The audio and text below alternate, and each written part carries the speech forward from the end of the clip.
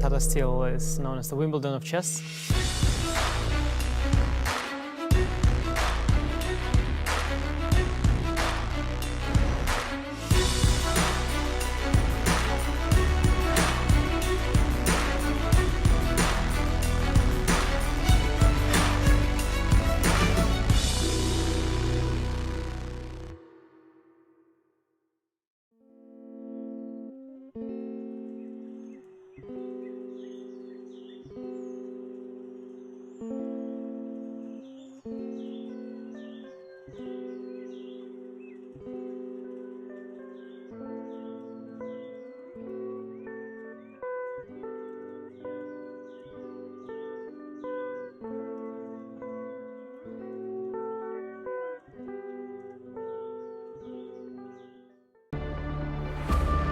Welcome to the 88th edition of the Tata Steel Chess Tournament. The players are ready. The stage is set. Let the games begin.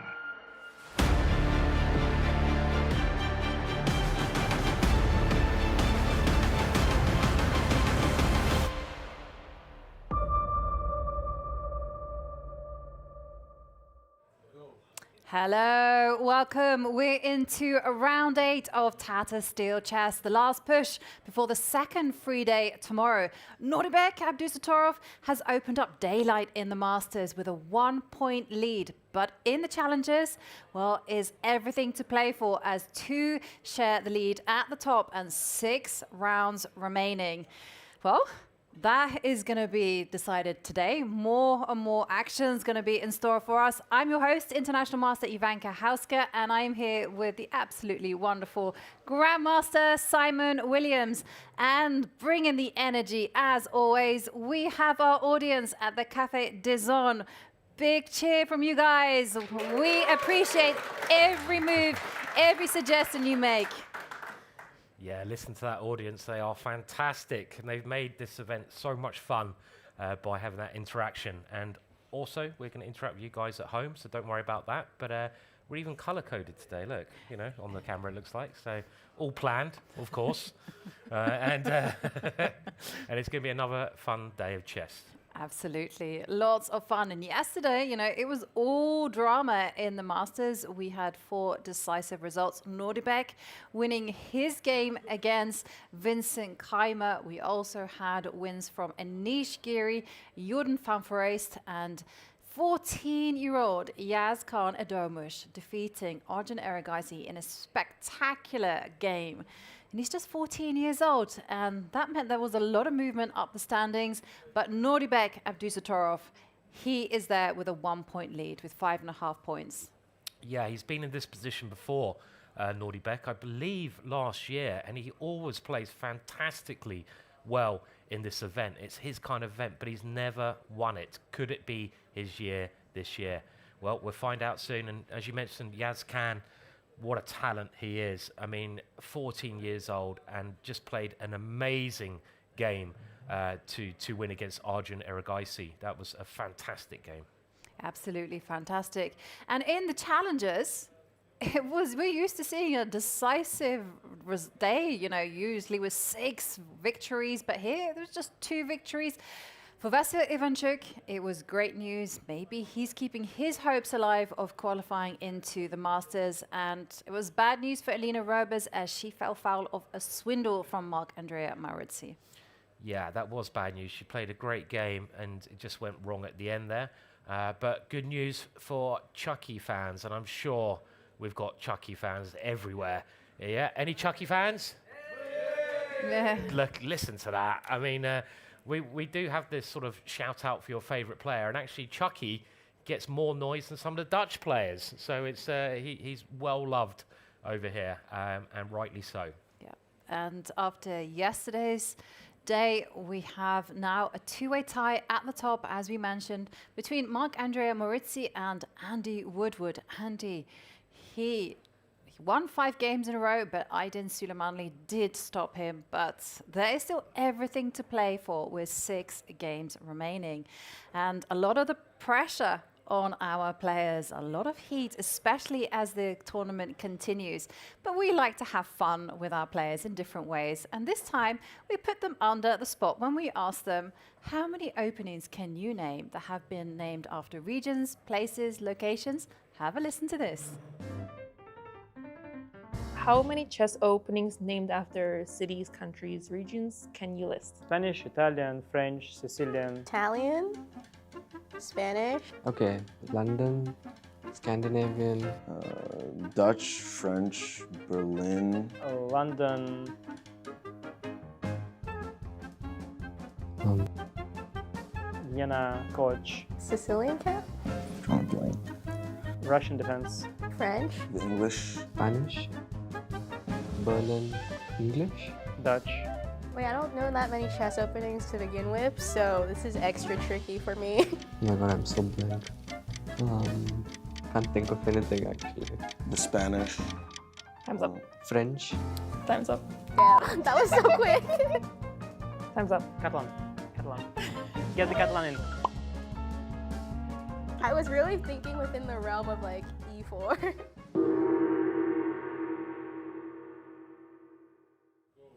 Anish winning that one with 10 openings.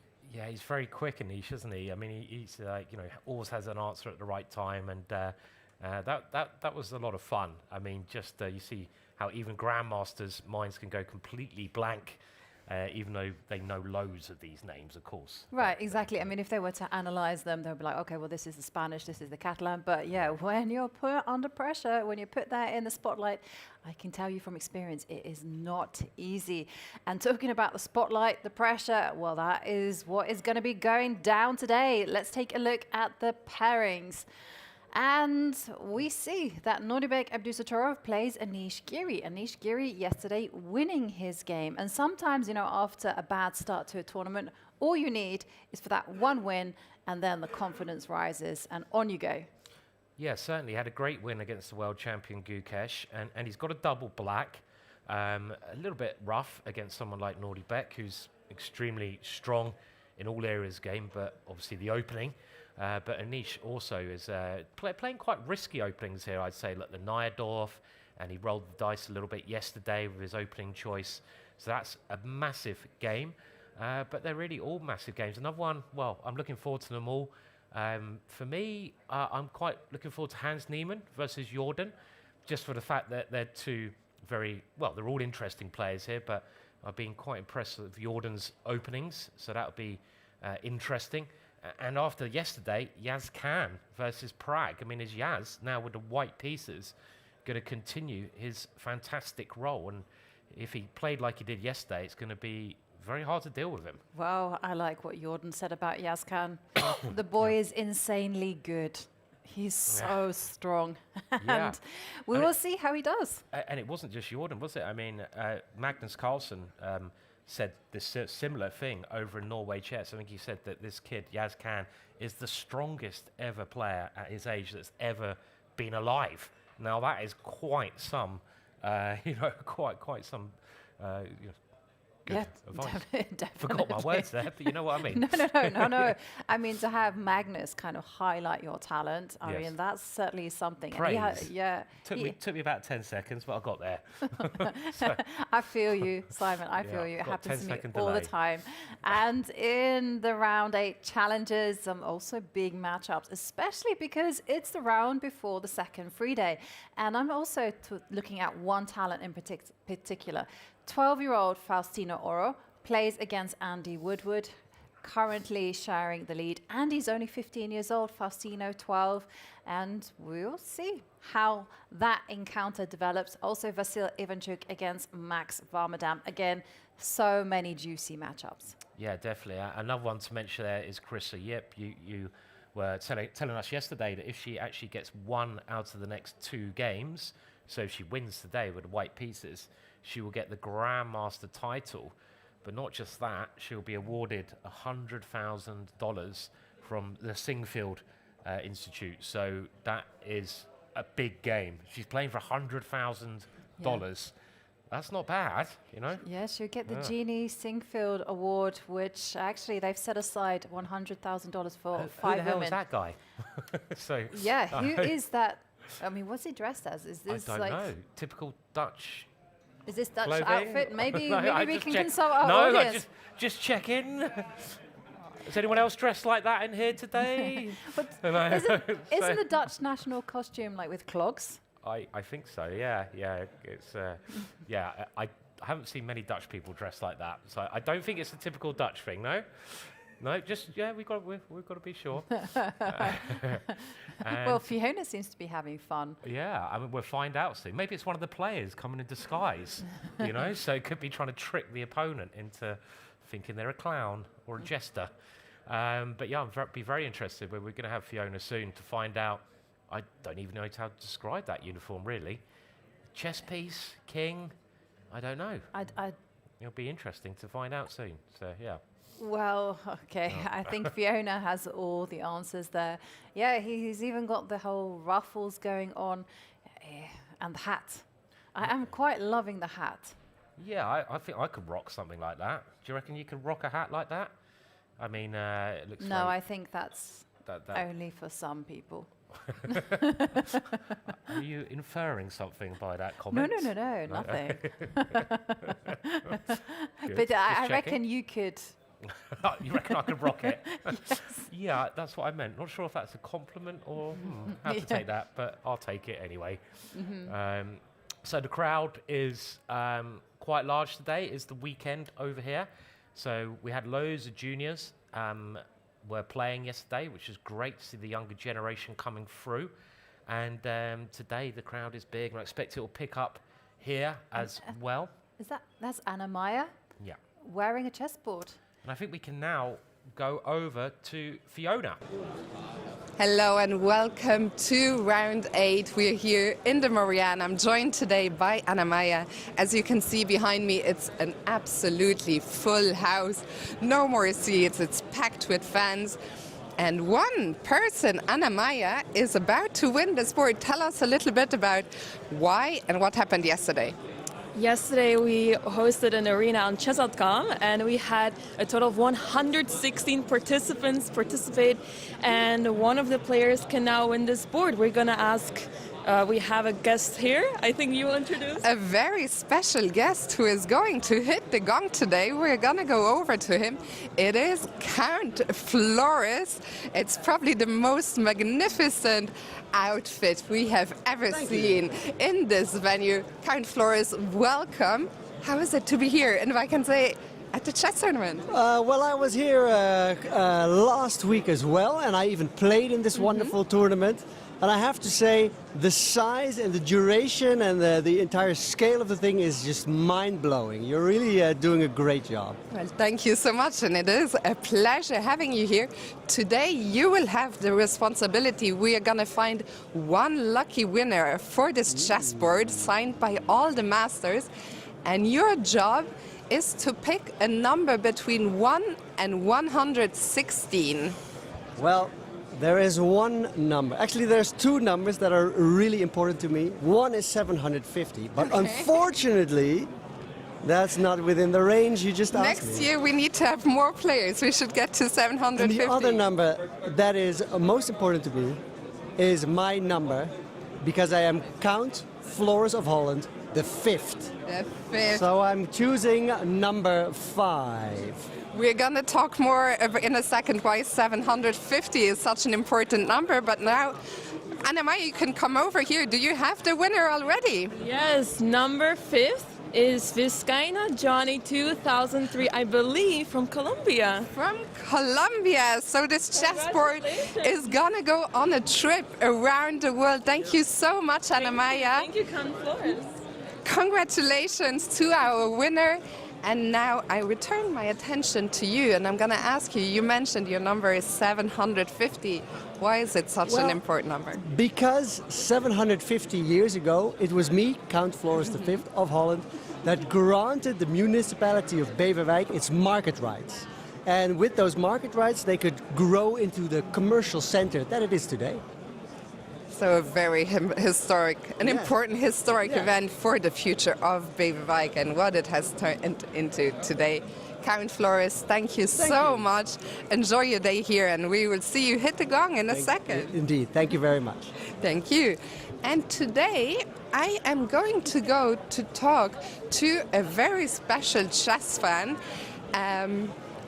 It's a crowded, we're in a very crowded area today, but we're gonna make our way over here where we have some chess fans from India. Hello. Would you like to both introduce yourselves and tell us where you came from? Yes, I'm Vijay, I'm from India. I'm Suraj, I'm from India.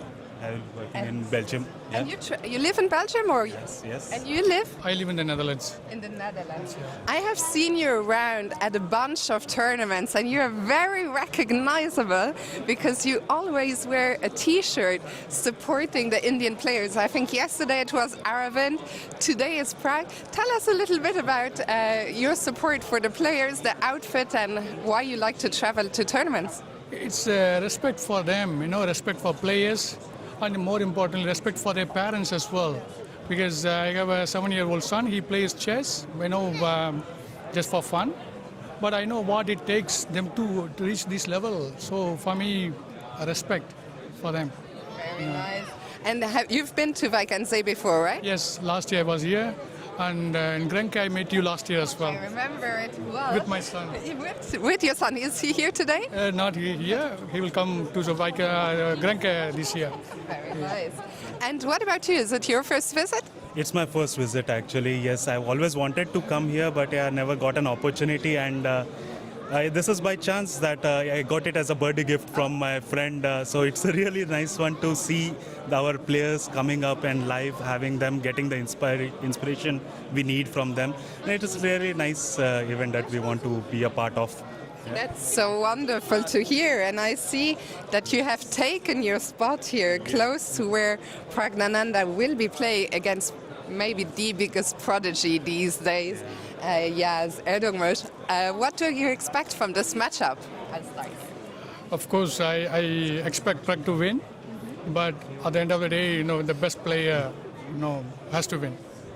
Yeah, it's obviously we want our players to always win. Prag has been really good, playing really well.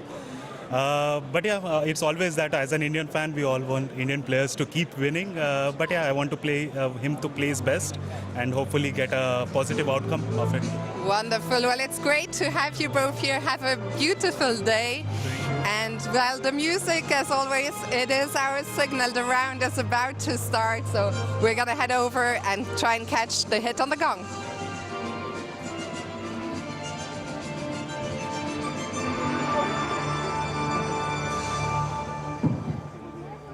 Dames en heren, ladies and gentlemen, today is Sunday, 25 January. It's a beautiful day also to visit the beach, but also, of course, to visit the chess tournament. Today it's already the 8th round for the Masters and Challengers, and the 3rd round for the 10 players all play all events in the big venue. Commentaar, zoals altijd, in Café de Zon, vandaag door Jovanka Hauska en Simon Williams. Dat begint nu al. U kunt daar straks gaan kijken. En zij worden geassisteerd door Tom Bottema.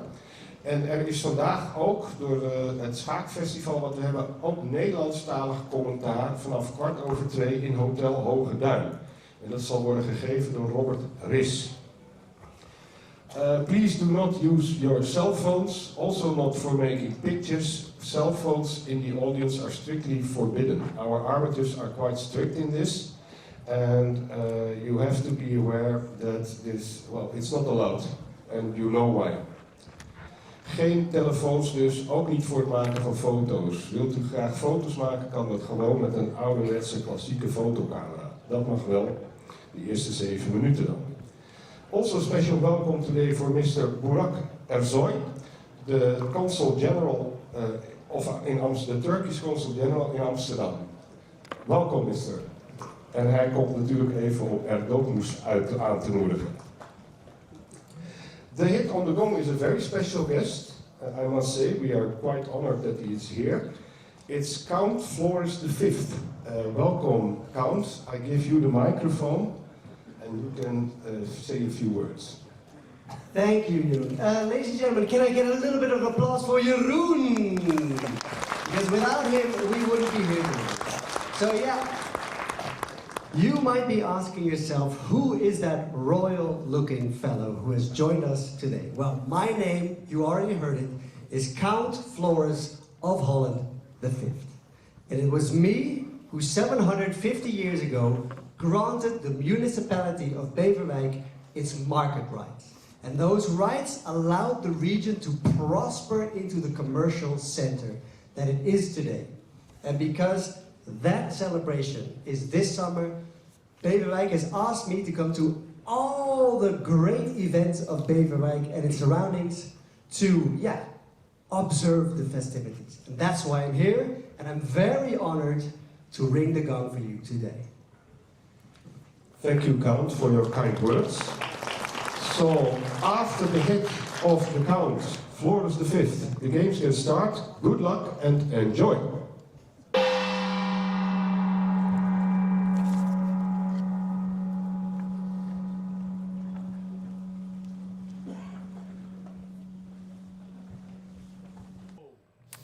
And there we go. I think the most stylish hit of the gong as well from the Count Floris. But it does mean one thing. The games are now beginning. Gukesh locking in, meditating, and just visualizing what will happen in his game with the black pieces against Vladimir Fedoseev. And moving along, we see Jordan van Foreest. He's opened up, it looks like a Sicilian against Hans Niemann. Jordan showing us that he's in a fighting mood. And Sindarov plays black against Vincent Keymer. Vincent Keymer, well, he'll want to be bouncing back after yesterday's loss. It's King's Indian defence there as well, so that's very promising. That is. Yeah. And Anish Giri playing against Nodirbek. Looks like it could develop into Nimzo, a Nimzo. Queen's Indian, and young Edomush, just 14 years old, plays defending champion Pragnananda. Pragnananda yet to make a move. Still very unclear whether Edomush can open with d4, can e4. He's chosen e4, and Prag, he means business. c5 is the response. And that means one thing, that Prag doesn't want any e4, e5s, any slow games. He wants to fight immediately. And Pragnananda is one of our 4 players who have qualified to the candidates. He's also defending Tata Steel champion. And we did ask him, which is more important, defending your title at Tata Steel or playing in the candidates?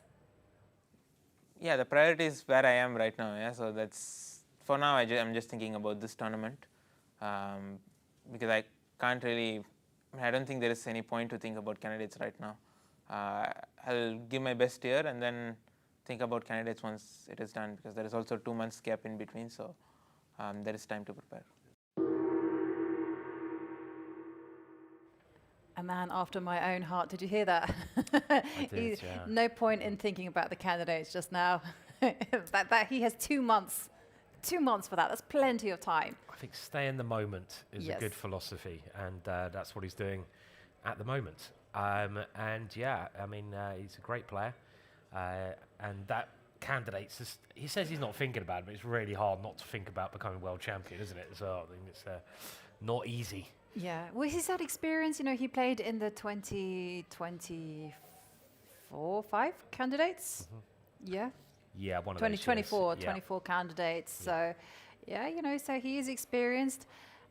One thing, though, is that they are playing in Tata the same time control that they are going to be playing in the candidates. And let's have a listen to what Prag thinks about playing.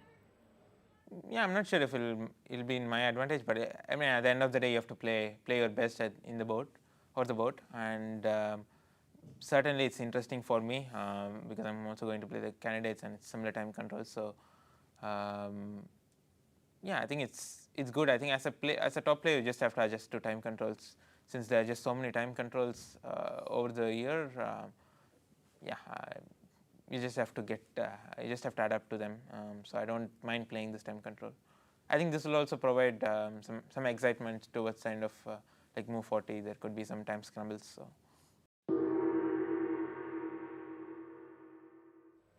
Well, he has a point. You know, chess players just simply have to adapt to the time control that is in front of them. I mean, they've played several. You have the rapid, you have the blitz, but you also have with increment, no increment. You also have, 3 time controls, a very slow form of classical chess. You also have 2 time controls, and sometimes there's just 1 time control. And you just have to get with the program. Yeah, I think most of the chess players, they do adapt quickly, and they're pretty much similar strength in all time controls, really. I mean, you're not going to see someone who's world best in classical, but, world number 5,000 in blitz. It just doesn't happen. And the way things are going, everything's getting quicker nowadays, and that's the same with the world, I guess. Quicker information, quicker this, quicker that, and the same with chess to keep people, the viewers, I expect, interested. And you've got to adapt. I mean, in the old days, a game of chess could go on for days with adjournments, and then it was, when I was playing 7-8 hours, you could play a game of chess, but that's changing. Yeah. I got to say that the players are playing more and more tournaments. Vincent was saying that he had a packed schedule, and he'd had 2 weeks to rest before Tata Steel, and that's exactly what he did. And there, on our screens, we have a full camera overview of all the games in action. As we see Sindarov walking up and down. That seems to be his thing. He's a pacer for sure. Yeah, he loves to walk. I mean, he's probably walked the most steps out of anyone who's playing here. As soon as he, good way to release nervous tension. Everyone deals with it in different ways. And by the look at the openings which you're showing, it's going to be a great day of chess. And obviously, we'll dive into it shortly, but we've got a couple of Sicilians. We've got a King's Indian defense, which is also one of the sharpest ways you can play as black. So the players of the black side are really pushing the boat out today. Yeah, and let's actually do a deep dive into the game we have right in front of us between Adomush and Pragnananda. These two, I think they've only played once, and that was in the World Rapid and Blitz Team Championship that took place last year in London. That game was a win for Pragnananda, but it was a different time control. So here we're seeing E4 and a Sicilian. Yeah, so again, you mentioned this, Yovi, like nowadays it seems like there's basically 2 main things that black can do at top level against E4. If you want a safer game, you play E5, and this you can still play for a win, but of course, as we've seen, but this is a safer option. So all the top players are able to play this move because they might need to go solid. You've got the Berlin, you've got the Petrov, and you've got the Raw Lopez.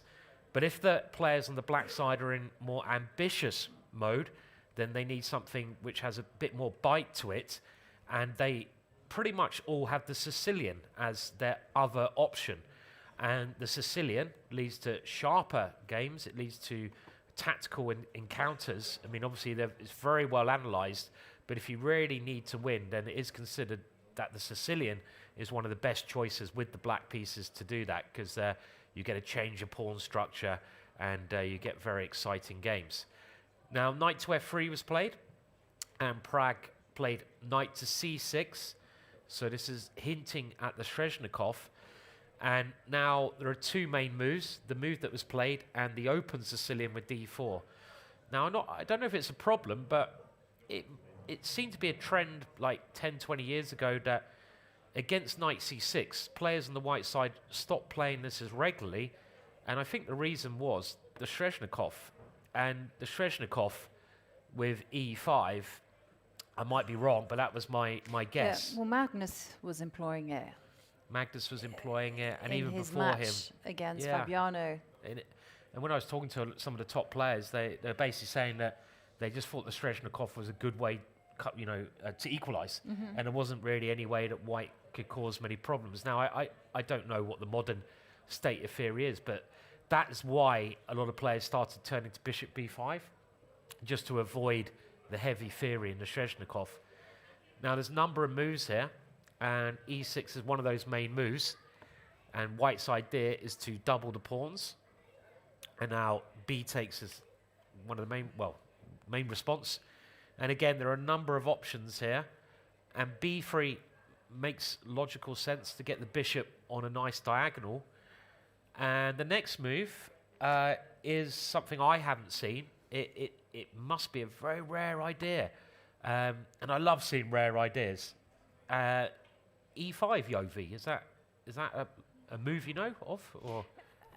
Yeah, I've kind of vaguely seen it, but vaguely. I mean, I've seen knight e7 as more standard, f6. I've seen d6 preparing, e5, not e5 directly. So I can see that has been played, e5, but okay, it's been played by Boris Gelfand. Also, who else has played there? I think Nikita Meshkovs, I think that's his name. And yeah, I mean, it hasn't been tried so much at top level, but it's definitely a move, and knight takes e5 was the response. So that kind of forces black's hand, and that's simply to go queen to e7. Yeah, if you don't take this pawn, I think it is a good strategy because you want to block this bishop out. So you put a pawn in the way of that bishop to restrict its range. So knight takes e5 is key. And now queen e7 because black has to try, win the pawn back.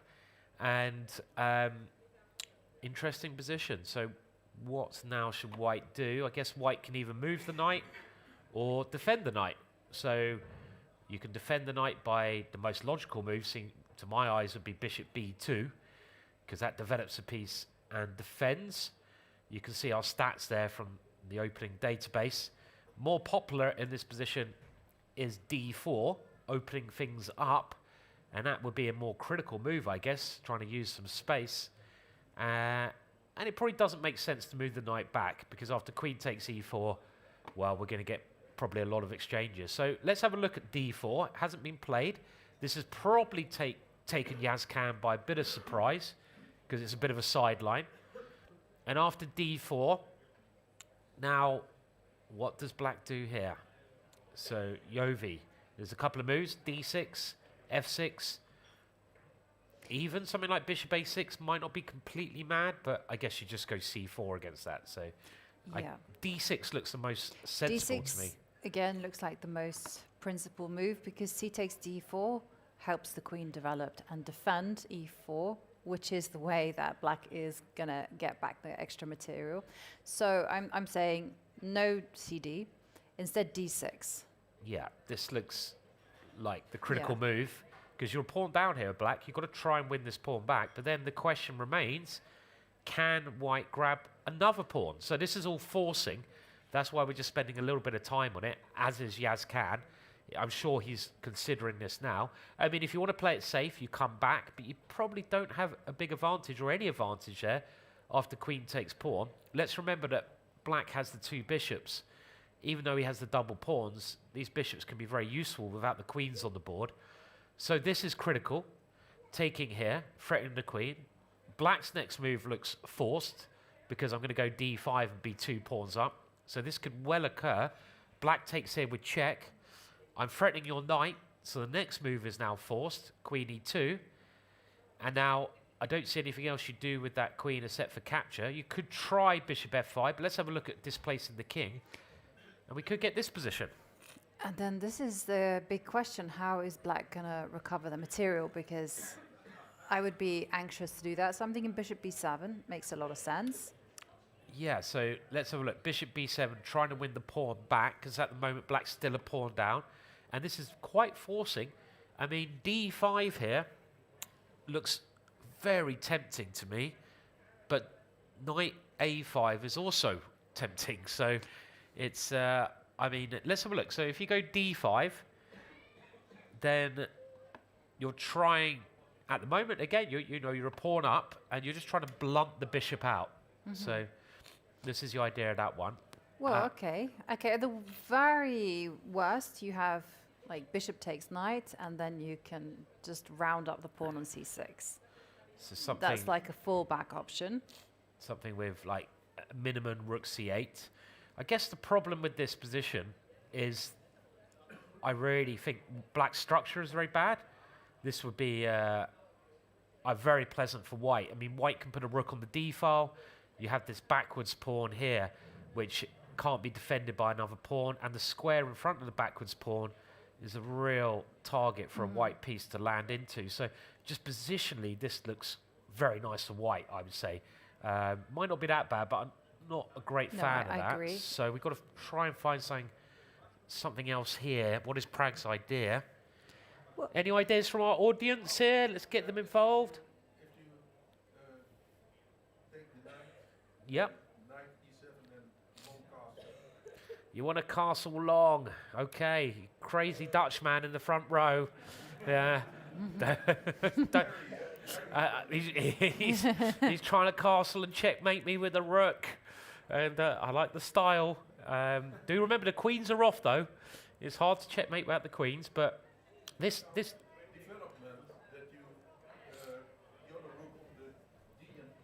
Yeah, yep. Let's have a look. So the idea is to castle and put the rooks like this, but I still am a little bit concerned about the central square. So let's say I just develop a knight, and I try to come in here. At some point, you probably have to take this one. I think it's fair to say.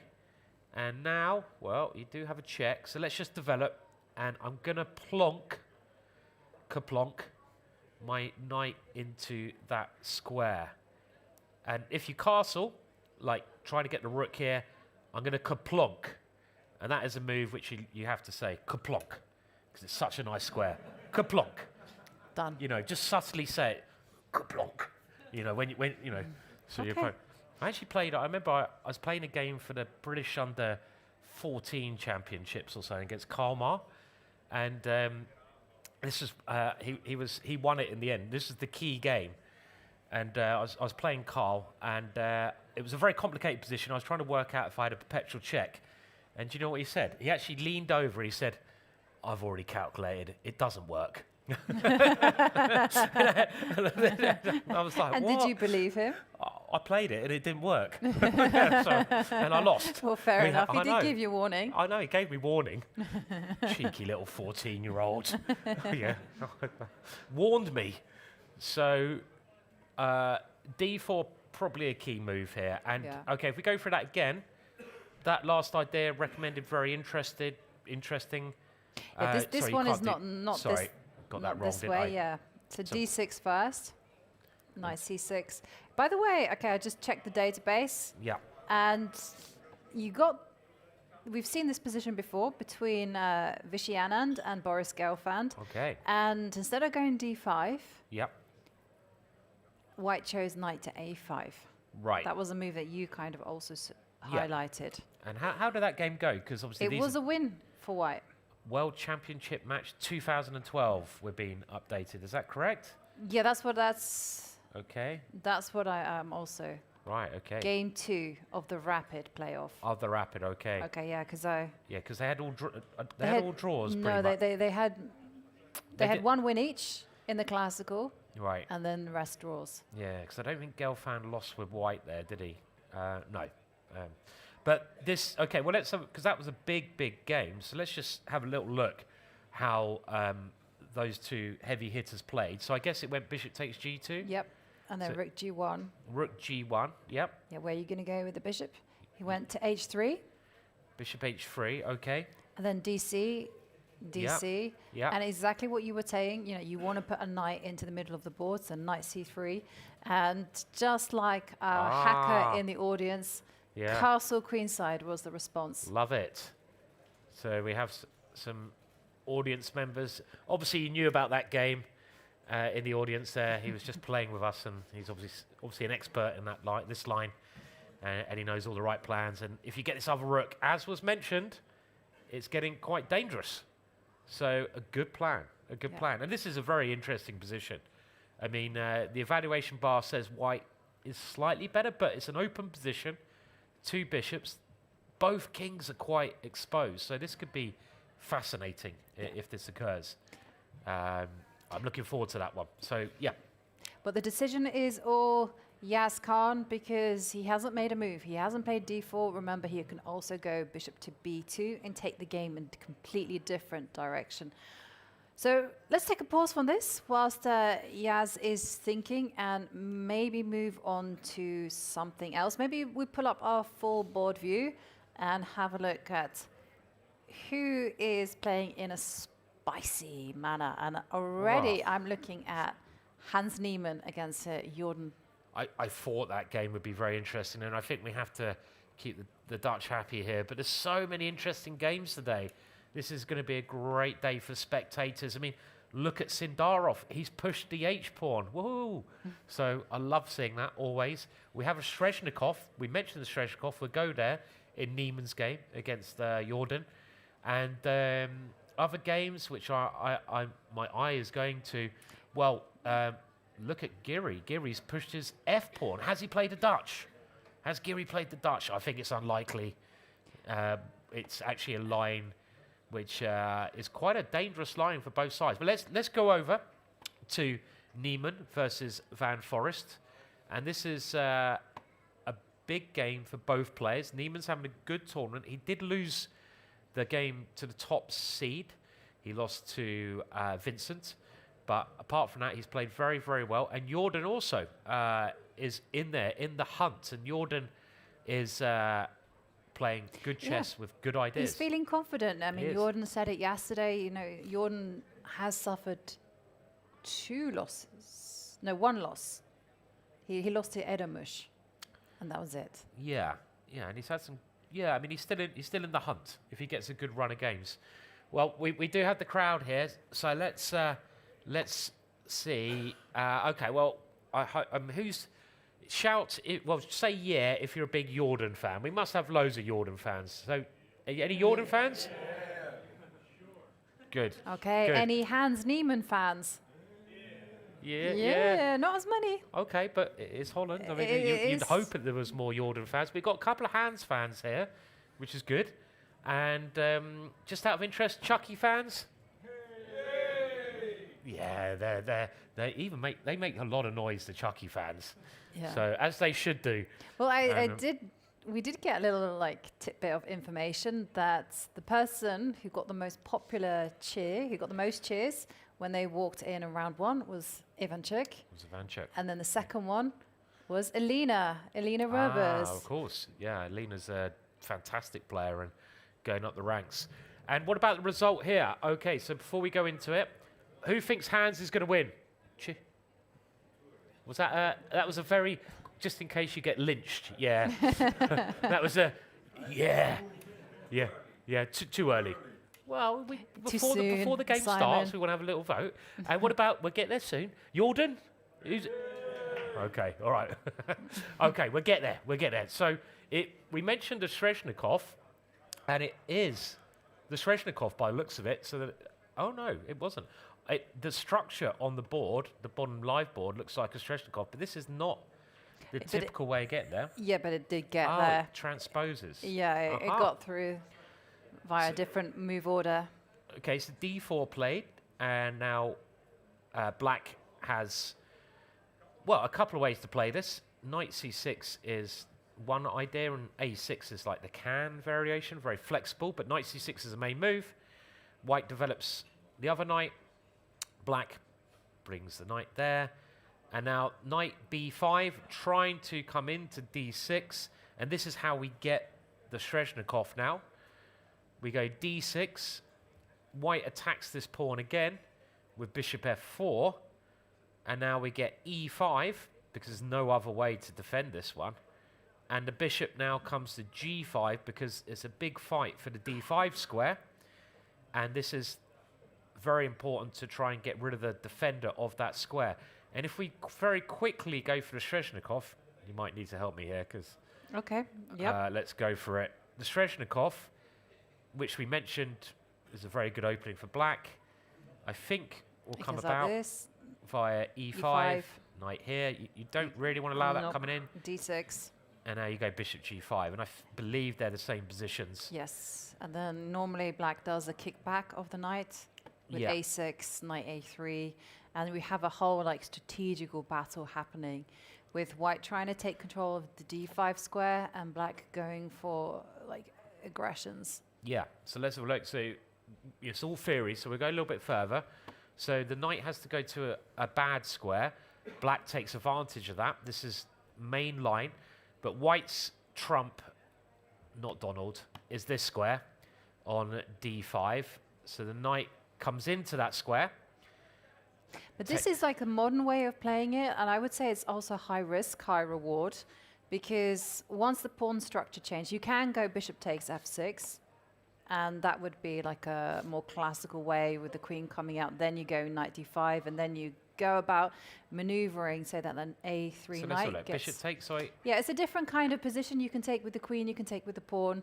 Yeah. It's black's choice. And then here you're going to play it slowly with knight d5, c3, knight c2, knight e3, you know. And in the meantime, black is getting ready with f5. Yeah. So it's a different type of game. But once you go knight to d5 immediately, then there's going to be a pawn imbalance from the get-go. Right, so bishop e7 pretty much forced. Yeah. I mean, you have to break this pin at some point. And now bishop takes f6. And now taking is not quite as good because you don't necessarily want your bishop here. If you capture, you might want your bishop defending your king with your castle. So bishop takes is the main line. Yeah. And now c4. Which is another move. You kind of want to accelerate the play, force black to compromise the queen side with b4. You don't want to be going bc4. That just invites the knight into the party. Yeah, so closing it down. But the downside of this move is you help this white knight, which is badly placed, come back into the game. And it's all about this d5 square for white. I mean, black does have the d4 square. This is, in this variation, very important as well. So now we have castles, queen f3. This is still well-known stuff. And the next move is sort of aimed against this kind of idea. And this is already quite an interesting structure because, yeah, white has a lovely knight, but black has some trumps as well. Black has these dart squares particularly. I mean, if this knight ever moves away, then knight d4 is also an outpost. And you can try to get rid of this knight at some point by just eliminating it. It often comes also, there's f5 breaks. White has breaks on the king side. So there's a lot of little things going on. Now, bishop g5 is a main move. And one of the ideas is if a knight comes, you have an option of taking it, which can be useful. Because remember, it's all about the fight for this square as well. And if bishop e6, white might try to support that one. But if you can get rid of both the knights, I mean, an ideal situation is this knight versus this knight for Jordan. So let's just say you played here and just put it in an ideal situation on the board. Let's say you took. Okay, I'm going to go here because I want to eliminate this one. And now you've got this situation. This is a dream come true. It's all about what pieces you want to exchange. Why is this a dream come true? That knight is a monster. It can never be... Well, the only way it can be taken is with a rook. So white has to lose material. This bishop is very bad because the pawns are on light squares. So this is just kind of things you have to think about. Hence that move. Also f5. So now Hans plays the main idea, h4. And the bishop now comes to h6. And this is still mainline stuff. g4 threatens to trap that bishop. So you have to move it again. And you have to offer it, well, offer it to this knight on f4. But if white takes this one, black gets great compensation. So we can just show that quickly. With most likely this knight coming, something like this, attacking the pawn. And this is considered, it's been worked out quite deeply, this. And it's just considered a lot of analysis on this to be fine for black. But it's interesting because Jordan hasn't used that much time and he played bishop to f4 very quickly. It's been a lot more popular to go f6 just to stop white from trapping this bishop. And then, you know, the kind of play will be queen to g3 and then bishop e6. You don't really care so much about the fact that this bishop is there on h6. g5 is still impossible. And here, you know, it's just a game where white is really trying to get through g5, you know, is no holds barred chess. And then you're going to be seeing bishop takes d5 after rook g1. say for instance, White's insisting, you can go bishop d5, and then you can come in with your bishop to f4. So we know that Jordan is exceptionally well prepared. So is Hans. So is Hans, yeah. I mean, so bishop f4 is interesting. I mean, bishop e2, a simple move, developing a piece, and now Jordan is having a bit of a think here about what to do. So I wonder what his idea is. I mean, this position. I guess he has to go bishop e6 and go for what you were suggesting earlier on. You know, trade off that amazing horse there on d5, and then just ask the question: how is White going to get the king to safety? I mean, you can also slow play this. Okay, with like for instance, king f1 is one move that I was thinking if I were White, I would do, just to get my king to safety, because I cannot relax until the king has a home. But you can already see that the evaluation bar says, you know, black is absolutely fine. Bishop d5 is in the air, rook c8 is coming, rook b8 is also a possibility, just to support the pawn on b4. Yeah, it's a very interesting position, this, and I suppose that always the critical line is knight takes f4, but this must have been analysed so much in the past. So, you know, yeah, and also we know that Jordan doesn't care about material. He comes very much from the Dutch school of chess, which is initiative is everything. Is that true? Do you guys not care about material? It's just all about the attack? We've been activity. Yeah, is that more important than pawns? Do we have any pawn grabbers? Well, remember, Simon, I'm like the only pawn grabber in the... Yeah? Come on. Where are you from? Germany? Oh, no, you're Dutch. Okay, okay. Just checking. Yeah, so it's all about the initiative. I like that. It is all about the initiative, I feel. And so this, I mean, this could be really interesting. I mean, I'm just trying to... We should maybe, just before we move on, have a look at what happens again if at some point White grabs this pawn. And this is where you were going knight to e5, so come on, Simon, with sound effect. No, kaplonk. Kaplonk. It's not quite a kaplonk because there's an f4. No, so but I only make the kaplonk when it's never going to be moved. Okay, I understand. This one is touchable with the f-pawn, so it's more of a... That's the correct sound. You could nay as well. Yeah, it's personal preference. And we are attacking this pawn with that move. Knight e3, right? Knight e3, very logical, defending. Centralize the knight. No idea where the White king is going to go. I like your idea of putting it over here. What's Jordan going to play? Is he going to play bishop e6, or has he got something else up his sleeve? I mean, does black have enough compensation here? I mean, if I'm doubting, he has played bishop e6. If I'm doubting the compensation, it's normally quite But why are you doubting? Because, you know, you're pawn down, and f4 might come. I mean,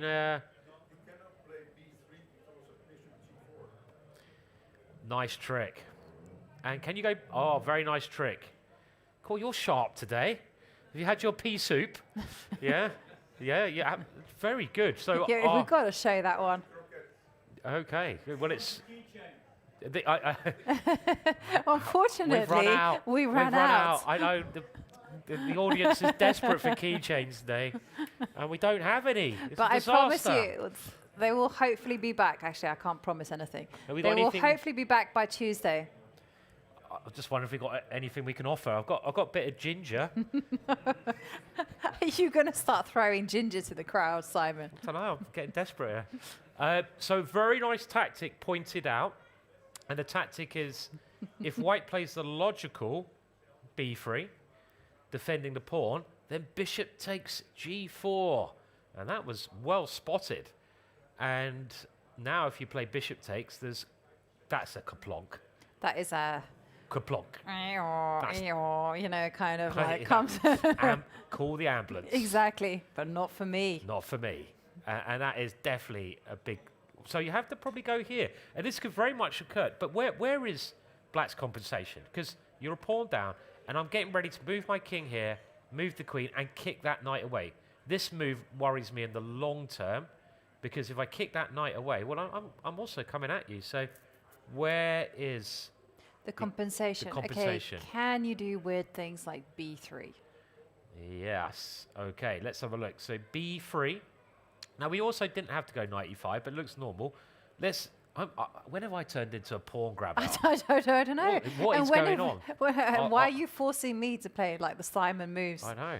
Well, I'm just going to grab it. Okay. Grab it. Like Queen B6, that was the plan. Okay. Pressuring. Yeah. Now I'm going to hold on. Rook A, are you going to go Rook A3, Simon? Yeah, you might as well. Well, I might as well. Welcome to the dark side. Yeah, I know. I don't like it. I don't like being a pawn grabber. Queen D4, here I come. Queen D4. Stop doing these things with ideas. Yes. And I'm 2 whole pawns up, which is good. I'm gonna hold the fort. Now you do have. No, do you have? This at yeah, some Bishop point? takes G4. Thank you very Yeah. much. Yes. There you go, Simon. Yes. Do you believe? Do I believe? I'm getting near belief. And now, what if I try to get the queens? Because now I'm still a pawn up. There is that. Oh, the little sliding move. Yeah. By the way, Well, we had fun while it lasted. Just want to put it on the computer, and the computer. In sec, because it's one of those positions. Sometimes we do have to use it to see what the. Okay, so players maybe are take back my planning. B3 move because that was. I quite like B3, but what about? Because this looks quite dangerous. But here, the computer is recommending a wild move. Oh, is it going to go F4, 5? D5. Ah, not F5. F5, I guess. F5, I love. What, and pawn takes, rook takes. Yes. You've always got queen e3. It's very That's a bit annoying, isn't it? Yeah. This move. The computer likes d5. Wow. And this is wild. Another pawn. Well, luckily, I think we can take it back because of the pin. So if you take here, I suppose we just capture. I mean, you know, this is.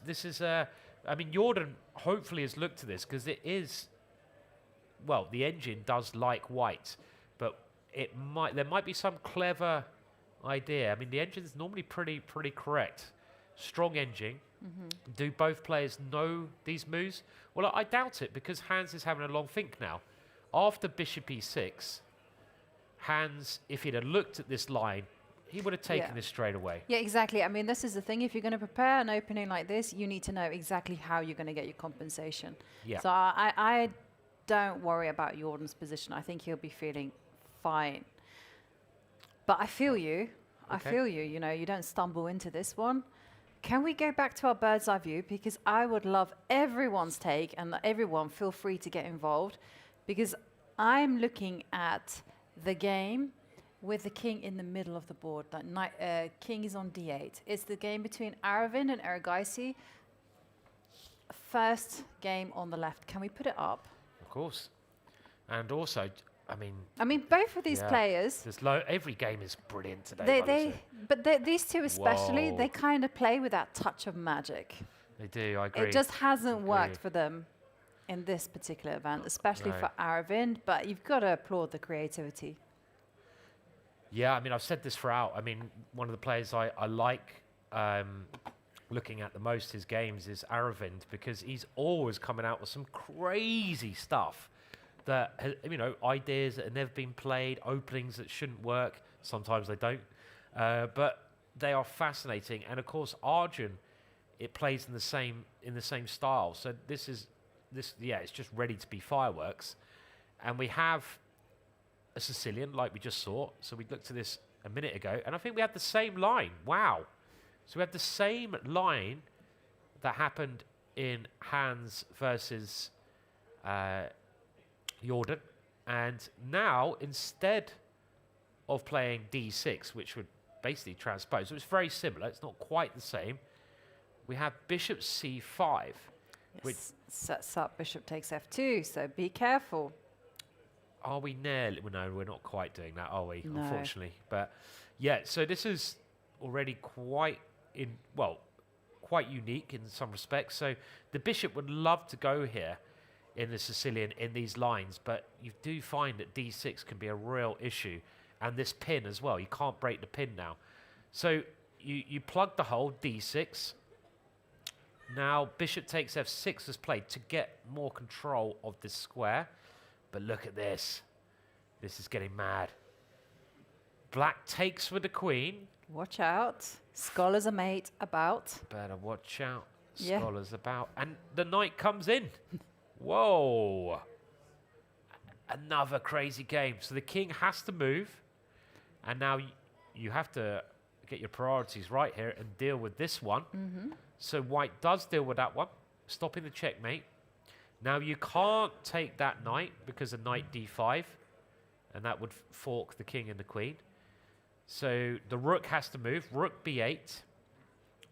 The queen comes out, I guess with an idea of just castling at some point. And now h5. Okay, why h5? When in doubt, push Harry. It's always a good move. Right, Why am I even doubting it? I should not be doubting it. I mean, what's happening? I feel like within these last 2 weird days, day today. Yeah, you're going through an existential crisis. Like yeah. now you're doubting Harry. I know, and I'm taking pawns. and holding on. That's ridiculous. So this knight now hops back into the center. The queen tries to exchange off, which is very, very normal because the king is in the middle of the board, and you would have thought black's king is in more danger. And this is the idea of the Harry move, because you can now take the rook.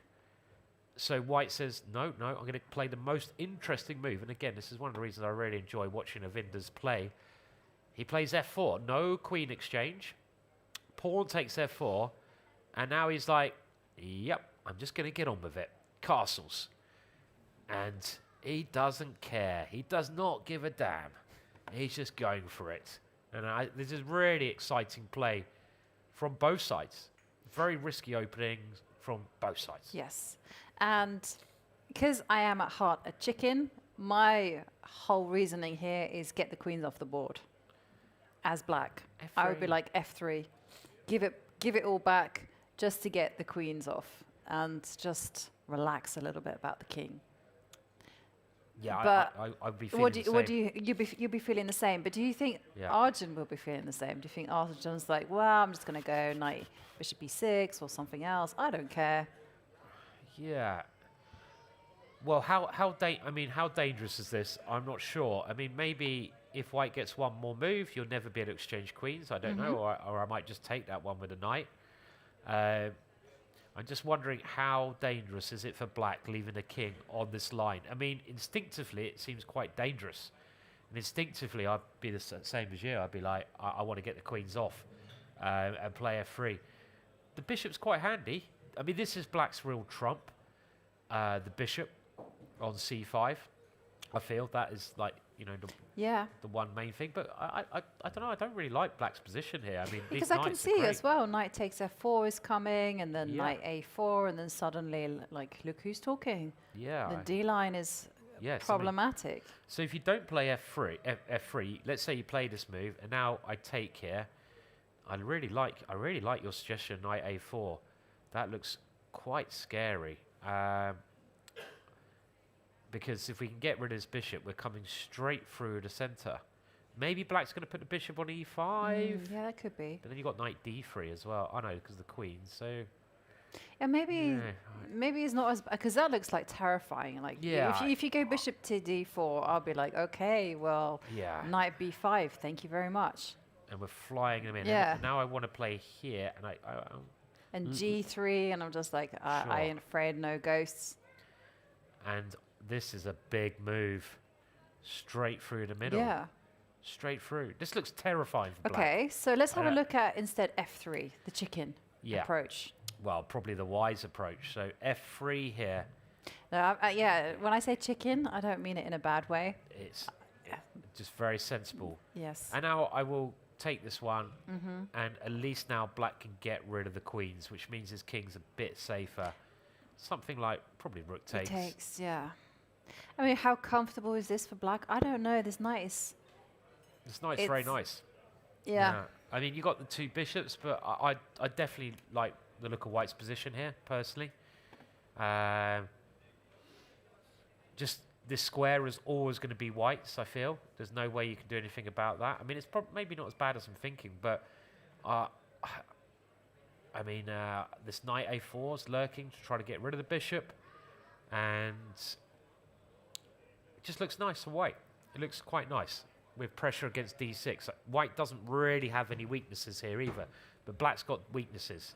Yeah. So this is one of the more, I think, successful openings for Aravind so far. Right, and both these players, especially Aravind, is struggling in this event. Arjun yesterday losing with the white pieces against Edo Mush. So all of these players who have lost their games, it's so important for them to bounce back. And talking about bounce back, we also got our eyes on Vincent Keymer and Vachier Sindarov. Maybe we can head there. Definitely. And see how Vincent handles it. Yesterday he lost with the white pieces. And I mean, you hear it time and time again. You know, Magnus himself said when he was playing Nepomniachtchi, it's so important not to have a glass jaw. When you get struck in the face, you got to bounce back and just recover. And that's something that we see time and time again. So we were kind of curious about the stats. Of all the people who've played in Tata Steel, who's had the best bounce back from a loss? And take a look at this.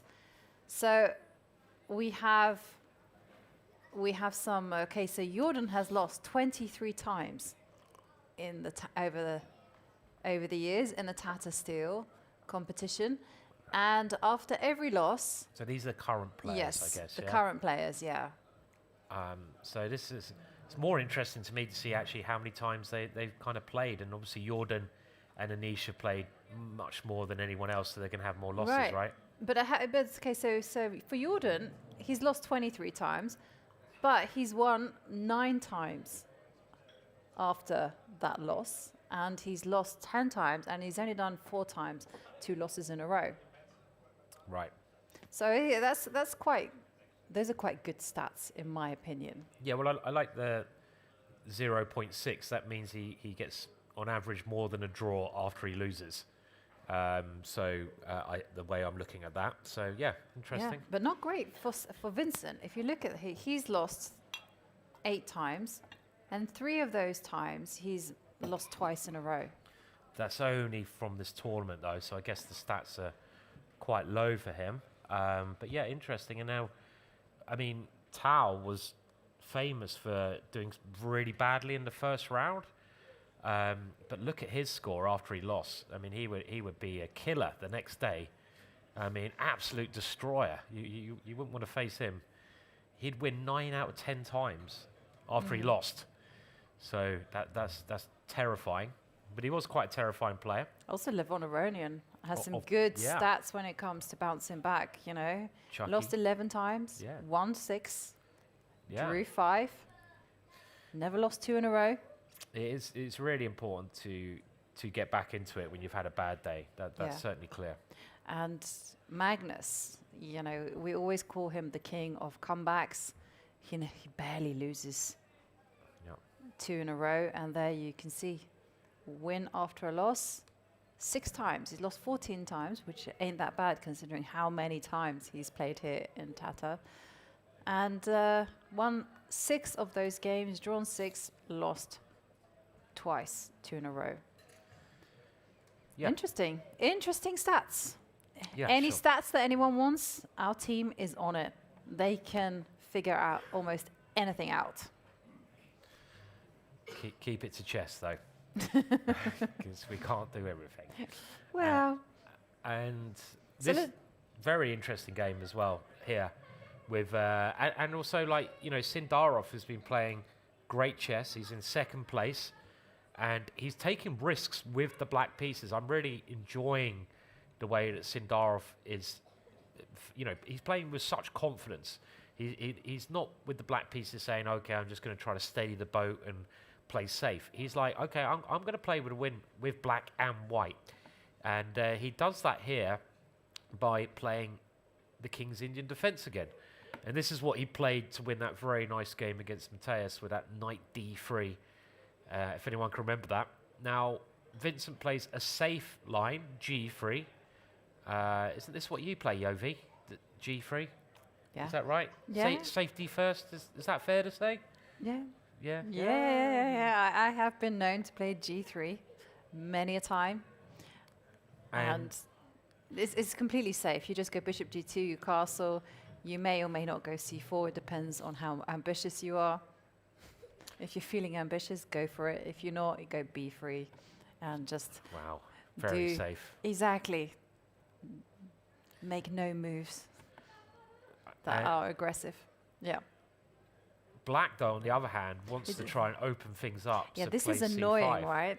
Yeah. Because once you've gone G3, you kind of, if you want to go D5, you have to know your G3 Benoni, and that's quite double-edged. Yeah. So I advocate not to go there and instead just do what Vincent does. Just go bishop G2 and try to get it into some kind of Grunfeld type position. So now we have, well, pretty standard stuff at the moment. Bishop G7, White goes C4, and we talked about this Maroczy bind, often putting a pawn there, but you don't need to do that yet.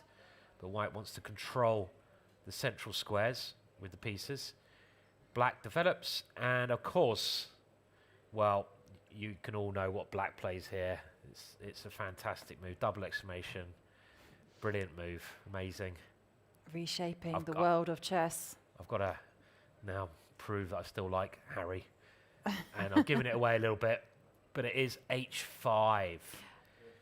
Yes. Yes. Did we hear a yes there? Yeah. Good stuff. The pawn is coming, and always a good move, even on move 1. Maybe.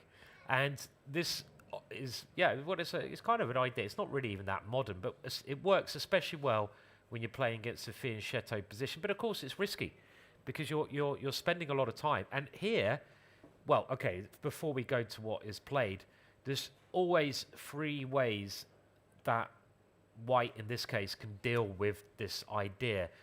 Idea number 1 is you just stop it when you play H4. And you're like, okay, you're not having any fun. And then both sides have access to these 2 squares because there's no kick move. So that's one idea. The second idea is you try to meet H4 with G4, so you play H3. And if H4, you go G4. This is another way that you can play.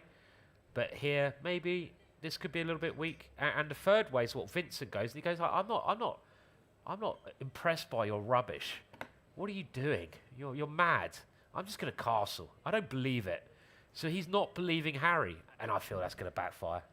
So here it comes, H4. And Vincent's like, yeah, you're just still not impressing me. I'm just going to develop Bishop F4. Sindarov, on the other hand, says, well, ha. Open H-file. By the way, Sindarov really believes in this idea.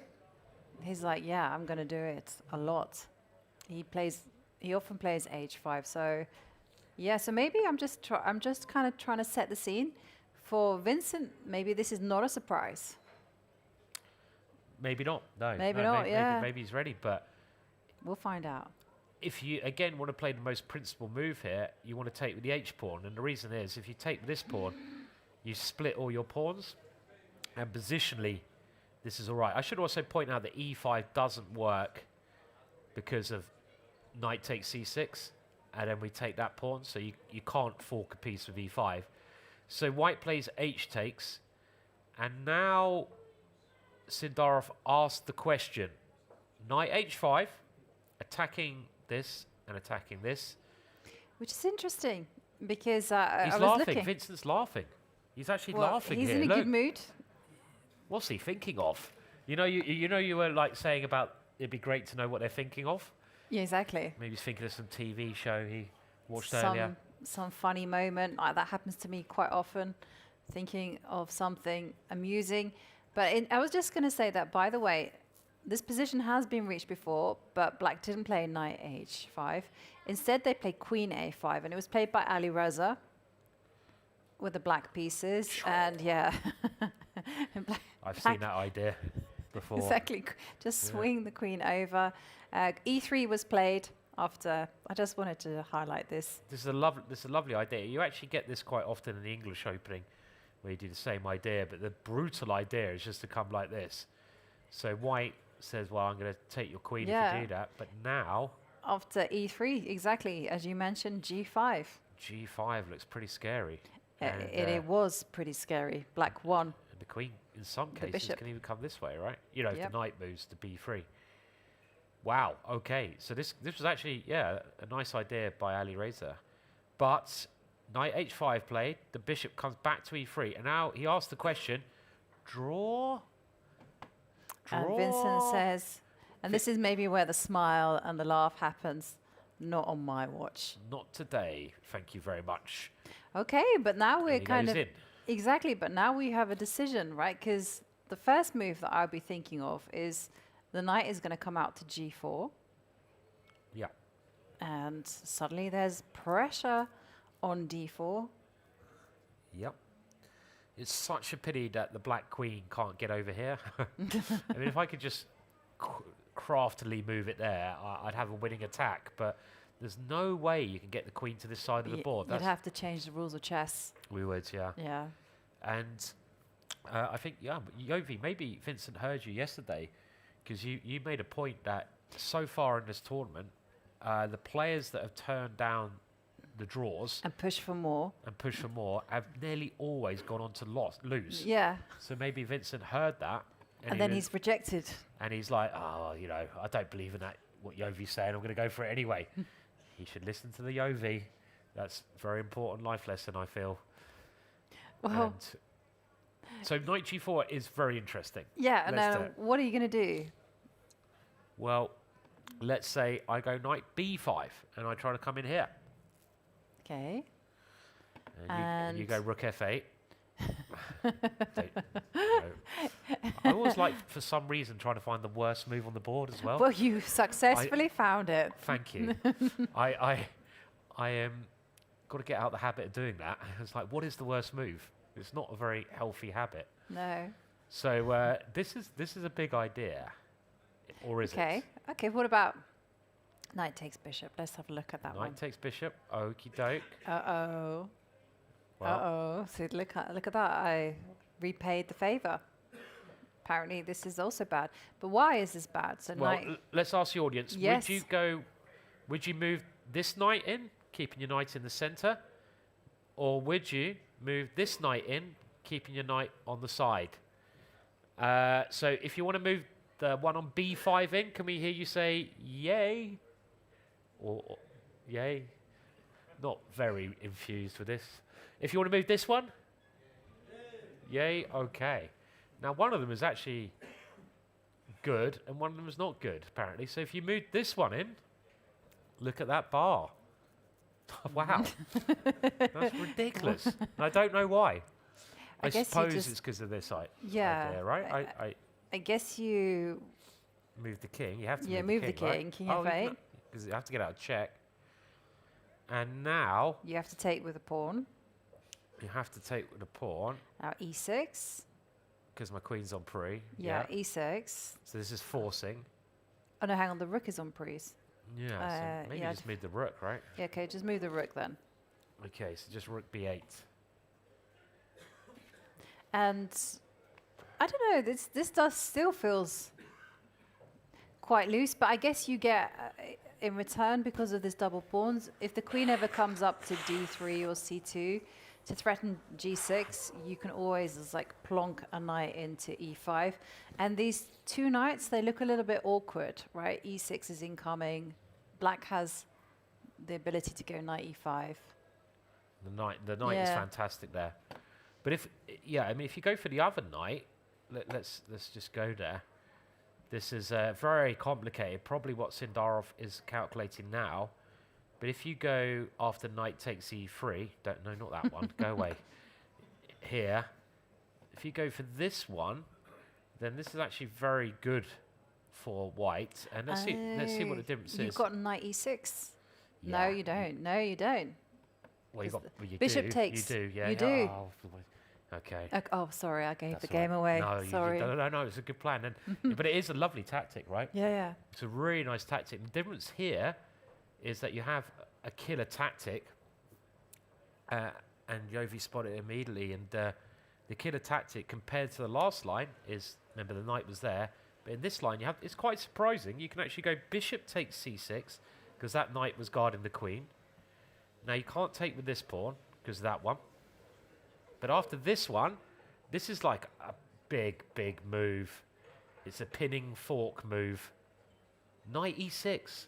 And that's very pretty, right? Because that knight, it can't be taken by anything. And you're going to lose the queen. So it's a crazy tactical idea there. Very, very surprising. So what is Sindarov going to do if he can't go knight here? So, well, after this one, you could just go king f8. And if you come in, I go rook b8. And I don't mind going king f8 anyway, because I want to keep my rook on the open h file. And this is just a complete mess. I attack your bishop, but I'm a bit worried that you can't get the queen in. That's why Adi Razor's move was quite crafty, right? Yeah. Because with Adi Razor's move, he was trying to get it in straight away. But it's still not easy for white, though. Where you're going to go with the bishop. Yeah. You go, because I feel like as white, you don't want to be allowing knight takes e3. No. So you have to, maybe you go bishop f4. You're not trying to come. Well, like this, just yeah, makes sense. Just going for something and it does. I mean, it looks dangerous to the white king, but without the queen joining in, it's maybe not that dangerous. So black has to try to find some very clever idea to continue, because white's got very good central control. Yeah. I don't really trust this kind of move, but maybe you can do it. I mean, let's say I just grab it. yeah. Whoa, oh dear. Whoa. No, the computer Why? says no. Okay. Well, let's see what happens if you grab the pawn first. I mean, e5 is very committal. I see the idea trying to get the queen over, but why is this so terrible? What have I missed here? I guess you go rook b1. This is nearly a great move. Yeah, it is, isn't it? But it's... But you can go also knight c7. Which one do you want to go for? Oh, what about this? What about this move? Knight takes. Knight takes. And then now bishop c7. Boom! Woo! And now you go here, and I go here. Oh dear. That's embarrassing for the queen. Okay, well he hasn't... Wow. So that's actually quite crazy. So we go here. If you take with the queen, we go here. And if you take with the king, we go somewhere and then here, and we're winning. Like here, here, here. Beautiful. Aha. Maybe that is the one now. That's a keyring type move. I will reward myself one when they arrive. They're arriving. There will be more key rings for the next round. We hope. We hope, yeah. And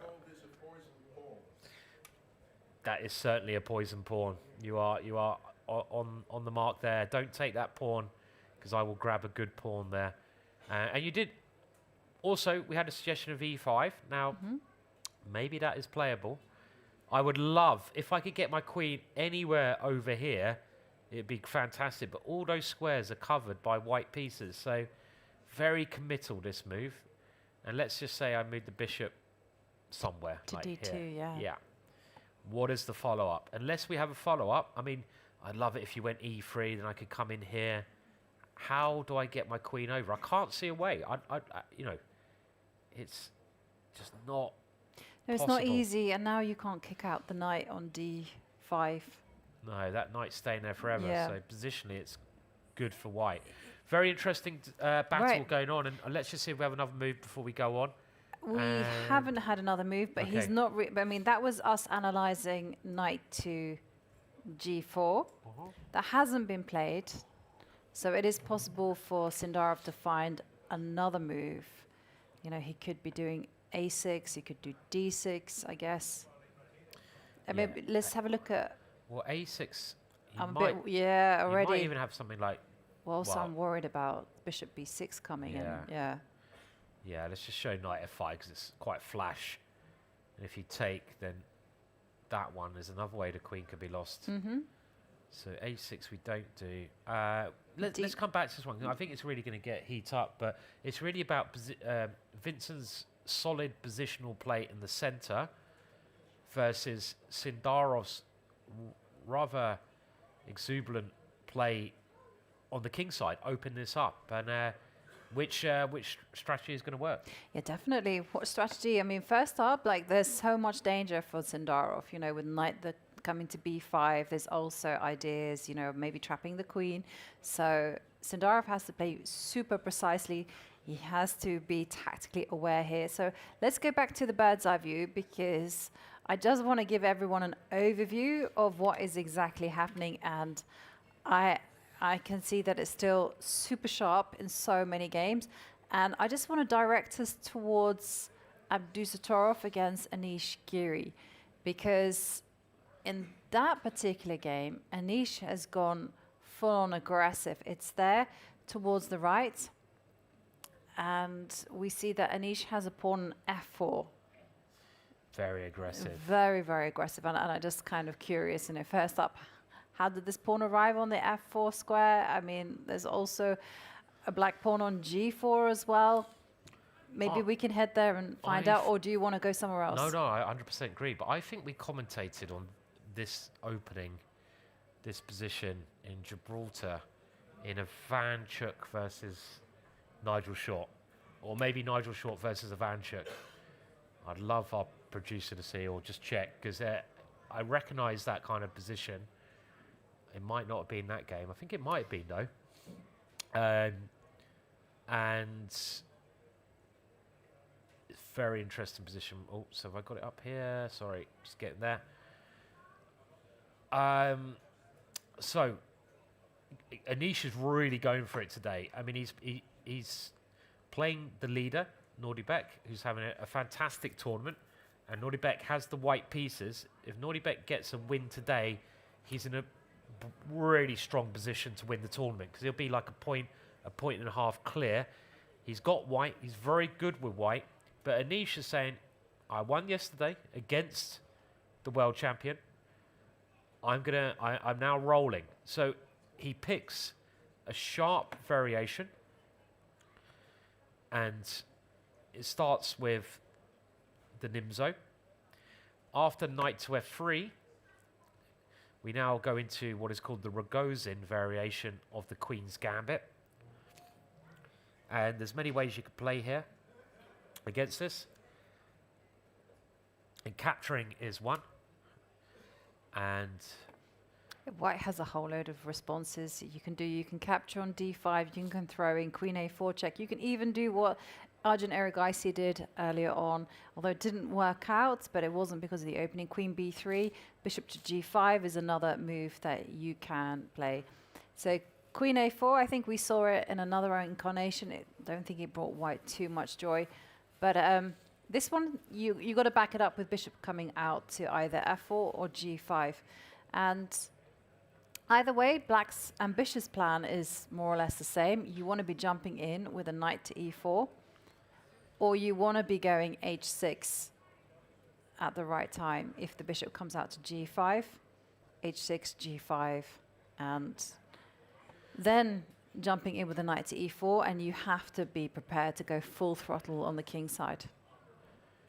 yeah, I mean, bishop g5 used to be the main line here, and I used to play this quite a lot.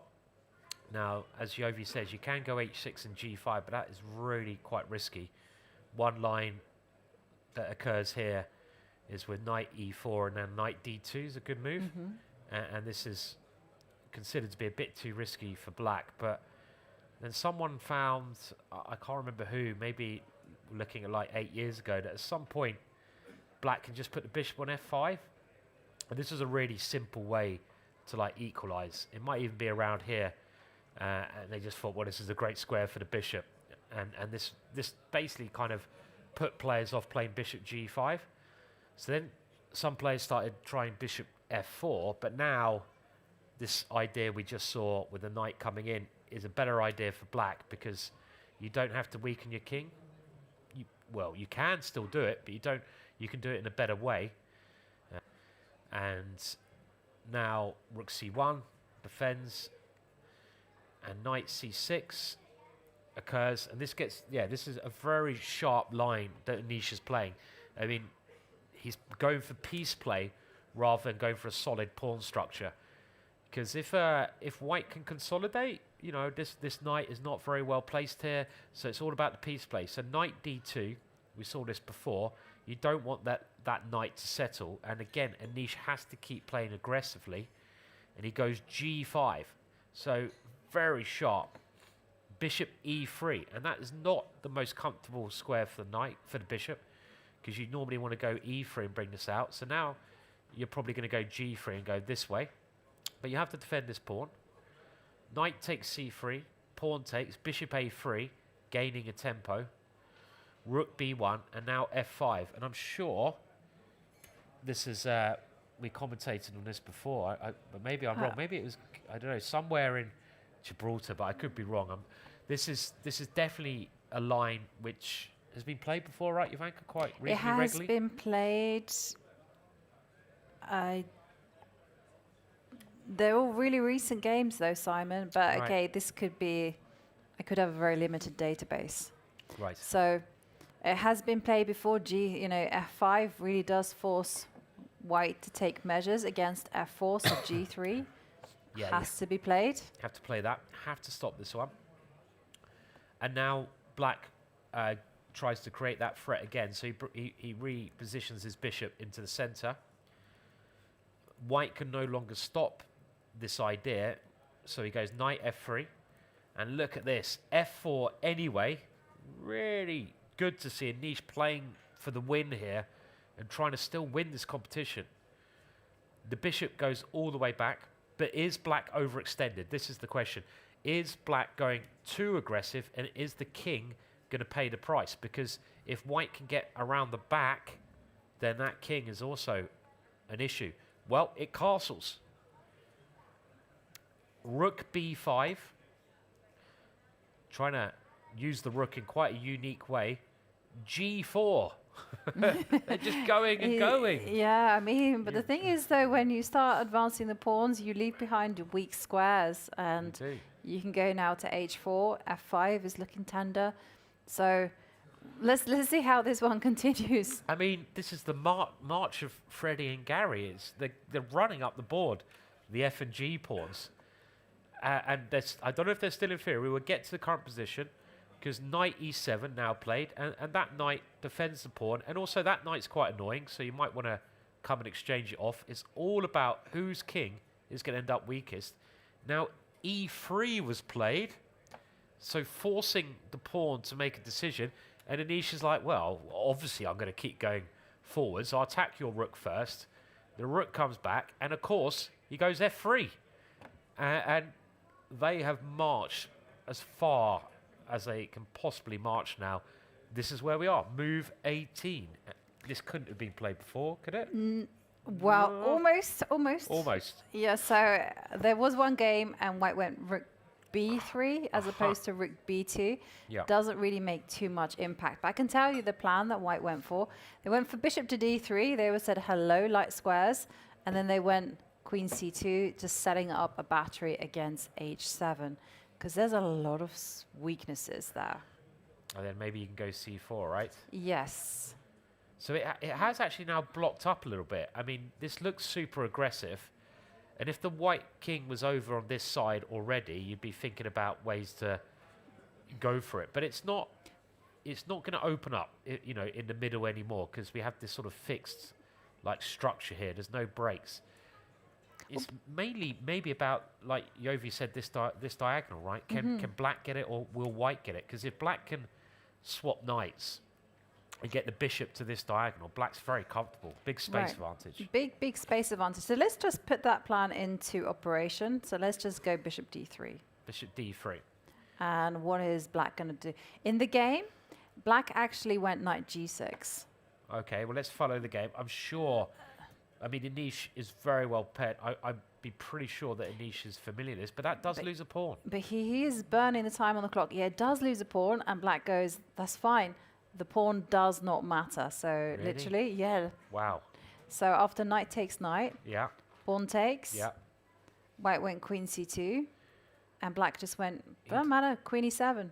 Okay, now what is the idea if I just go greedy? Because today I am Mr. Pawn Grabber. So I'm going to grab all the pawns that you give me. H3, by the way, played, and that also looks like a good move to me, because it might improve on this variation. But I'm trying to work out what black's idea is. I think it's just space. Just space. You can step up with the king, and you can just take control. Okay.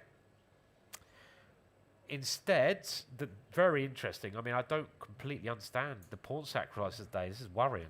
But H3 was played, and I think the first thing to consider here is if black tries to keep these pawns, which look beautiful as they are with this, and take this way, this could be a disaster for black, because suddenly you've opened up the rook, and that same idea with the bishop coming here is going to be very, very strong now. So you can't do that. So after H3, you might have to allow this rook, this file.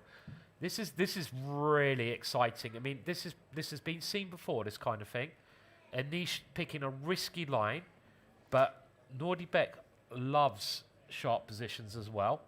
I mean, who's going to win this? Time for a vote? Or I mean, yeah, time for a vote, because this one is super crazy. Now, if Anish loses control, he is busted because of the problems along the H line. If he manages control, then he is doing super well, and I would say Nodirbek has a horrible position. Yep. So the vote is yours. What do you guys think? Do you think Anish is going to keep control? Oh. No. Some rather convincing no's. Very convincing no's there. Should you have a little bit more faith in your fellow countryman there? Or are you from Uzbekistan or like, okay, let's say, who thinks White's going to win this game? Let's hear a yeah. Who thinks it's going to be a draw? Okay. We've got some people no one their wants hands. to admit to the draw, I like it. Who thinks Black's going to win? Okay, it's pretty balanced here, but we do have more niche supporters. We do have more people thinking that Black's going to win this, but it's very balanced, and this is a big game for the tournament. If Nodirbek wins this, he's going to be really hard to catch, and it's a very exciting position. What do I think? Yeah, go on, Simon. Do you really want to know? Yeah, go for it. I think it's a Nodirbek position. I would have to say this. I'm going to get in trouble. I like attacking. So I think it'll be a draw. Yeah. That's my diplomatic answer. Yeah. Well, the thing is, though, Nodirbek hasn't done anything wrong. He hasn't done anything wrong. And that always like increases the risk, the stakes, and everything. So, okay. And the fact that Anish has just taken the time out to go b5, yeah. I think Anish is in his prep. I think he's seen this position before. Yeah, it's a very nice idea. Actually, I mean, maybe I'm being a bit harsh. I don't know. I mean, it's really unclear. Three results possible, totally. And I have no idea which way this will go. No, this one is super sharp. Yeah. Okay, well, the stage is set, and the players, they are right in there preparing for their middle game battles. We are going to go on a short break, but don't go anywhere, because we have Anamaya recapping Yazkan Erdomish's win yesterday against Eragaisi. See you in a few minutes. This game is a masterpiece. Already from the beginning, the board was on fire with a sudden exchange sacrifice. The game beautifully illustrates the power of the bishop pair. This is Arjun Eragaisi against Yaz Erdoğmuş. Let's have a look. The game started with c4, and this was the English opening. And it already here got quite messy with queen b6, knight b3, and knight g4. Now, typically you don't want to move the same piece twice in the opening unless you're forced to, such as the knight being attacked on b4, and then you have to retreat. But here, black develops the knight, or moves it once again after developing it, and is creating a threat, an attack on f2. White defends it by castling, so this looks like a very strange move, the knight on g4, but it happens to work out as Black is immediately going for the aggressive e3. White plays f3, and now the knight parks itself on f2. Optically, this looks wrong in every way for Black, but it all just works out. Because after queen c2, there's knight h3 check, and White captures the knight off the board after the knight has moved so many times.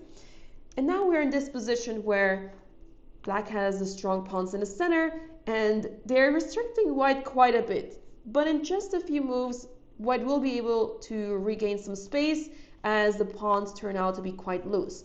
But this is all according to plan, at least until rook d1, to just go back a little bit, because this was still preparation from Yaz until this point. And from here onwards, he started thinking, and he was still doing completely fine, because even though the pawns are dropping in the center, Black has a lot of counterplay. Black captures the pawn in return, but now the pawn on e3 is still hanging, White captures it, and now White is up one pawn. But the amount of counterplay that Black has should not be underestimated. The game continues, Black is developing the pieces. Black does have to be a little bit careful about the bishop on h3, because once g4 is played, the bishop is trapped. But for now, Black does not have to be worried about the king going to g3, because the king has to protect the bishop on e3 first. Knight b4 is played, trying to eliminate one of the few defenders of the bishop on e3. And after this move, an exchange sacrifice was played by Yaz, completely out of the blue, by the way, because it doesn't seem like that's the first move you would consider here in this position. But he plays this very convincingly, and the point is that White's position is simply very unstable, ironically enough. It doesn't feel like they did much wrong, but this bishop is just that strong on this diagonal. The pin is very annoying for White. First, before attacking that knight, Black is dropping the bishop back to e6, and White is trying to get out of that pin to save material, but this cost a little bit of material for White in the sense that they had to give up some pawns. We move on into the game because remember, White is still up the exchange and there are no rooks left on Black's side of this game. So you might be thinking, well, the rook and knight should be much better than the two bishops, right? Yaz is going to show you how strong the bishop pair is here. In just a couple of moves, slowly but surely, Black's pawns are moving forward, c5. And now the bishop is maneuvering around. Here comes g5. Not only is Yaz playing on the queen side, but also on the king side. He's making use of both sides of the board. Now h4, trying to dislodge this very strong setup of the bishop and pawn. Now it's time for Yaz to capture the knight off the board, and only the bishop and rook are left over here. But now there's another passed pawn on the board on the h file, and suddenly it becomes extremely difficult for White to defend this. The rook cannot do everything on its own, and the king also is not that strong of a defender. So the king tries to go to the queen side, giving space to the rook to hopefully get some action with their own pawns, but it's not enough because this pawn is just going places. It's moving very fast. Bishop g2, a beautiful move, because now this pawn is moving forward as well, and it becomes unstoppable. How do you stop this pawn? White is trying to create counterplay with e6, but it's not enough because now more pawns are heading forward, and this is way too much. Rook e6, b2 check, king c2, and now h3. And this was when Arjun had enough and he resigned here. What a beautiful game by Yaz. He played incredible. I mean, showing the power of the bishop pair was already stunning, but even afterwards, the way that he was just pushing the pawns, and he made it look so easy while he was down material, in fact. So a beautiful game played by Yaz once again, and a tough game for Arjun, but the chess was truly amazing in this game. And that, with the level of this game, with Yaz being 14 years old only is truly incredible.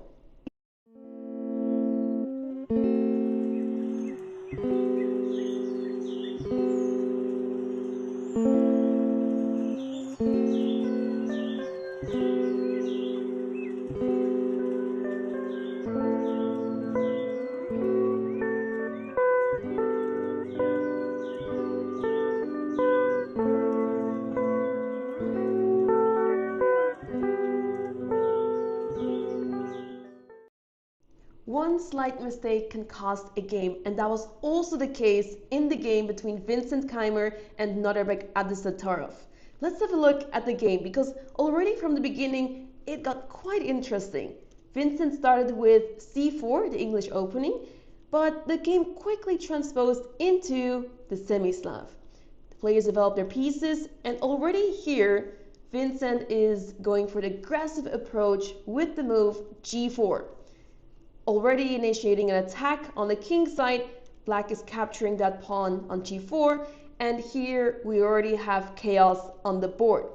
This position was actually already in a game of Nodirbek. He played this 2 years ago in Norway chess, and he was with the white pieces against Gukesh. So he already had this position, but he played move h3 here. But Vincent played a move rook takes g7, which is also a good move. The players continued developing their pieces. Well, at least Nodirbek is trying to develop. The rook is still on g5, moving around on the g file. But the point is that this position is very messy, and you'd have to play sort of concrete moves, as with the queen out, this is not really what you're supposed to be doing with Black, right? I mean, typically the queen should not be developed this early, but it just works out in this variation, and it is not recommended to try this at home, but it happens to be the case that in this variation it works out. The players seem to be quite familiar with the variation, especially Vincent, with still a lot of time on the clock.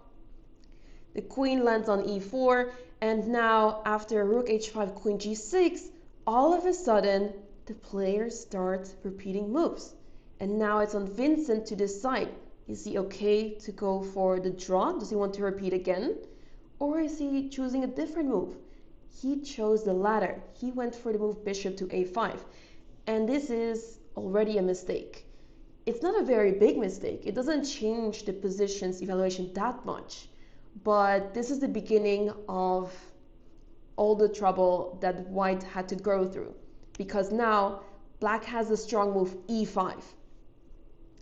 It's a very strong move, and this is probably the move that Vincent missed, because it feels like that move is impossible with 3 pieces controlling that square, and Black still moves that pawn up to that square that seems to be covered so well. But the problem is, if White takes with the rook, rook takes e5, this rook is simply trapped after f6. The rook has nowhere to go to, and the rook will have to sacrifice itself for the bishop, and Black is in a better position here. Obviously, Black has still needs to prove that they're in a better position. White has a lot of counterplay, but it's simply an unpleasant position to be in for White. So that is why rook takes e5 is not really desired to play here. There's obviously also f takes e5, but that allows bishop g4 right away, which loses the rook on the spot. So that's why that pawn is simply, it's not possible to capture it. And instead, Vincent went for the move bishop d3. The game continues, and eventually White still had to give up material, as the rook is simply misplaced on h5, and there was not much that White could do about that anymore. That bishop a5 move was simply the killer of the position. So rook takes e5, f6. Eventually, White still had to sacrifice the exchange, and it was a very difficult position for White. It's hard to find counterplay even, and after a while, Nodirbek managed to convert this position. It still went on for some time, and Nodirbek mentioned in the interview afterwards, perhaps Vincent could have put up more resistance even than this, because with the queens on the board, he said that maybe it would have been more interesting.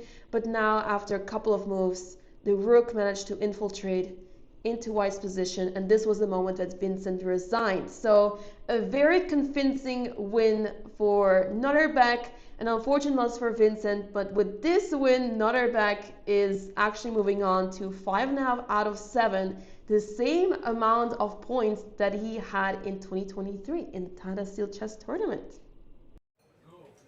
It's been an exciting start already to round 8 here in both the Tata Steel Masters and the Challengers. We've had a lot of enterprising play from our grandmasters, and there on our cameras, Nodirbek Abdusattorov. He is there facing a potentially cramped position as he tries to break out. It's very unnerving when your opponent seems to have a measure on how to handle the position. We left it with Anish just calmly expanding on the queen side with b5, keeping a full-on clamp on that. Now Nodirbek knows he has to break through. So whilst this game, again, it's developing super nicely from like a perspective of spectator, shall we take a full bird's eye view? Because there are some games we haven't looked at, and I'd also like to take a look at some of the games in the Challengers.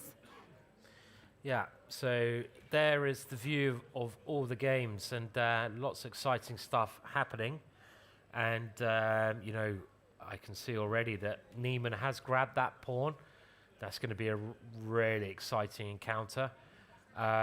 We haven't looked at Vladimir versus Gukesh. Should we go there? Because the evaluation bar is in Black's favor. So let's head there, and let's also check in on Matthias Bluebaum against Van Wyn.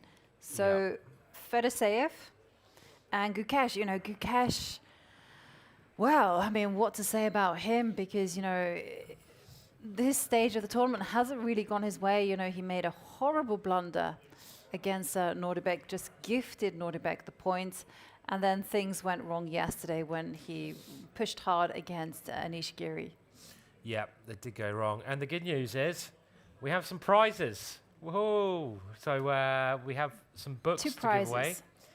So they're chess novels written by Frederick Meister. I hope I've pronounced your surname okay, but it's super exciting that we have 2 Dutch chess novels to give away.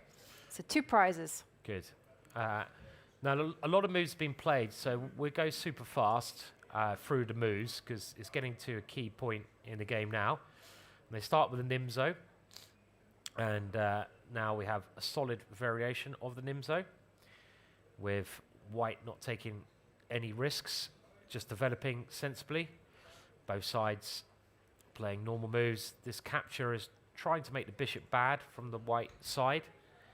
And now asking the bishop what to do, expanding, and both sides developing in a normal way. This is aimed against c5, so you can take with an X-ray against the bishop. So Gukesh keeps it solid at the back with c6, and not much to report at the moment. Now the White Knight heads for this lovely square, and Gukesh meets that by placing his bishop on a very firm defensive square whilst improving the rook. And now White tries an ambitious plan with e4. g6 played, so the knight is forced to go backwards. And Gukesh again, just placing his pieces on the best square. That is maybe trying at some point to play the c5. Bishop d2, the last piece comes out. Gukesh develops his bishop, looking at d4, and now White makes a very committal decision. He decides it's time to do something. He could have played a slow move, maybe even this bishop's okay on f2. Just, well, you can't do that yet because e3. So you could play king h1 to get your king off this slightly weakened diagonal. That would make sense and just build up. But he doesn't do any of that. He goes e4. And this is a big, big move to play. If you can go e5, you're laughing. So if White can get one more move in, then White is doing really well with the f-pawn coming as well. So this is something that Gukesh has to avoid. He has to avoid he has to avoid White playing e5. So he's got to do something now, and this is why he's gone into a bit of a think. How does he stop this? Well, I guess there's only 2 ways. You either open things up now, by capturing, or you try some counter-strike. And the only counter-strike that is possible is c5. That's literally the only way, because normally Only when way. you're fighting in the Queen's Gambit declined, you know, black is going knight to h5 or doing some funny business like that, you know, to try to get control over the f4 square. That's not really possible here. So, you know, what Gukesh will be calculating, and he's such a direct player, he's absolutely going to be looking at this, is to strike immediately with c5.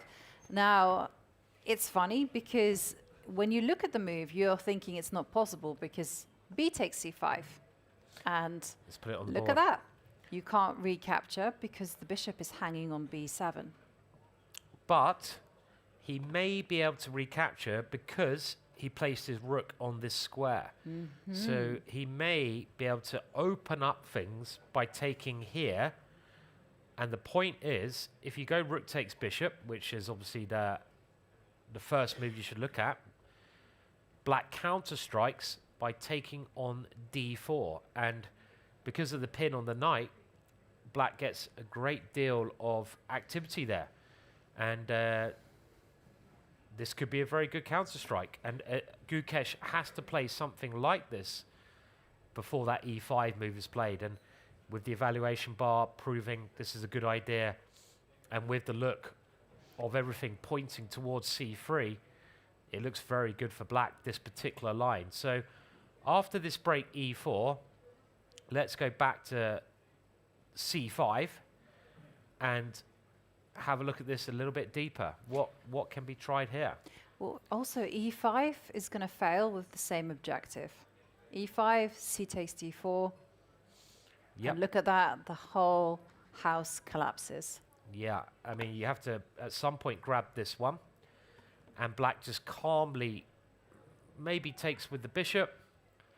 And again, white's position is a bit creaky here. Even though white's temporarily a piece up, pawn takes knight can't be stopped.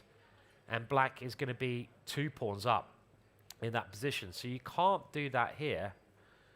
So what if you go play this move first? Let's just try another line, because it seems very useful to have the option of grabbing a piece, right? And after this, now we try e5. And again, black can't go passive. If he moves this knight at any point, well, you can't even do that now. I just grabbed the knight. You don't have anywhere to move the knight. So you must play pawn takes d4 always. And this is complex. Because I have 2 pieces I can now think about capturing. And let's look at them. If you capture, first of all, the bishop. Or you take the... Actually, you don't even need to take the knight. You don't need to rush with that because there's a pin and you're not going to get out of it. So you could, first of all, calmly take this one and keep the threat alive. And even if you take here and white's able to take back, you're going to have an extra pawn. You're going to have 1 extra pawn in the center.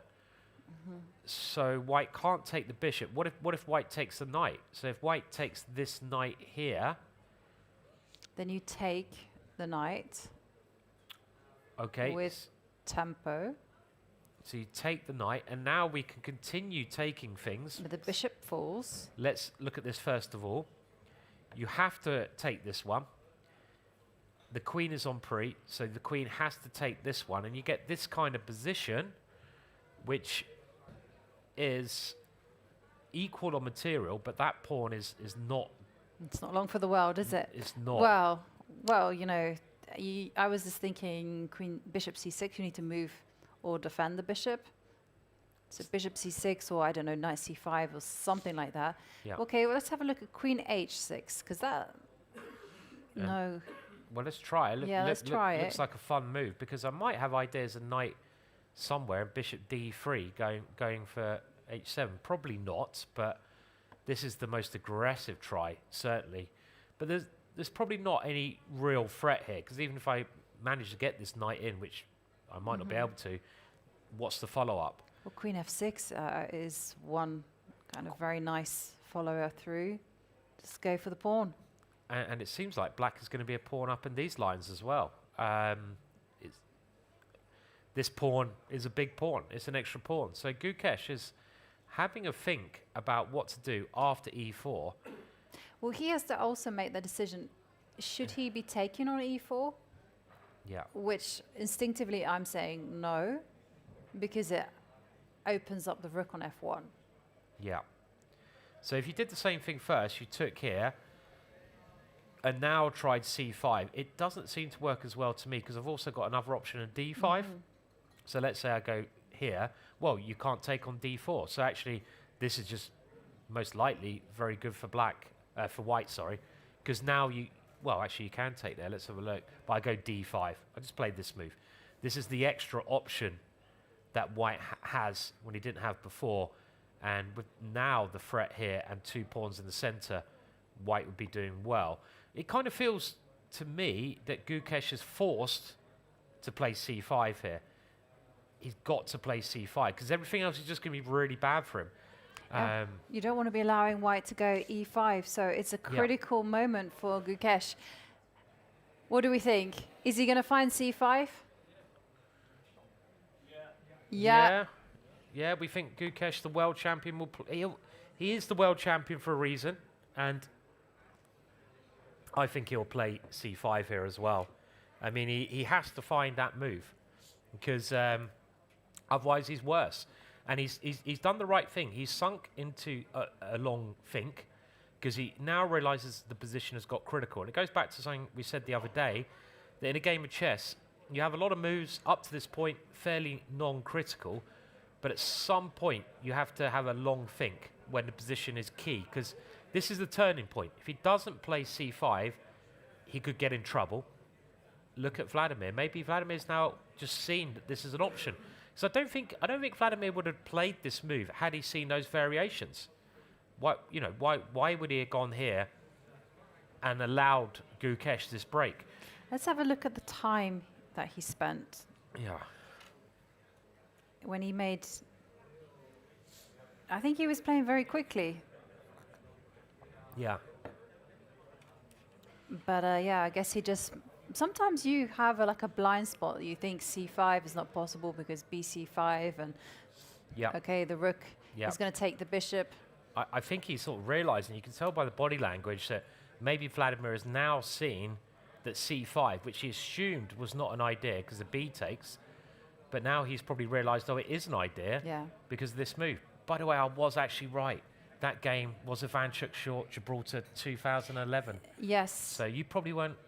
I wasn't doing commentary that year, Simon. So that's why I didn't. But it's a very similar pattern. Yeah. Not the exact same moves, but definitely with black going f5 and good to know f4, g4. That I still have some memory cells occasionally. Yeah. They're getting worse every year, but they're still there. They are still there, Simon. They are still there. And okay, well, big moment. Gukesh is still taking his time to consider his move. Let's go to the bird's eye view. Yep. Gukesh doesn't look like he's going to be making a move anytime soon. And let's just track the evaluation bar. So what is this? So I'm seeing that the evaluation bar is quite heavily in Blue Bomb's favor against Win. I see things are pretty level in Adomush against Pragnananda. Abdusattorov. Look at also Anish's valuation has shot up. So Anish is, well, I mean, the computer thinks he's doing well, so we have to come back to that soon. But I think we must cover the one game we haven't looked at at all. So let's, well, first of all, it seems like... we're going to go straight to Fiona, because there's a lot of people working behind the scenes, and it's so important. In the media room, and I am with Yolanda. Yolanda, you are usually at the front of the house because you are part of a wonderful team of volunteers. Thank you so much for joining me here. Thank you. First of all, maybe tell us how many volunteers work here at the tournament, and what are your jobs? All right. At the moment, we have 8 volunteers working together. The team has grown over the years because we have more jobs every year. We started out as the ones who welcomed the visitors into the building, but a couple of years ago we started to work with special admission, so we have to scan people. sometimes we have to help the people to get their admission because they didn't know that they had to register online. We show people around, we tell them where they can find the playing venue, how everything works in the building.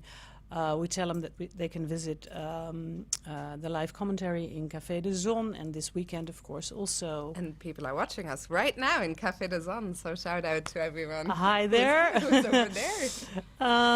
This weekend is, of course, special with the Tata Steel Chess Festival. So lots of children come here to visit. So we tell them that they can do all sorts of fun things in de Vrijheid, the local elementary school.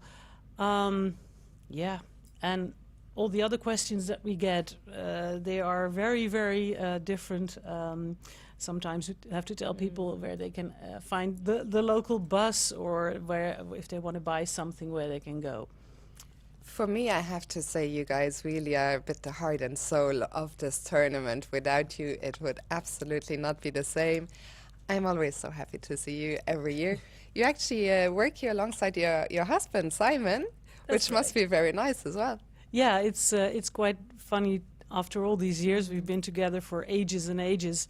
And since I'm a volunteer now for 6 years, I think, and here we work together. That's, of course, different than living together, but we get along fine, and, well, it works out very well.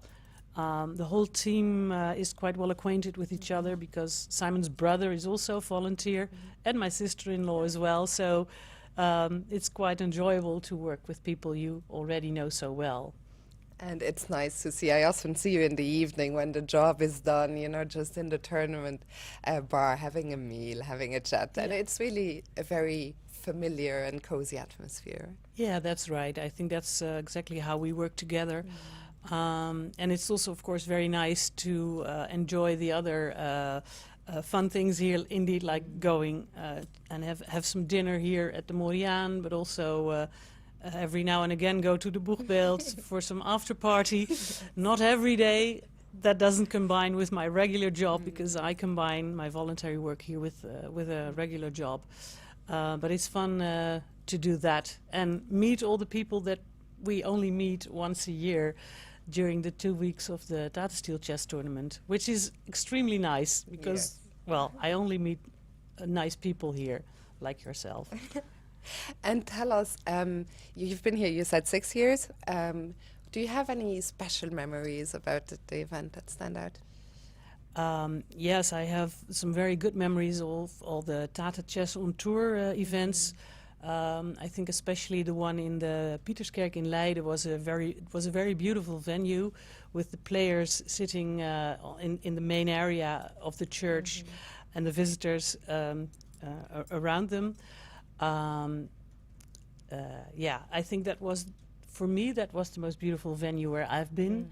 I know that in the past there have been some others that I didn't get to see, but yeah, that's always a really nice event within the tournament. An event within the event. Exactly.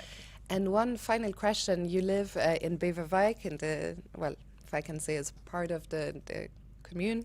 Yeah, of Beverwijk for our municipality of the municipality. Yeah, that's the word. Right, yeah. Can you tell us a little bit about what it means for this region to have Tata Steel Chess Tournament here in Wijk aan Zee? Well, especially for Wijk aan Zee, it's an enormous impulse when it comes to all the visitors that have to sleep here, eat here, dine here, and go out. And I think, for me personally as well, it's like a sort of vacation in January. January is normally a rather dull month. And for us, and I think for everybody who is involved with the tournament, January is a really nice month with lots of fun things happening. So it gives an enormous economical impulse to Wijk aan Zee. Fantastic. Well, Yolanda, thank you so much for sharing your experience. And I really just want to give a big shout out to you and the entire team. And really, it's you make the tournament go round. And if you ever come to visit here to Wijk aan Zee, you will be greeted by Yolanda and the team. For now, back to you, Jovi and Simon. Thank you, Fiona, and also big thank you to all the volunteers who just make all of the moves, all the right moves behind the scenes, just keeping this tournament going. And as we mentioned, things are off to a fiery start. Round 8, it seems like everyone is motivated by the fact that there's a rest day tomorrow. They don't want to be losing their games today, so they're playing hard. And we mentioned there that if you track the evaluation bars, Matthias Bluebaum looks like he's doing really, really well against Van Wyn. Should we go there and see exactly what is happening? Yes, there's loads of action going on. I mean, there's so much to keep an eye on today. So many exciting days. It seems to be one of the best days. They always do this for the rest day. They're like, right, let's get bloody, let's go to battle. We can lick our wounds tomorrow. And we go through the opening again quite speedily with an opening. I thought it was a Grunfeld, but it's not actually a Grunfeld. In this position here, White took on d5. This is 5. This is the exchange Queen's Gambit, and nearly always Black recaptures with the pawn, but here Van Wyn played knight takes d5, and well, I mean, for a long time this is kind of considered a bit of an inferior move. Maybe there's some theory of late, but it does of course give White the option of playing e4, which White plays, and after a capture here White gets this very, very nice center. And the reason I thought it was a Grunfeld is that I would have thought a better version of this plan for Black, and we get a similar kind of idea, is you go d5 here, and you get this structure, and the difference in these positions in the Grunfeld is that Black has this c5 break, and immediately, because the bishop on g7, pressure against White's center. This bishop is a key piece, but in this variation that was played, very risky for Black to play this. Black doesn't have that pressure or the same amount of pressure against the pawns. So c5, follow up anyway. You can't let those pawns settle. Yep. And now rook to b1. So this move is designed to fight against the bishop coming and giving a check on b4. So no trades of the dark square bishops. So Black now plays bishop e7, and you know, to my eyes, this just seems an inferior Grunfeld. Another problem having the pawn here is that your bishop on c8 can't come out. So after knight f3, logical move, in the Grunfeld, you play bishop g4 here, but if you played that here, there'd be some arbiters having a word with you, because it's not. I mean, you could try it and see what happens, but I remember I played a British Championship once, and I put my opponent in check, and he castled. And I sat there, and I couldn't work out why his position was so good. I was like, what have I done wrong? I've done preparation, and he's got this great position. And I realised he can't castle, because I checked him. So I was like, okay, I don't think you can castle. And then he's like, oh yeah, quickly, he blocked the check with a pawn, and the game went on. But I could have actually made him move his king. So it was all very strange. So we had castles. White just plays very logical moves. Bishop d3. This is a beautiful bishop. We have a capture here, and Black now aiming for d4. And White goes, okay, well look, I've maybe made you make an exchange. I have to defend d4. I have to go back. So maybe a waste of tempo, but maybe White is trying to tempt the knight here so he can get a tempo against it. Queen a5 check. And now bishop d2, and this is where if you're gonna play like this, the key line is taken on a2. Yeah, and that's you got to be pawn grabber. You got to be a pawn grabber. And I just think that this is a miscalculation for Wyn. I think you can kind of compare with the other lines where you're doing everything you can to trade off the dark square bishops. I mean, this is a very solid line. Usually for Black, I mean, the whole idea is that, you develop, and it's not that easy for White to organize a kingside attack and maintain their pawns on e4 and d4. And here, queen takes a2, as you mentioned, is the move, but he plays something else. And that one, unfortunately, does not work whatsoever. He blocks the attack with the bishop. Should we see if... Oh, sorry. Should we see... No, we can see if... the crowd can find the idea here. I mean, well, I literally just said it, though. Did you give it away? Not sure. I think I gave it away. What did White play here? We're not going to give a prize away, but we're keeping the books. They are in Dutch, so we're not going to take them home with us. Well, they were gifted to us by the author himself, so they're very special. Yeah. I don't think I'm going to learn Dutch to read the books. Not today. So what should White play here? What should... Castles is okay. Yeah, put your hand in the air. Who said that first? And then after knight takes. Very good. What's your name? Lars. How old are you, Lars? They're all good at 14 now.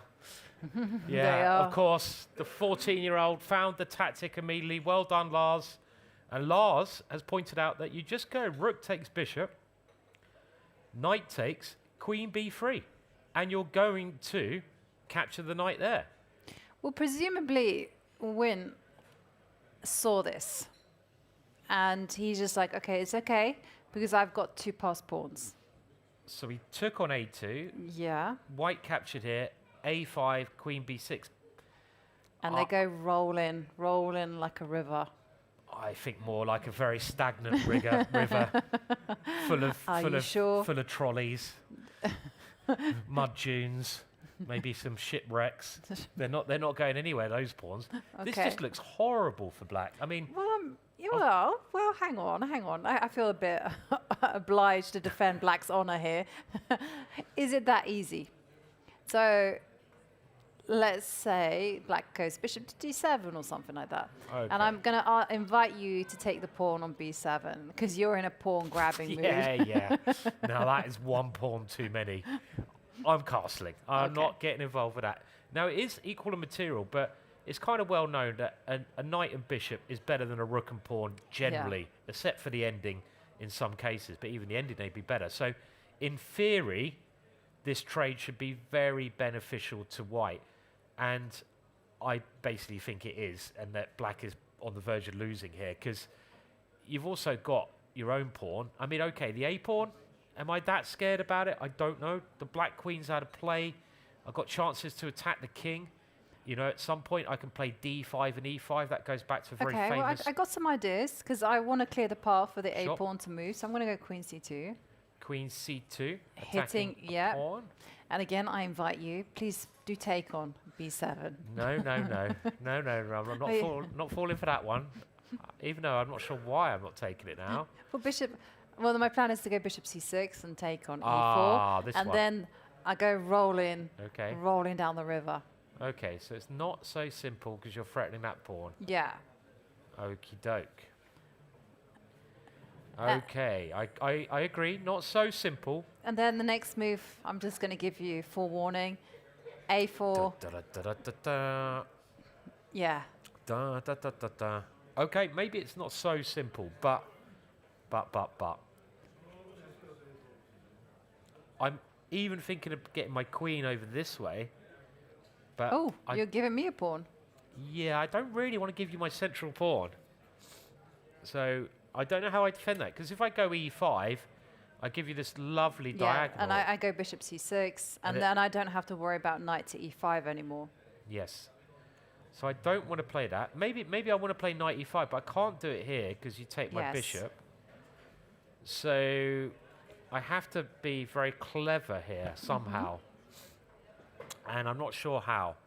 Let's say I go rook e1, because the idea of this is defend my bishop.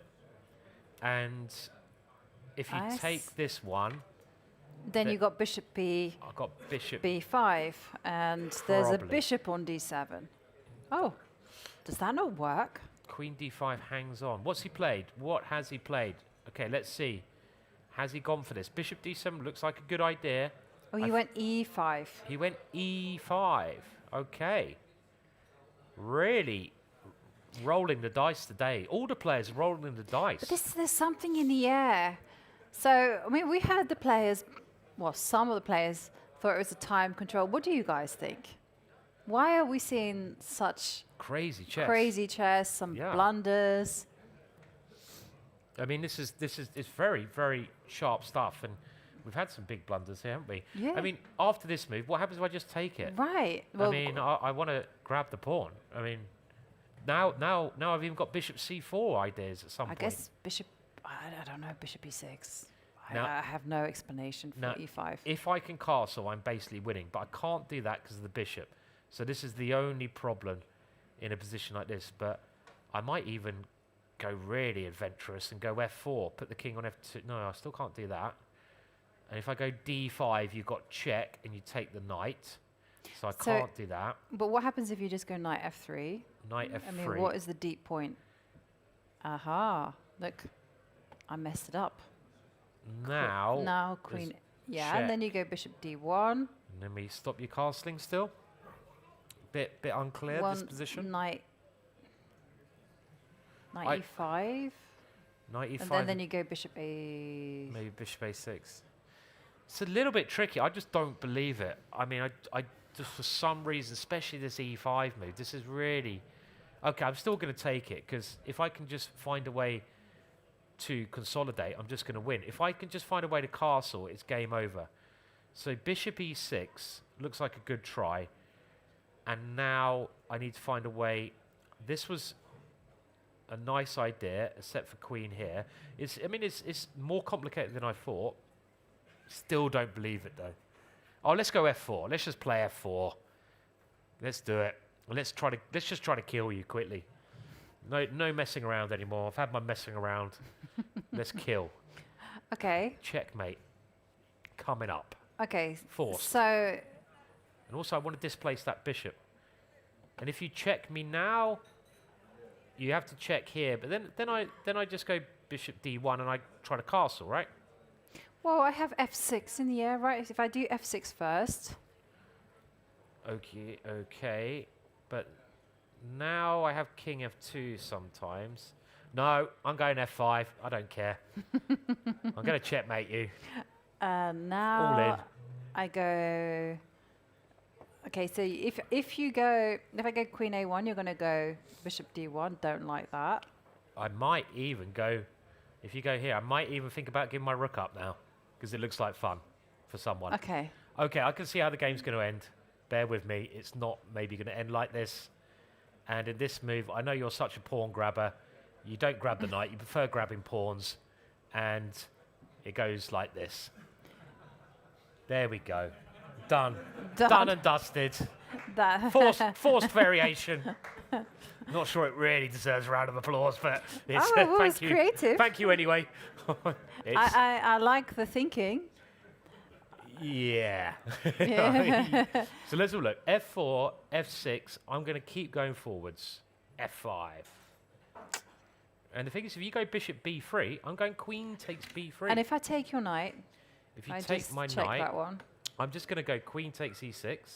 You have to take, and I take here, and I'm going to queen something somewhere. Yeah, e7 is coming, bishop bishops are e5. coming. Yeah, everything is... I mean, you could show that. You take here.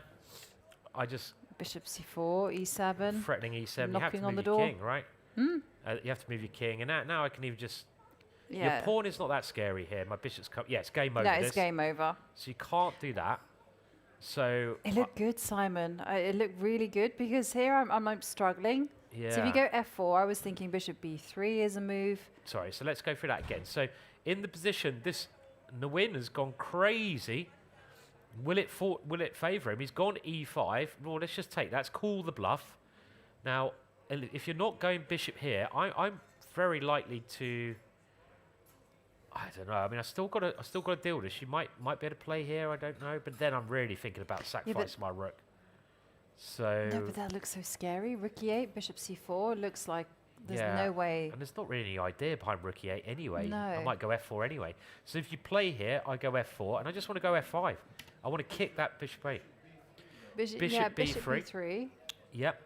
And now I'm kind of I'm thinking that your pieces look weird, but maybe they're okay.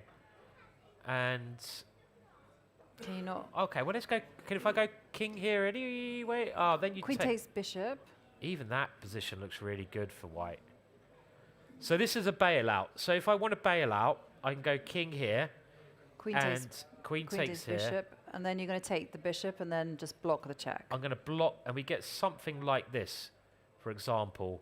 And this position, I would have thought, is still very good for white. Right. I mean, I've got everything covering these guys. And the e-pawn is going to be a monster. Yeah, this should be good for white, right? Yeah, because you're just going to go bishop c4, Yeah, rook d1, rook d7. Yeah. And the a-pawn can get stopped. Yeah. Okay, so after we had king here, takes, rook. This rook has to go to d8. There. Oh, you check first. You take here. Yeah, I mean, I'm still probably going to do the same here. I mean, I can take it and go, for example, just king e3. Then back that up with rook b1 is coming. Rook somewhere along this line. I don't know where. Yeah, rook c1 is also in the air. Okay, the other rook, yeah.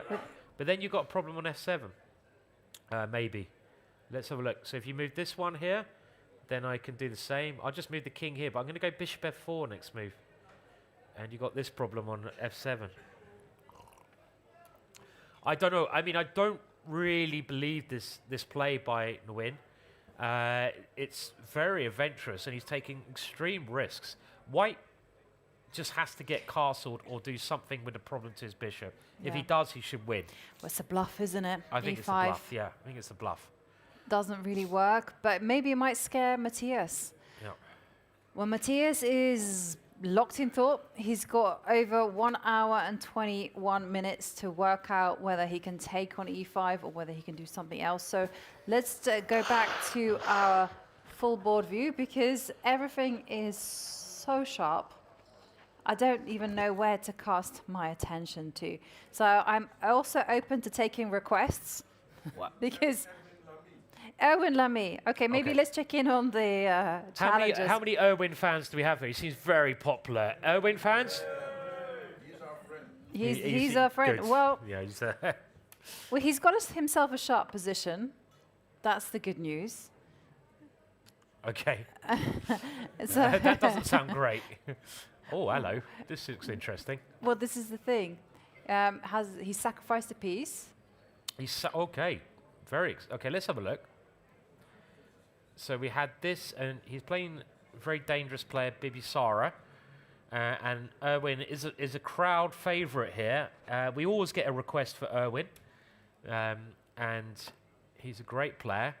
He beat Chucky earlier on, which was fantastic. And he's known to me to be quite a positional player, but this is not positional chess. This is an open Sicilian. And look at what happens here. So Erwin lines up. I thought he was like, go for the ending, grind out my opponent. No. Kaplonk. That's a kaplonk. But it doesn't follow your rules, though. It literally can be taken. Yeah, that's true. It's more of a la la la. I don't know. I don't have a sound effect for that one. It's kind of a standard sacrifice. Let's not worry about the evaluation bar. Mm-hmm. Black said, I don't believe you. I don't believe it. And he took it. White's idea, Erwin has given up a whole piece. To go knight f5, knight c6. Yeah, it's to rook e7. Kill that one. So now Black played a move to stop knight c6, because this is probably the main one, because you hit the rook as well. You're also maybe rook e7. Yeah, rook e7. Yeah, right. Right. So because of knight c6, there's only one move to get out of trouble, and Bibisara finds it. Oh yeah, that was a good time to put the question on. And Bibisara has played knight b8. What a fantastic move that is, to stop knight b6, knight c6, and to stop knight f5.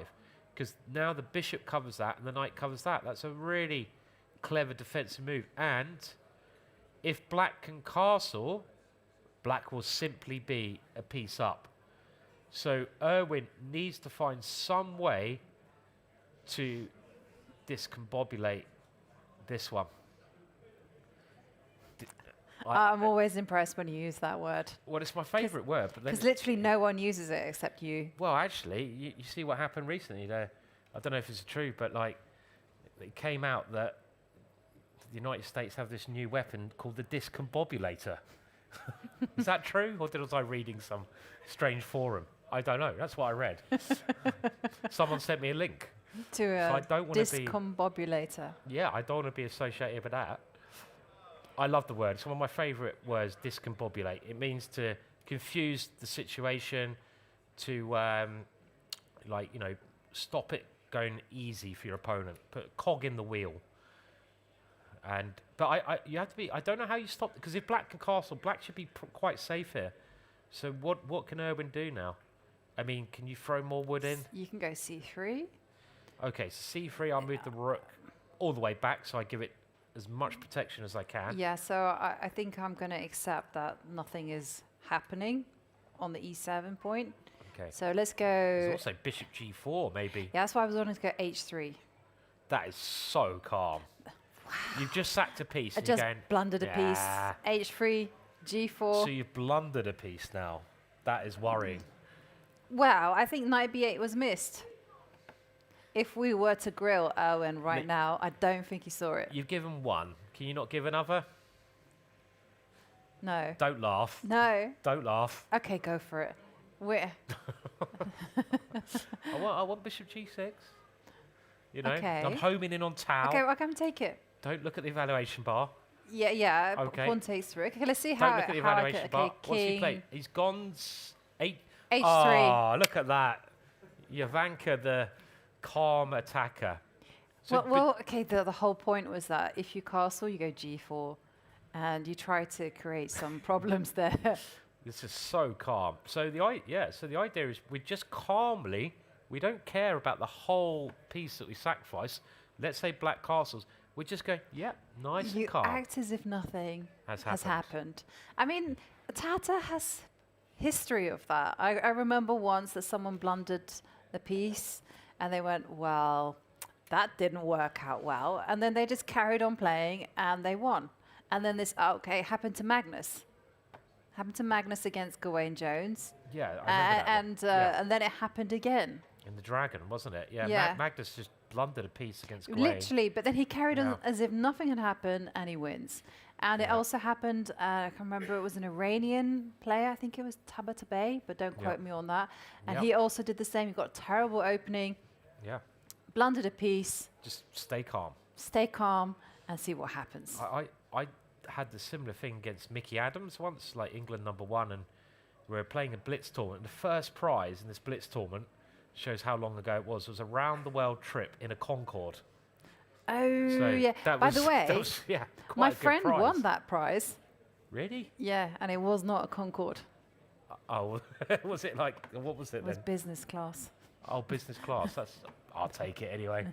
But I was playing Mickey, and it was quite an important round. He blundered a whole piece for nothing Yeah. on move 6, and I was an IM at the time, and I couldn't. I was like, "What the hell's going on?" It's the first time I played Mickey. He's British #1, and I didn't really laugh, but I was looking at him like thinking he'd like be like, no emotion at all.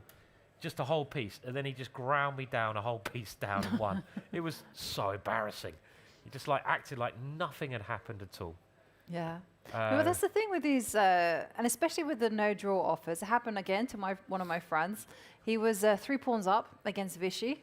3 pawns became 2 pawns, and he wasn't allowed to offer a draw. And he was like, "No, I can see the trend here. 2 pawns became 1 pawn," and he still had the better position. But he was like, "Look, Why- I really want to offer a draw, but Why I was can't." he thinking about offering a draw being 2 pawns up? That's not right. It doesn't matter who you play. Yeah, but then it Doesn't became 1 pawn, and then it became no pawn, Well, and then Vichy's it, not going to take a draw if you keep Yeah, blundering pawns. exactly.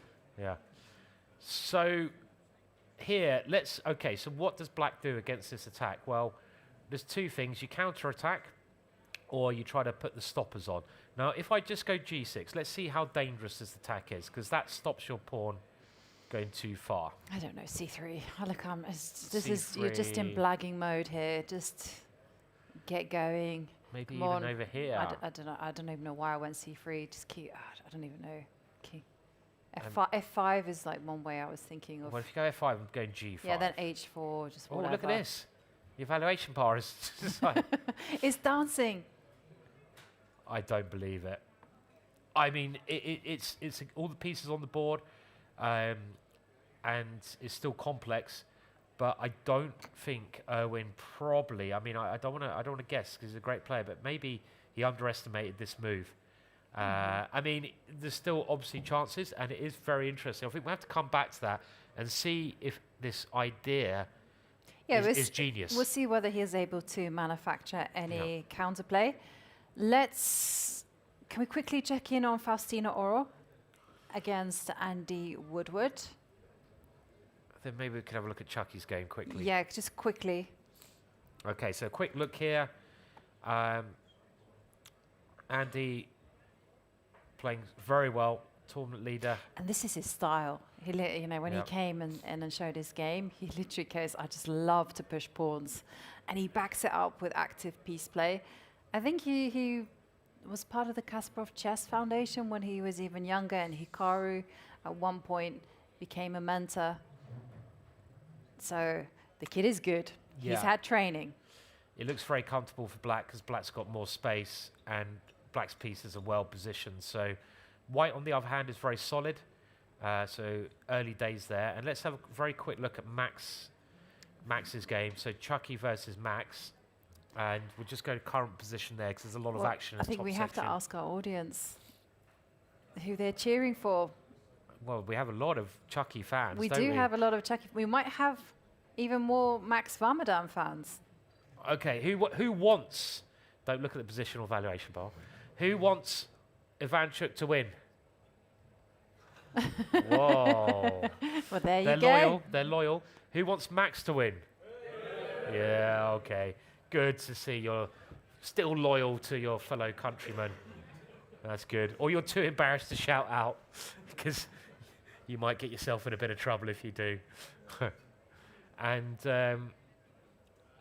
it is now Max with the black pieces, equal material. Max has just played rook b8, defending here. Chucky has the two bishops in quite an open position. Also, the rook is very actively placed here on this square. Max would love to start swapping things with rook to d8 next. So, you know, you could go rook d1 and play, but maybe you use this hole and put your bishop into that hole, because that stops rook d8. That stops your opponent's plans. Very important to stop your opponent's plans.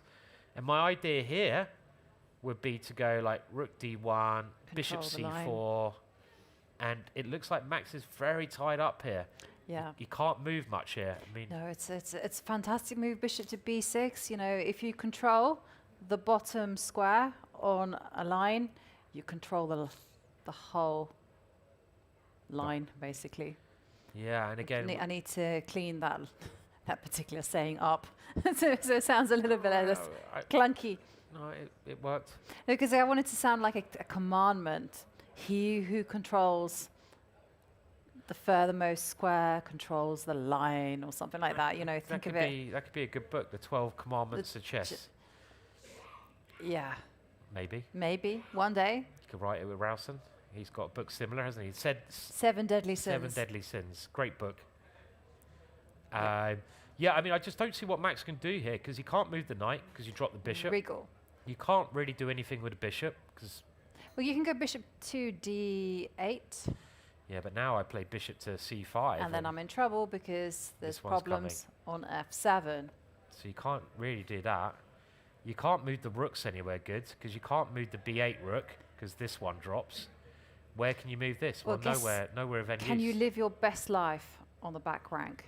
Well, you have to. So rook c8. Yeah, it's not very inspiring though, is it? Well, I mean, let's just go rook d1 and I'll go bishop King c4. f8 again. King f8. I am enjoying home territory here. Are you enjoying this, are you? You're very sadistic if you are. And then the next move, King e8. Loving your... I don't even know what I'm doing next, Simon. What, you're running out of moves? I don't know. I don't like it. I don't like it. I mean, it's definitely better for white because black's really struggling to move. And you've got the rook on the 7th rank. You've got the bishop attacking f7. It's... Yeah, he has to do a whole lot of groveling. A lot of groveling. A lot of grovelling here, so it's not looking great for Max. Now, let's go back to it. We're on the run with the Dutch players, right? Yeah, So definitely. Let's check in on Anish because he was doing so well. But, oh, Alina. Yeah, let's go check in on Alina. Thank you. My mistake. For the reminder. She has black against Velimir Ivic. What do we think, Simon? It looks fairly even. Well, structurally, look at the pawns, look at the pieces. The pawn structure equal. Who's got the better pieces then? And slightly white because this knight is a bad piece. You would say, if you compare pieces, who's got the better bishop? Well, white's got the better bishop because it has this nice sort of range. It's working behind a dark square pawn. Alina's bishop is purely defensive. I'm not sure where this knight's going to go. I mean, you want to eventually maybe get it around here. White's knight's a bit more potential, but it doesn't seem too bad for Alina at all. I say too bad. White's probably a fraction better, right? Yeah, White has the better bishop. This bishop on e6 is just forced to defend d5, but I mean, she's solid. She's solid, but it's a bit of a passive position, and Alina doesn't necessarily enjoy the passive positions as much as the active ones. She had that brilliant victory with the white pieces in the Sicilian earlier on. And she's so close to winning yesterday so against close to winning yesterday. Yeah. And yeah, it didn't quite work out for her. But, okay, she has to lock in and be solid here. And let's head back to Nodirbek against Anish, because Anish might be playing the role of spoiler. Nodirbek in the lead with 5.5 points out of 7. Anish coming off a win yesterday. And can anyone guess how many games Anish has played in Tata? This is a prize, surely. Yeah, this is a prize, Okay, so the nearest guess will win a marvellous book here. So how many games has Anish played in total in Tata? And put your hand in the air when you say. So, yep. 190. 190. Is a good guess. 71. Okay. Put your hand in the air so we can see where you are. Okay, yep, keep going. 110, yep. 143. Okay. Yep. 12. That have you just come out of some some hibernation this year? He's been playing since he was 16, right? Yeah, 12. 1 game a year. Okay. Yep. Any others? 170. Okay. Yep. Oh, keep over there. Yeah. It's like being a school teacher. Yep. Keep shouting. 98. Okay. At the back. 140. Okay. Yep. 177. Okay. I know who the closest is so far. Do we have any other? Yep. At the back. 153. Okay. Yep. 228. Oh, I love Ivanka's write down all the numbers here. You're very organised. It's very good. Okay. Keep going. 202. Okay. Yep.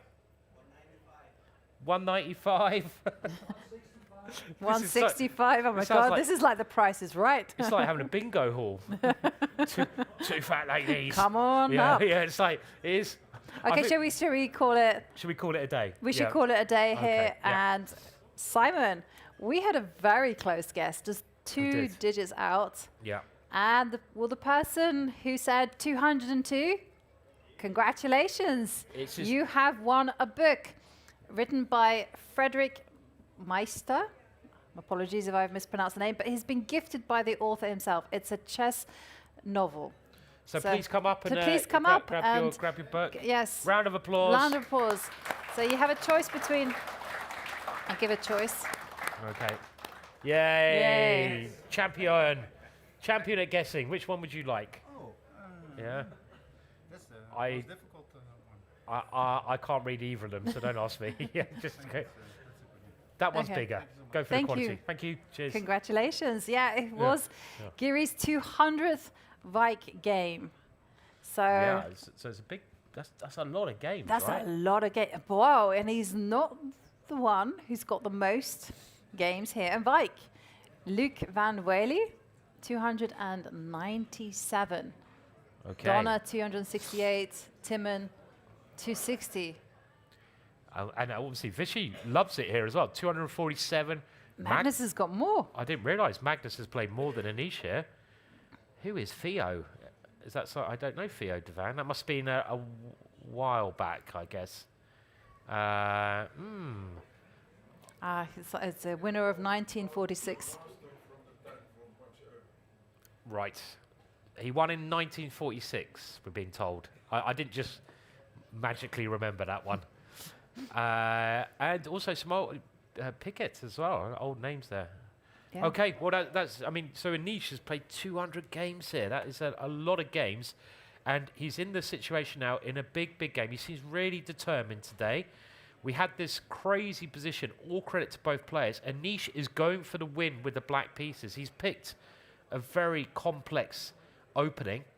And now White plays the queen to d3. Now, this move seems a bit peculiar because you would have thought the bishop wants to come to that square. And we talked earlier about the fight on this diagonal. And I think me and Yovi both agreed that if black can somehow get a bishop cemented on this diagonal, it'll be very good for black. You can't do that at the moment, but it seems like a peculiar move. I mean, the only idea I can see is going for some attack against that. So maybe pawn takes pawn and knight takes here. So let's say you go a5. I think White's idea is pawn takes pawn, bishop takes, and now like knight takes f3. And this is the idea. But that's just a one threat job because black can stop this. And Anish obviously saw that the only danger is this one, and he just went rook f7. And he said, okay, what's your idea now? And now the white king has to decide where to go. It's clearly not going this way. And it starts doing a little walk. Is it going to a1? It's doing a walk of shame, Simon. It could be a walk of shame. I mean, what's it doing there? I mean, it's like, yeah. It's like, I don't like it here. I'm going away. Yeah. Let me go off the board. Run, run. Oh, better not press too many buttons. So Anish goes rook b8, saying, okay, you can run into my rook if you so wish. Pawn takes pawn, bishop takes, and now bishop h3. This seems logical. I don't mind what the evaluation bar, because you are trying to get the light squares. But there's no coordination between the pieces whatsoever. Well, this is the problem piece, isn't it? This bishop is a real issue. Compare it to Anish's one. Well, I'm going to say both the bishop and the knight, they're guilty. Guilty as charged. And bishop takes, rook takes, and Anish just goes queen d7. I think, do we have any more moves? We do. Rook has to move because it was attacked. The queen gets a very nice square controlling a lot of things over there. And now the walk of shame. It's walking. La da da da da, la da da da da, calmly. So the evaluation bar really likes Anish's position, but is it actually that good here? That is the question. And there is, I can see a very nice maneuver here. Anyone see a nice maneuver? And I'm going to give you a clue. Like this is a technique I use anyway. If you're in a middle game and you're trying to work out, you know, where to put your pieces, what plan you should do, you can have a look. You're black here. Look at your pieces. Can you, you know, if you move them off the board and you can put them anywhere on the board, where would you put them? So if you can move the queen off, put it somewhere, where would it go? And you do the same with everything. Well, I'm going to ask you the question now, the knight. If you can move it off the board and put it on any square, yeah, e4 is a lovely square. And maybe another square as well? c4, very good. So if you can move the knight to either of these squares, okay, you didn't go for a plan I was looking at. What you can do, you can reroute sort of from these squares to where the knight is and find like a route. So c4 is quite easy because we go this way, this way, this way. And then you just see if you have time to do that maneuver. So by doing that, you would see that knight c8 could be a very nice idea because c4 is a beautiful square for the knight. And also, maybe now, if you move the bishop, you come to e4. So that seems... I reckon he's going to go for that. So yeah, he doesn't need to do it straight away. No. What did he do first? He went bishop a3. Bishop a3. I wouldn't really want to swap off this bishop though. Why would I want to swap this one off? No, it's not the proudest piece on the board, but maybe it's going to have a future, you know. Maybe there's always some idea of breaking out with e4 and coming over here. Yeah, wow. You know, just one day, and Anish always has to keep an eye on this e4 break. So maybe he's kind of thinking ahead and just going, you know, the rook comes to b3, you can take, and rook takes or king takes or whatever, doesn't really matter. Now you can get your knight c8 plan. Everything is beautifully controlled. You can live with your knight on d6, and White's woes just continue. Imagine. Yeah, that's what I was saying. You know, the knight on h4, guilty as charged, doesn't have a square. I mean, also, let's face it, the rook on b3 ain't that pretty either. Yeah. I mean, that knight on h4, you're right, can't move. No.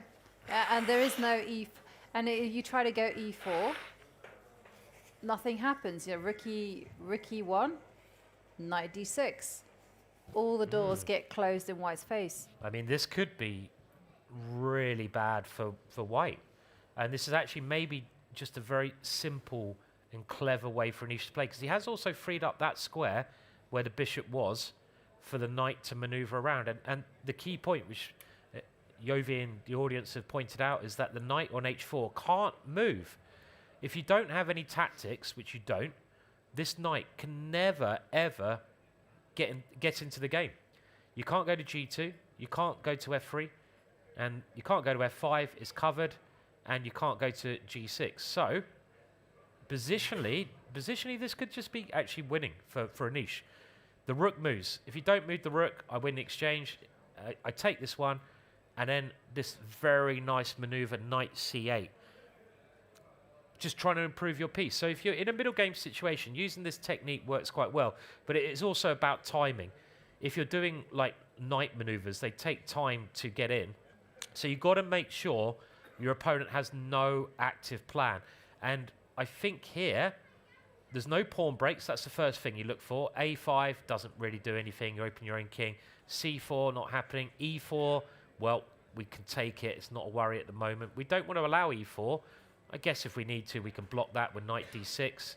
So there's no pawn breaks. Is there any active piece play? Well, no.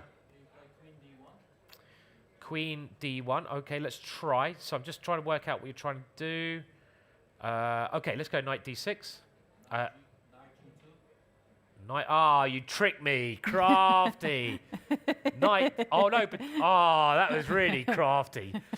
I fell straight into it. So queen d1 with the idea... Don't do that. The idea of going knight g2. That's a very nice idea. So if I play knight d6, you go knight g2. And look at your evaluation bar. Like immediately. Immediately realise that the knight gets back in the game. And it's like White has broken out of its cage. So love this idea. But nice idea. But if you spot it, you can even be really kind of blasé about it. You can go h5. You can go king f8. And I'm just saying king f8 because if you do go knight g2, you can just go pawn takes knight. Yeah, let's go king f8 then to stop. Nice idea, but I now know your plan, which I should have kind of seen already. You know, being a grandmaster and all that. You should kind of spot these things occasionally. But, you know. But it did look like a funny move. Like it did look like maybe you're going queen g1, queen h2, you know, it was like whatever. Yeah. I was just demonstrating the plan. It was sneaky. You know, I was falling into it on purpose because it's better to demonstrate. Okay. You know, got to let the crowd have some fun now and again. And now this does stop the one idea because, I can actually take it, and now it's not check, so I take your rook with check. Yeah. So as long as I stop that knight getting back in, and I think this is Jovanka's idea is just nice idea. And again, my knight is coming, right? It's coming. Imagine how bad it will be for White when this knight gets in. I mean, let's just show, because let's say White has to do something, but if White doesn't, now which way do we go? I don't know. E4 looks lovely, right? Yeah. And now you have to defend that, and now it's almost like a5 is coming, and now we switch to the queen side. Yeah, and look how the rook on f7 can work both angles. You know, it can go king side, can go queen side. it's like so difficult not to lose, like the hope as white.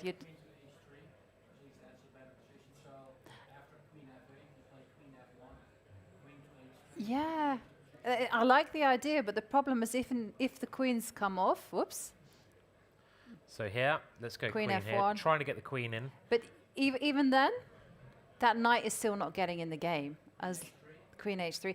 And now we've got to watch out because our crew are really crafty. Yeah, I know. They want to take. I saw this one at last. I did. I promise you. Now, the idea is if I go H5, which I'm not going to play in a game, then suddenly your knight has a way in. I've just got to watch out for the crafty Dutch tricks. Yeah. And that is one of them. I've already been tricked once.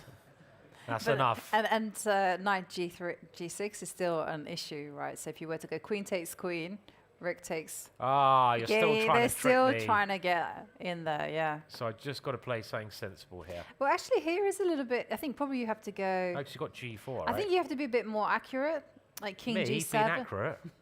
Okay, so maybe this is King a bit G7, rushed. but I'm thinking king G7. There's a reason for that. Because Okay. if you go queen H here, queen takes.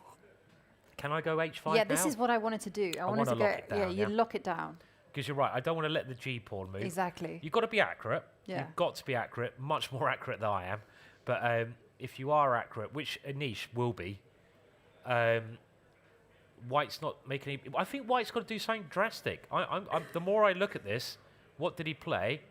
Well, okay, this is going to happen. Rook moves somewhere. Maybe I think White's got to do something drastic, actually. So let's see. We're just trying to wait for the move to come in. Rook b3, bishop take. I think he's got to try somehow to sacrifice or something. Right, and it's kind of do or die time for Nodirbek. Yeah. You know, either he's going to just grovel or he will try to roll the dice and break out some way. But, I mean, the other games are super exciting, Simon. Yeah. Okay. And There it goes. Anish has found it, obviously, immediately. Let's go to the other games. Anish doing very well. So, I mean, we should really go to the... he played queen f1, so he's trying this trick. Yeah, and again, we saw that you have to be a little bit precise, you know, don't allow white to eventually break out with G4. But let's go to the full bird's eye view because, I mean, I just want to point out there's so many funny things happening. We see that Bluebaum is doing very, very well against Win, as we expected. But I also, things are crazy in the game between Hans Niemann against Jordan van Foreest. Also... Let's go there. We heard a yes. Let's head there. And I'm also just wanted to point out that Aravind is doing well against Arjun. But let's head over to Niemann against van Foreest because this one is mad. Okay, now, again, we'll go through quick. The last time was here, and we were trying to work out if Hans could just take this pawn on f4, which he did. He's a very principled player, and if Jordan had enough compensation. Jordan went for knight e5, and we looked at this before, b3, bishop g4 ideas. So the knight came to e3, as we expected, and now just knight g6. So the idea of this move is... after queen to g3, to take the dart squares. Maybe this is something he prepared with queen f6. And he's trying to cause problems with a knight coming to f4 and the queen coming here. And it's very messy, this position. Definitely. And it more or less obliges white, if they want to keep control, to go queenside castling with the king. As we know, that's always going to be super risky when the king's on opposite side of the board. Yeah, and being a pawn down doesn't matter really when you're got opposite side castling because it's who checkmates who. So the knight came in. White defended the bishop. The queen now gets his blockade on the dart squares. The bishop gets out of harm's way. And rook fe8. So just trying to improve things here. And again, the valuation bar still thinks it's just a clear pawn. But practically, this is a hard position to play for both sides. King here, and now a5. That pawn is aiming to get here, and the queen's aiming to come into b2. So I don't know why the evaluation bar is so much in white's side. f3 played, and here it comes, a4. a3 incoming. It is. Queen h2, and Jordan's playing this really well. He now just says, I'm going to stop, or I'm going to try to play on the other side, just so I give my king a little bit of space, maybe stop your pawn coming up. So he's combining play on both sides. Pawn takes pawn, a3, b3, but now these are this is always very weak. Yeah. And does he sharpen up the game with he does. f5? Yeah, because otherwise I guess knight to d5 is always going to be in the air, but now it's like anything goes. It's very sharp. Queen d2. I think White would love to get the queens off here. Pawn takes pawn. Pawn takes pawn, and he gets his pawn back now with queen e4 check. Knight c2, threatening the queen, and queen f5 where we are. And it's, well, material roughly even. And this is quite a wild position. Yeah, quite a wild position. That's like understatement of the year, you know. Queen can come and give checkmate on b2. That's something that Hans is always going to have to watch out for. It's this bishop on f1 doesn't make a great impression. No. So Hans having a good think here. And now, what happens if he grabs the pawn? Let's just see. Can White just grab the pawn on d6? And I think, by the way, Jordan will be very happy with the position he's got, because he played the Sicilian to get a double-edged position. He's playing for a win. Hans is playing the sharp theoretical moves. But this is just a very messy, free-result game. Okay. Yeah. So actually, it looks like we gave a book away imprecisely there. We've been corrected. We've been corrected. Apparently, Yeah. Giri has played 200 games in the Masters. And actually, it was 226 games in total that he's played here in Tata Steel. So, for the person who said 228, Oh, no. congratulations. No. We can't give our last book away. We don't have any prizes left. We are on a bound to give the last book, La Palma, a chess novel, to the person who said 228. Are they still here? Are they still here? No, that's nowhere near, sorry. Well, the person who's 228 hasn't. No, it has to be above it, I'm sorry. It can't be below. We don't accept that. We want our book. 224. Yeah, come and get the book. Come and get well the done. book. Congratulations, you win a book by Frederick Meister. A chess novel written in Dutch. Okay. Yeah, thank you. Thank you. Well done. There we go. Right, well, I think what we'll do, we're probably getting near to having a break, but obviously very exciting game, so we'll try to make the break now so we can get up with the time pressure and come back to that shortly after the break, right? Yeah. Makes sense? We are rolling in the deep, and it's the perfect time to take a break. See you in a few minutes. Oftentimes, the bishop pair is very strong, but sometimes they turn out not to be that good. The winner of this game showed this in very precise manner. This is Gukesh Domoraju against Anish Giri.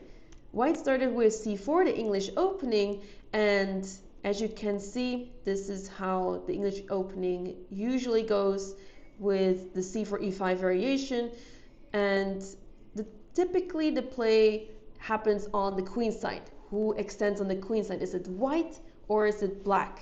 And in this game, quickly enough, it was black who managed to push the pawns there, because a5 is restricting white from playing b4. The pawn on d4 is also restricting white quite a bit, and soon enough black had a more pleasant position than white, and it's not quite clear how that happened because white didn't really do much wrong. It just appears to be the case that black has better piece mobility. Funnily enough, the bishop on c8 has not moved yet. We're already on move 16, the bishop has not moved, and is not going to move for a very long time. Just keep an eye on that bishop. So here, it was in this moment that after knight c5, Anish decided to give up the bishop pair, take the knight with the bishop rather, and here white has a bishop pair. Now typically the bishop pair is very strong to have, and in this position it's also quite an open position, so you would probably assume that the bishop pair should be better here than the bishop and the knight. But this is not quite the case here, because the bishops are quite struggling to coordinate together. Bishops are strong together, but this bishop is not really doing much on c5. It's attacking d4, but it doesn't have another piece to attack the pawn on d4 with. It's very easy for black to defend that. And the same goes for the bishop on g2. It's typically very strong on his diagonal, but once you move the rook, let's say to a6, you're out of that pin, the pawn will be free, and this bishop on c8 is good for the time being. It wants to stay on c8, and once the time is right, it will develop at some point, but there's no rush. And it's really difficult for a white to create play, mostly because of the fact that black has these pawns in the 4th rank, restricting white's options quite a lot. So the game continues. Indeed, the rook goes to a6, and here white decided to finally break through with e3 to open up the position a bit more and try to create more space. But soon enough, this pawn will turn out to become a weakness. And this is also happening right now. Queen g5 attacking that pawn on e3. This is blocking the way to the pawn.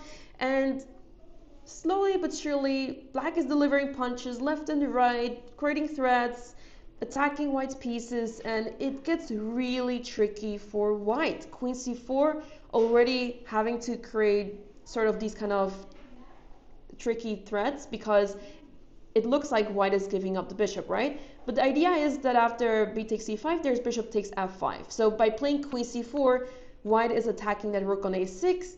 If bishop takes f5 to recapture, then the rook is lost. So the bishop is overloaded, and that's why this works out. But if you already have to take such measures to play queen c4 to try to defend that bishop on c5, you already know that either it works out perfectly and everything is fine, or something's wrong with the position. And unfortunately, it's the latter. Queen c4 is barely holding on.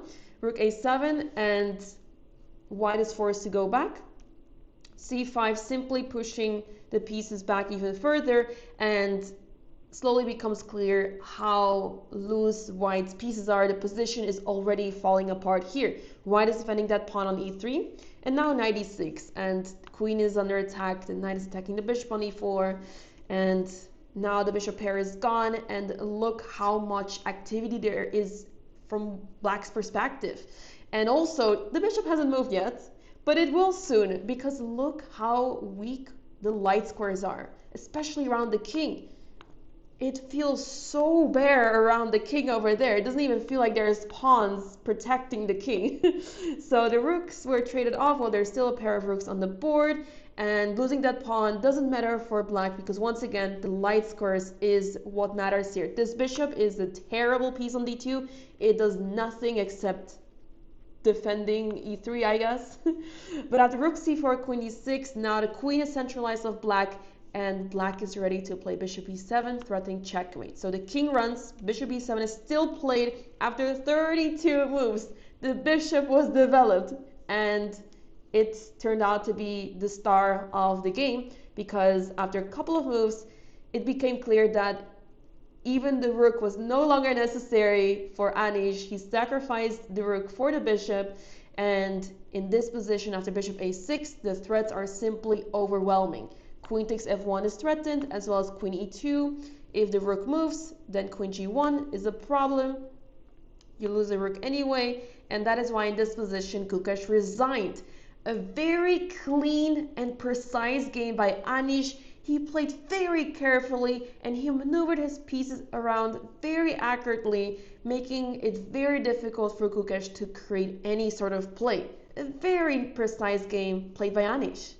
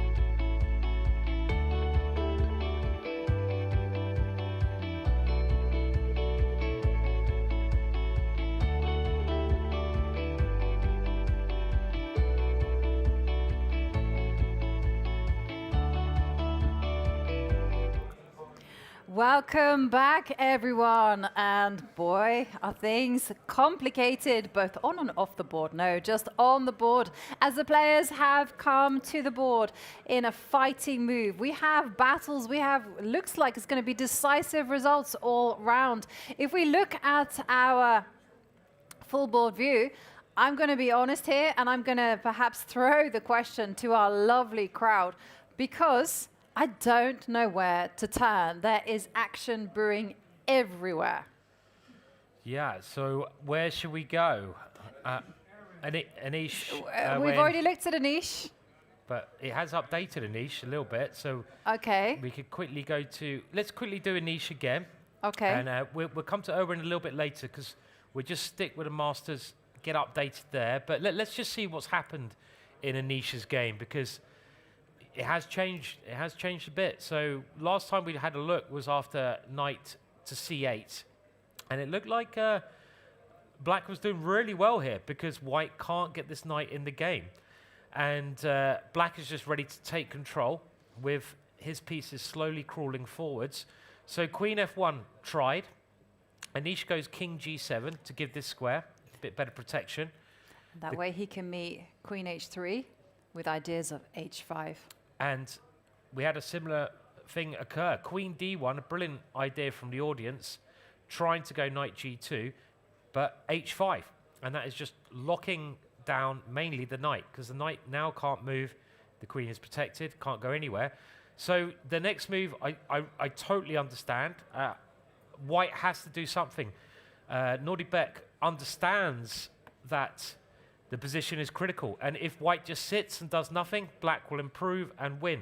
So White plays e4, and I think this is a good practical choice, because you've got to try something desperate. Anish calmly takes on e4, saying, okay, I don't believe it's any danger, and he calls the bluff in some way, and now we have d5, and this is bordering on a bit desperate for Nodirbek, but you can see Chucky in the background having a think. Anish meets this with Queen g5 check, also covering that one. The king goes to b1, and can Anish calmly just capture this pawn? But I think what Nodirbek is doing is kind of forced. You have to try something. You have to try and get some squares to your pieces. This way, he's trying to get counterplay, and we know how dangerous he can be when he gets counterplay. So he's looking to get his queen to the center with a check. He's looking at desperately achieving counterplay in some way, but he's giving all his pawns up. Yeah, and let's actually just do a quick look at how much risk does Anish have to play. I mean, because he has options here. He can take on d5 with the pawn, with the queen. You can even go c5 and try to control the d4 square that way. So let's have a look at the most simple quickly. Queen takes d5. Is that giving away the advantage? Trying to just exchange queens, because now Anish is 2 pawns up. What's he doing? He's going... He's going queen, for this. He's gone queen takes, and very logical move, trying to take trogs. The queen's come off, White can resign. 2 pawns is too much. And remember, you've also got these breaks now, e3, f2, f1 in some positions.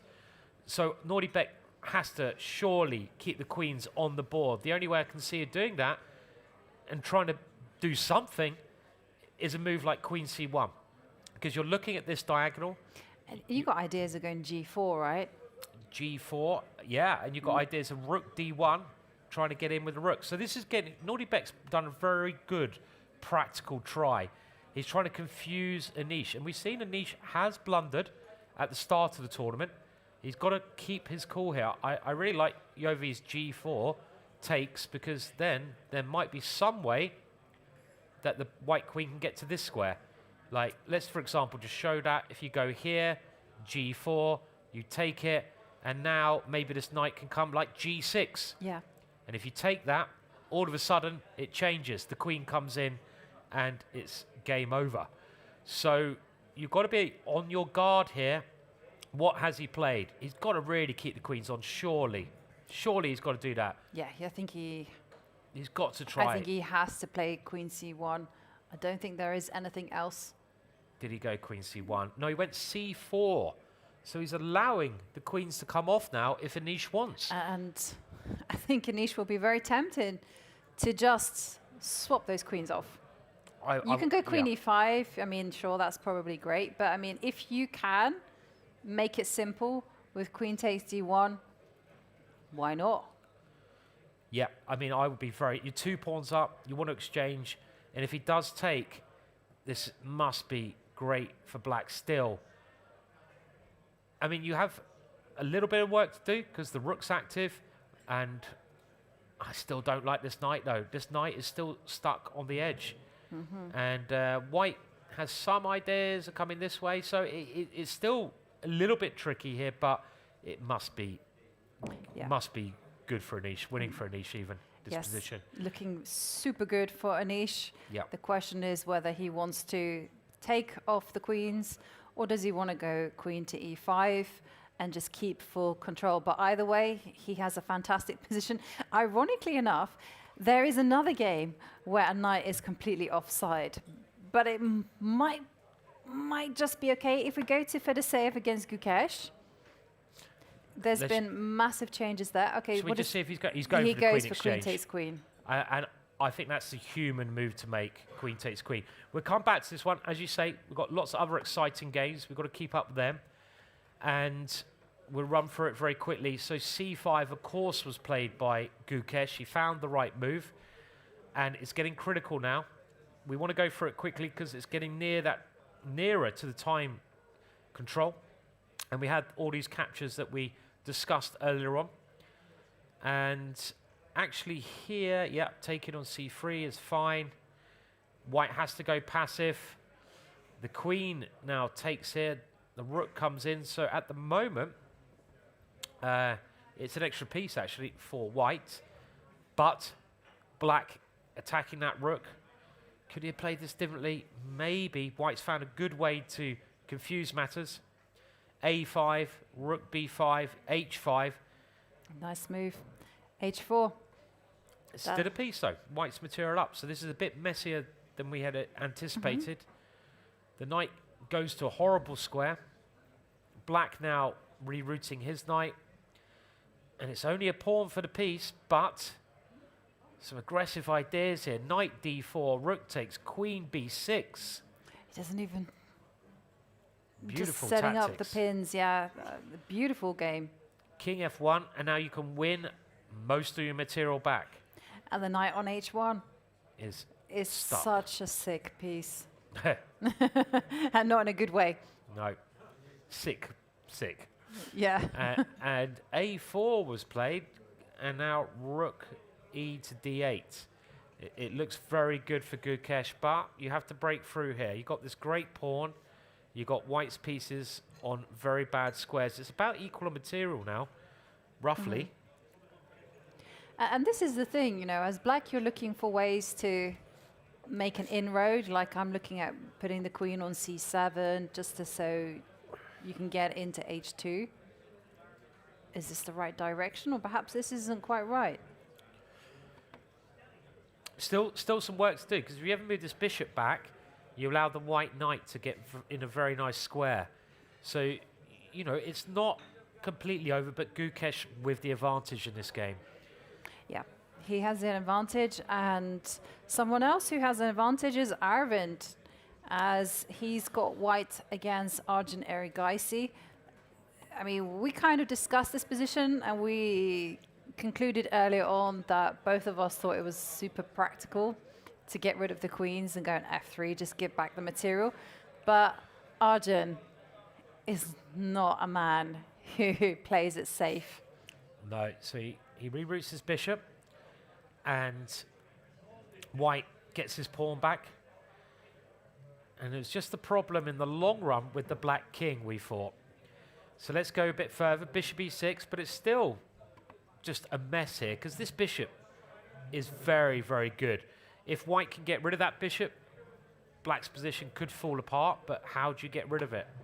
So g3 stabilizing the knight, trying to play on the h-file, and now hitting the rook. Yeah, it's just a mess. Rook comes. They both love messy positions, these players. Bishop g4.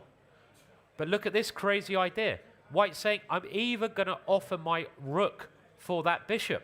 That's a brilliant idea, that rook sneaking around, because we said how strong that bishop is. And now, probably bishop takes rook will be met by, for example, knight takes. And we said as soon as that bishop goes, even if it costs the rook, White's king is really in trouble. So right, you start taking over on the light squares. Knight starts jumping in, yeah. So beautiful move. So another aggressive move from Arjun, but the knight just goes away. You have to really grab this rook, though, because otherwise it's coming here, you're going to force your way through anyway. So it's taken. The knight comes back. The bishop is attacked. It moves. And black is the exchange up. And this is the current situation. Oh, no, a bit more moves. Bishop e2. Trying to get that one. Rook e8. Rook f1. Now, it is a whole exchange for Arjun. Arjun taking risks. Now, where's White's compensation, Yovi? Well, the fact that the black king is there on d8. The rook on b8 is not working. And so you've got some ideas of just kind of cementing everything with rook f4. You can do that. You can go also threatening rook takes f7. And the big problem for Arjun is that the rook on b8 is going to be sleeping for a long, long time. So rook f1, putting the pressure on f7. Asks the question, how are you going to defend it? And Arjun answers in the most active way possible, f5. Yeah, I mean, this would be like a quiz. Like, what is the craziest move that you can find? What's the craziest way to defend f7? Oh, f5. Okay. Of course, it's Arjun just giving material up. Okay, so knight takes f5. That's definitely on the cards. Yeah, I guess what black's really trying to do is get the queens off. Because if black can get the queens off, then he's thinking, okay, my king is going to be so much safer. So knight takes f5, still logical, but black can have a little sigh of relief because the queens come off. Saying that, now the pawn situation, you have the material situation, you have these two guys for a rook, but there's the danger that you're going to lose both of these. And the rook on b8 is such a useless piece, though. It's like as soon as you go king c7 to try to liberate it, like knight to d5 comes. It's like, oh no, back you go, king. Yeah, this is a massive move at some point, and it's very hard to coordinate. So let's just say I take the knight, because that's annoying. Yeah, e takes f5, and okay, you got to defend g4. So knight e5. Oh, no, I like knight d5. I don't want to let the king activate. I'm not sure how good this is, though, because all of a sudden it seems like black has got a good knight as well. Black is the exchange up. And now I can try to get my rook in, right? Yeah. Somewhere. Bring this rook in. And it's... it's still fight, yeah. Rook... Yeah, I mean, I'll be like tempted to go b3 and c4. Yeah, I was wanting to go rook f4, cement things that way, but I don't know how stable this is, because you still go rook f5. And so here I was thinking, no, yeah, you can go c4, but maybe there's b5. A knight. Maybe there's a knight takes a c4, I don't know. Yeah. Knight takes c4, trying to liquidate. It's not this line, this is quite a long line, but it's not clear. Yes. I mean, this is like black's got the extra exchange. So if white ever runs out of steam, black could end up winning this game. So f5, I think, is a really good choice, because you don't really want to exchange queens. You know, and if you go knight takes f5, you're sort of relieving some of that pressure. I mean, I really want to keep the queens on just because of this one. But maybe it's not so easy to do. So this is messy. This is very messy. And let's go to another game, because it's all happening. Okay, it is all happening. Like, everything is going down. So talking about messy, it's got even more messy in the game between Hans Niemann and Jordan, because the queens have been mobilized. Yeah, we left it here, and it was pretty crazy. You know, queen f6 is coming. There's going to be checkmating ideas on b2. So Hans, I think he went h6 at some point. So he covers the dark squares, bishop f7, and what Jordan's trying to do is get the bishop eventually to this square, because that is also a very powerful diagonal. So he wants to take the pawn and then come back and then come here. H6 therefore is a way to try and get to the black king. It's a race against both kings. The black king is also weak. Rook to e5, blocking the queen and potentially getting the last piece into the game. Rook takes e5, pawn takes. The queen offers an exchange. Jordan says, no, I want to keep the queens on because I want to get to b2. Some pushes up the sleeve, but White says, I'm going to open your king up more. He takes on g7. And now knight to e6, trying to stabilize. Also, you've got ideas of going knight c5, knight takes b3. Wow. How do you like that? A lot. Yeah, rook d8, another big threat in the position. But I like this. I like this idea. I mean, let's just say you go knight rook here. I just want to show it. Well, rook d8 is still strong, but also e4. Just to demonstrate the idea. This one at some point. Yeah. And a2 is a good idea. But also the kind of the really direct e4 is also so powerful. Like.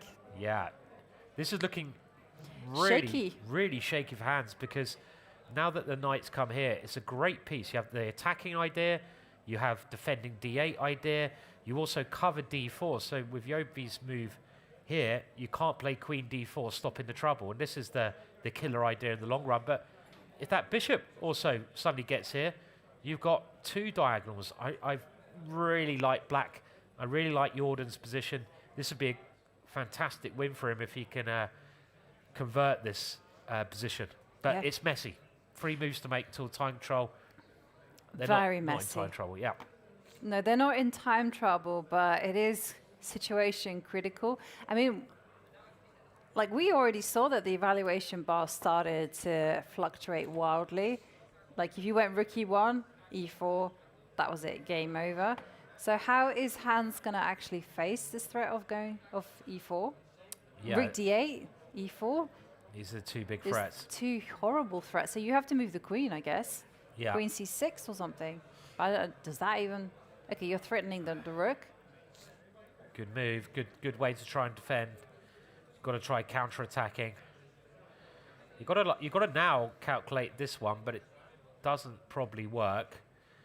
I mean, I don't see why I should give my rook with check, but you got to keep an eye on this one anyway. And let's say take the rook, king takes g7, because it's nearly mate, and there's not many defenses here, but I guess you have to throw in. You have to play something like this, no? You can also run away with the king. King c1. Can you run away? No, is the answer. It's going to be a repetition. Well, okay. But it was just the fallback option. Well, actually, you can play knight a3 and come back this way. That's not easy to see. Yeah. But you don't need to give the rook, of course. Why would you give the rook? If e4 doesn't win, you don't play it. You keep the rook. But you've got to put it somewhere. Let's put it on e8, for example, just to keep it defended. And I keep the ideas of e4. Now, again, evaluation says that Hans is okay here, but he's got to be so careful. Yeah, here. I mean, because you can't even stop the e-pawn with queen to e4, because then the bishop will come to g6. Look at that. Yeah. Gone wrong already. One slight mistake from Hans, and it just falls apart, the position. And that he's in a much more dangerous situation than Jordan here, with Jordan playing very aggressive chess. Can he just quickly look? Can he take on? No, he can't take on b4 at any time, because this leaves him vulnerable to bishop g6 checks and e4 as well.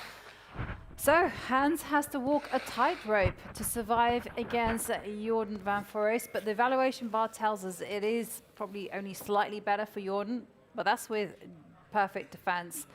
I mean, we're in endgames in Vincent Keymer against Vachier-Sindarov. I would say that Vincent is a touch better, but it's not so dramatic. And by the way, Gukesh is crashing through against Fedoseev. So maybe we can bring up the full board view and again take our pick of what exactly is happening. Yeah, so many endings, and you can always remember, look at your evaluation bar at the bottom to get a feel for who's doing well. And Giri and Bluebaum have the biggest swing in their favour, so they're both looking like they could well win their games. Keymer against Sindarov, just looking at the evaluation bar, seems fairly even. And Gukesh also looking in a good situation there. I reckon we can go to Erwin very quickly now, just to update Erwin's game. But then after that, I think we'll go back to Blueburn. We haven't seen that one for a while. So let's have a look at Erwin, because we've got lots of Erwin fans in the room. And he did play this knight d5 sacrifice, but Bibisara defended really well with his knight b8. h3 played, and now h5. Rook e2, just slowly building, like nothing's happened. Rook a4, got to watch out for the check. King b1, queen a5. And there is a checkmate threatened, so knight b3 occurred, attacking the queen, defending that, but now another pawn goes. Queen takes d5. It's a whole piece now, and Erwin hasn't managed to get many threats. Queen g3, the king just gets out of the line, and Erwin says, well, have some more wood. Rook takes e7, and king takes has happened, but it's a whole rook down now, and I don't believe it can surely be enough. This bishop has ways to get in, and White's pieces are just not active enough to get to the king here. The king seems pretty safe, so I think Erwin is in trouble there. Let's go back now to the other game, Mateus. Maybe we can just quickly peek in on Faustino. Sure. And Andy Woodward, because battle between the two teenagers, there's a lot on the line. Andy Woodward currently sharing the lead with Marc-Andrea Maurizzi. And here, Andy Woodward, this is the kind of position we've seen him win time and time again. He grabs the space with his pawns, his pieces follow through. He's always forcing his opponent on the defensive. And here, I think for Faustino, he's just that little bit cramped. Yeah.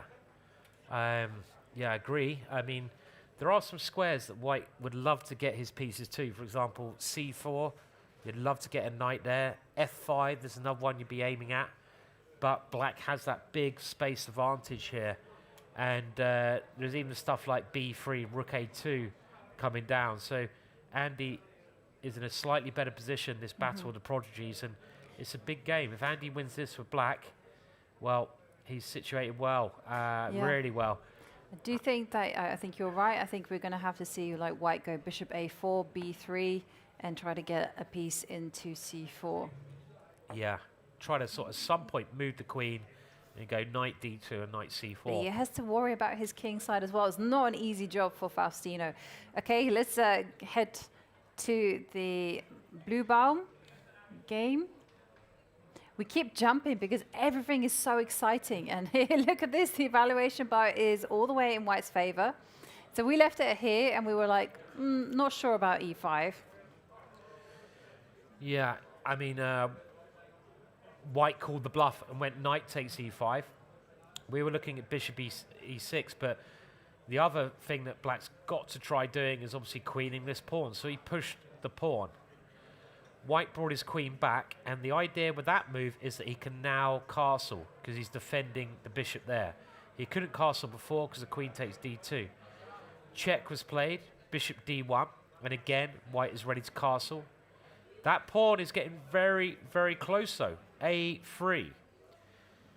White goes bishop c3. Attack the queen and try to cover that square. Worst case scenario, you should be able to give your bishop up for that pawn and still be doing okay. Queen to c1.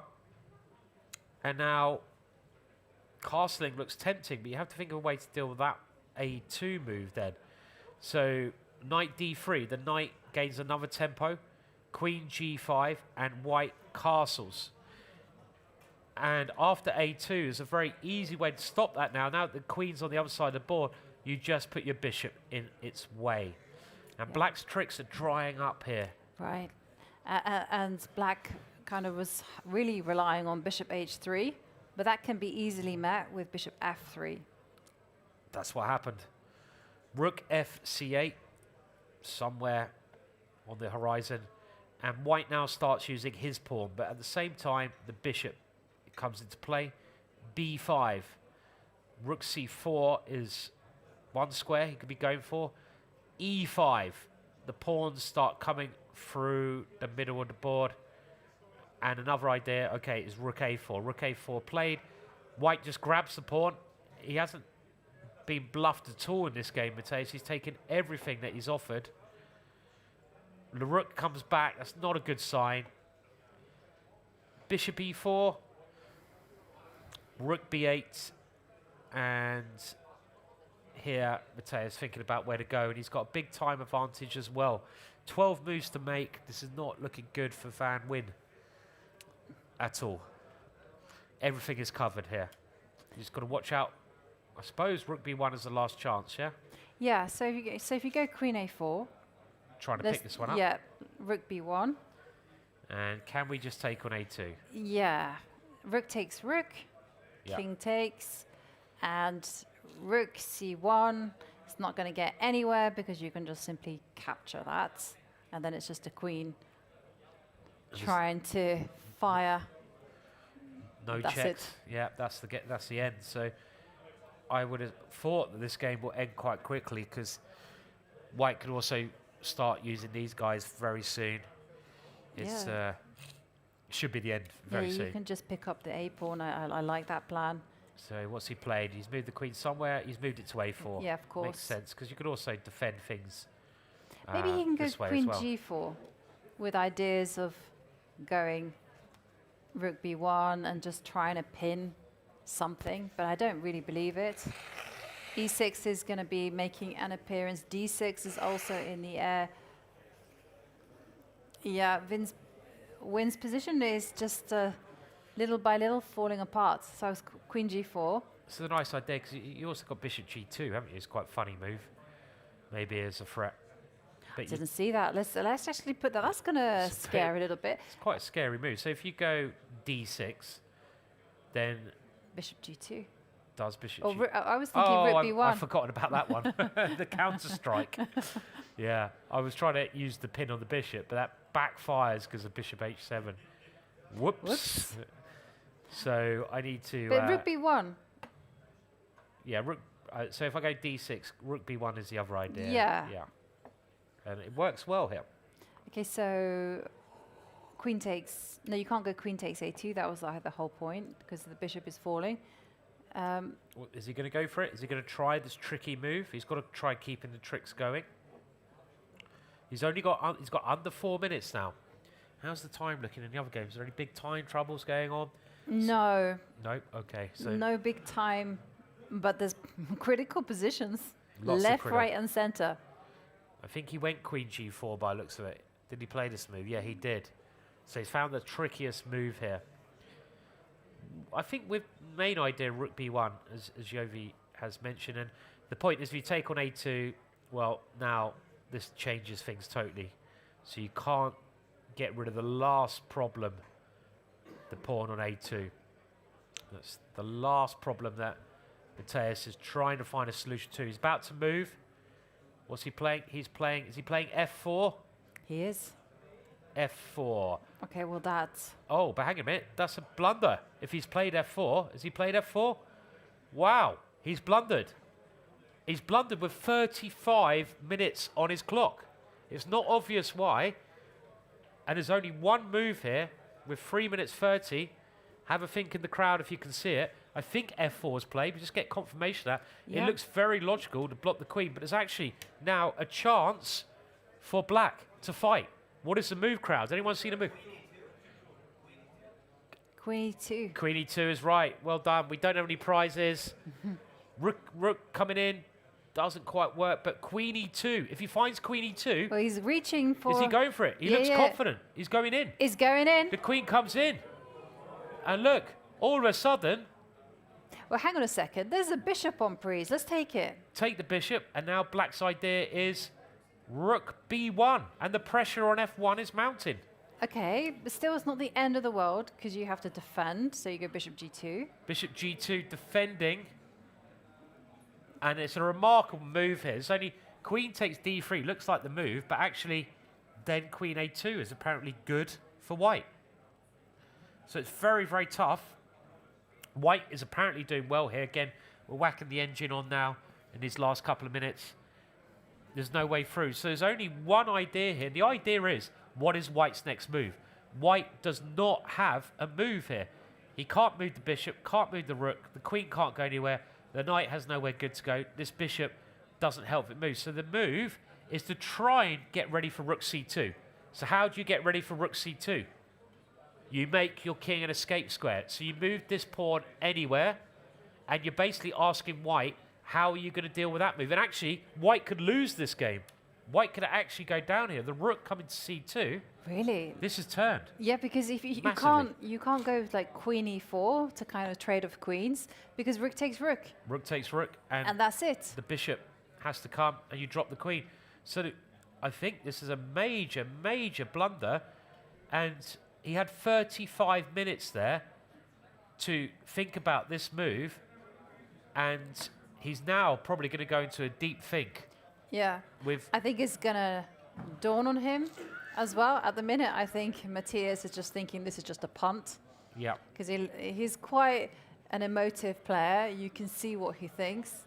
Definitely. And now, as soon as he realizes that pawn takes bishop is going to be met with rook to b1, and that black is going to get very active.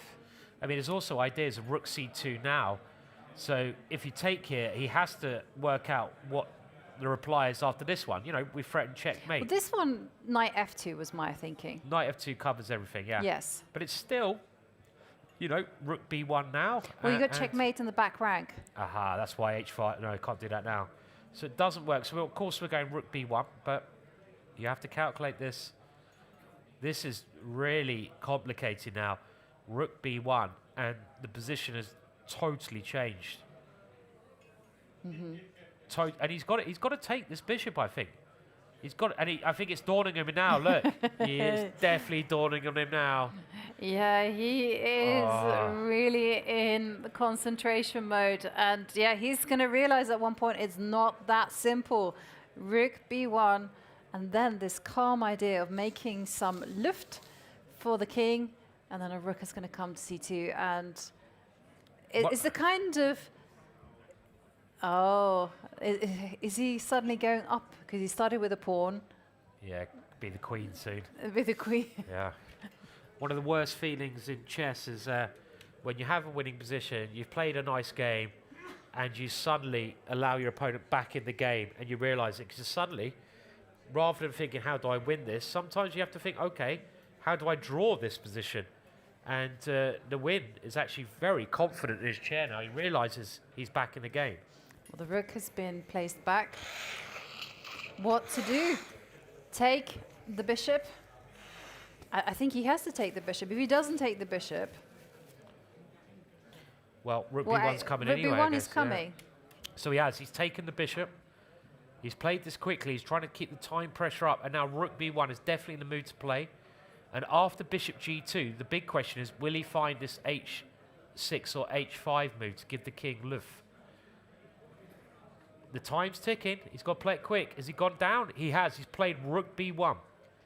Bishop g2 automatically. This was almost forced. But this is crafty. You can't take the knight. If you take the knight, you lose your major trump. This is not an easy move to find because there's a whole piece on pre. You can't take the knight. You're down to under 2.5 minutes. If you take the knight, queen a2, and white should win again then. And it's not that obvious, right? Because you're thinking queen takes knight, queen takes a2, some trades. Yeah, it's all about the back rank. You've got to give your back rank space. You've got to move the h-pawn. If you do that, all 3 results back on the cards. Will he find it? Will he find it? I think he'll find it. He's played very well in this competition. What do we reckon? What do we think? Is Will he find... He's only 2 minutes. Will he find it? Yes. Anyone think he'll go queen takes d3? We have It's queen so takes tempting, d3. though. No. You see, there's a knight on the board. h5 or h6, just either of these moves. Don't go g6 because the bishop's on that one. Give your king this square. He's down to 1 minute 30. He's looking at that side of the board. Jovanka's eyes. Is he? Was he? He hasn't seen it yet, I don't think. No, he's looking at queen takes d3. Oh, no. No, he plays there you h5. go. Oh. Wow. He Round plays of applause. h5. And now Oof. that is setting the cat amongst the pigeons because rook c2 is incoming. That's a big move. The rook coming down here. I don't think Matthias saw it. I think he was just calculating queen takes knight, queen takes a2, all is well for me. It's not now. So this is just a complete mess. Complete mess now. Because you've got this rook coming in. Right, and so like if you go knight f2. Yep. I mean, what next? Rook takes f1, rook c1 is incoming. And you've got the rook now coming to c1. Gosh. And this looks really good for black. I mean, like, is black not winning here? Because I've still got my little a pawn as well. Yeah. I don't see. And there's no way to bail out, right? There's no queen e8 with some perpetuals or anything like that. No. There's no draw. There's no draw here. So if you try to go solid, it looks very tough. Okay. What do you play? What do you play here? Okay, can you... Okay. Knight b4. Okay, our audience are helping out with some Stopping this suggestions. Oh no. Well, I think we do the same again. We've Rook got takes. As soon as your knight moves, I have the c1 square. So I could even play rook c1 straight away if I want to. Why not? I could take the rook first or do this. And there's no way to stop a disaster happening. So what do you play? What do you play? Now, rook c2, I guess that is the main threat, threatening checkmate. Okay, but can you then you've got do... knight f2. No, you don't have knight Okay, f2. can you do queen d7? Oh, you want it? No, it doesn't work. Okay, I guess Still you've got... going rook c2 rook because you don't c2. have the checks. Well, I was thinking queen to d8 check. And queen g for 5. Queen g5, very calm, but... It's not good enough. Wah, wah, wah. Yeah. Rook f1, I take h2 with mate. There you go. It's so difficult Amazing to how much handle. it's turned. So h5 on the board, but Matthias has a lot of time now. He can try to find a way out this. The evaluation bar is telling us that he is in an okay situation. Well, how does he defend it? Because let's actually consult the engine because we are not... It's not easy. It's not easy. We are not doing a good job here because I mean, do we have some other defensive moves? Okay, one. Okay, put your hand D6. up so we see where you're.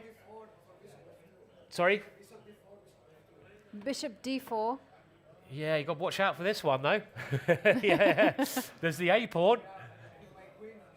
Okay, but let's see. I'm going to go... Yeah, we'll look at e6 in a minute. That looks like a good idea. This one is trying to bring the bishop around. It's a good idea. I've got choices. I can take on d3 now. I can play still rook here. Bishop here. You might be holding if rook c2. I can even think about going here and then going rook c2. So But you can also take the knight. Damn it. There you go. I like getting 3 rooks. Do that one. Because who wants a queen? Yeah, you don't want to. You don't want to take the knight. 3 Rook rooks. c2. And then rook c2. Yeah, very nice. And this is, well, you can try to bail out, but I think you're losing, right? Okay. Yeah, the pieces are so uncoordinated. But let's try e6. Yeah, e6 is a nice idea. e6 is trying to counterattack because now, if you move your rook, I can take it. At least I have perpetual. But if he has to go for a perpetual, he's going to be kicking himself because the last thing he wants in this position is a draw now. But maybe he has to really change his thinking. The point that this might be a perpetual, well, I don't know. Can I go rook c2? Let's look at this first. Rook c2. So, no, white is winning. I thought that white had to come in with a draw, but white, oh no, it's g7. I forgot about g7. That little bishop there. I forgot about the bishop. So white is now winning with, yeah, and the queen comes in and white gets there first. It's as simple as that. Let's show that. King takes, queen d7, and, well, you're taking here with power. So e6 looks like a very good try. So if e6, black cannot move the rook here. And you're threatening to take here, but I can move my king if you do so. So what if I now take the knight? Because last time you were taking on a2, which you might still have to play. But I will take your knight now. It's different now because obviously I've got ideas this rook coming in. E takes f7, are you just, you're going to ignore that? I'm going to move my king somewhere. I don't know where. King f8, and yeah. There's no checks there. No checks. And if you get something like queen a2, what's happening here? In this position. This is the way to play, isn't it? So well, now you can take on f1, right? And then come down rook. Yeah, let's have a look at that.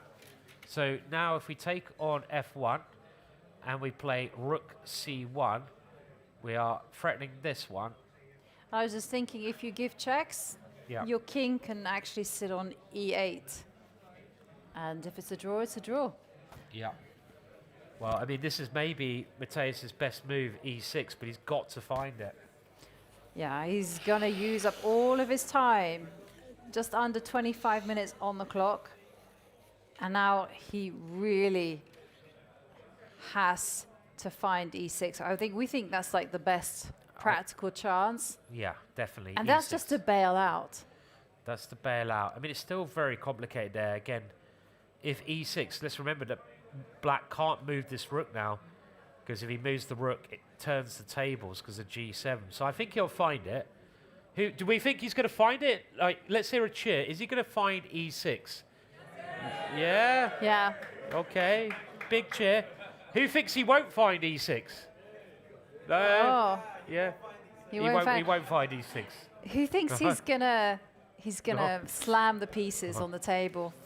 What do you think? Well, if he loses... No, because he does this. Like, when he understands that things are slipped away, that they're not happy, he really shows the world. So you expect a table slam. Yeah. We haven't had a table slam yet, have we? Well, we've had from him. Right. But, okay. Yeah. I suspect that Matthias is now going to burn a lot of time. Yeah. Just working out everything. And he's going to get more and more frustrated. Yeah. But maybe we check in on our full board view, because stuff is happening elsewhere. And Gukesh, it's okay. Maybe we go to Gukesh right now, because the evaluation bar just went all the way in black's favor. It was after this move. White's just played knight d1 takes a c3. Maybe we can quickly backtrack.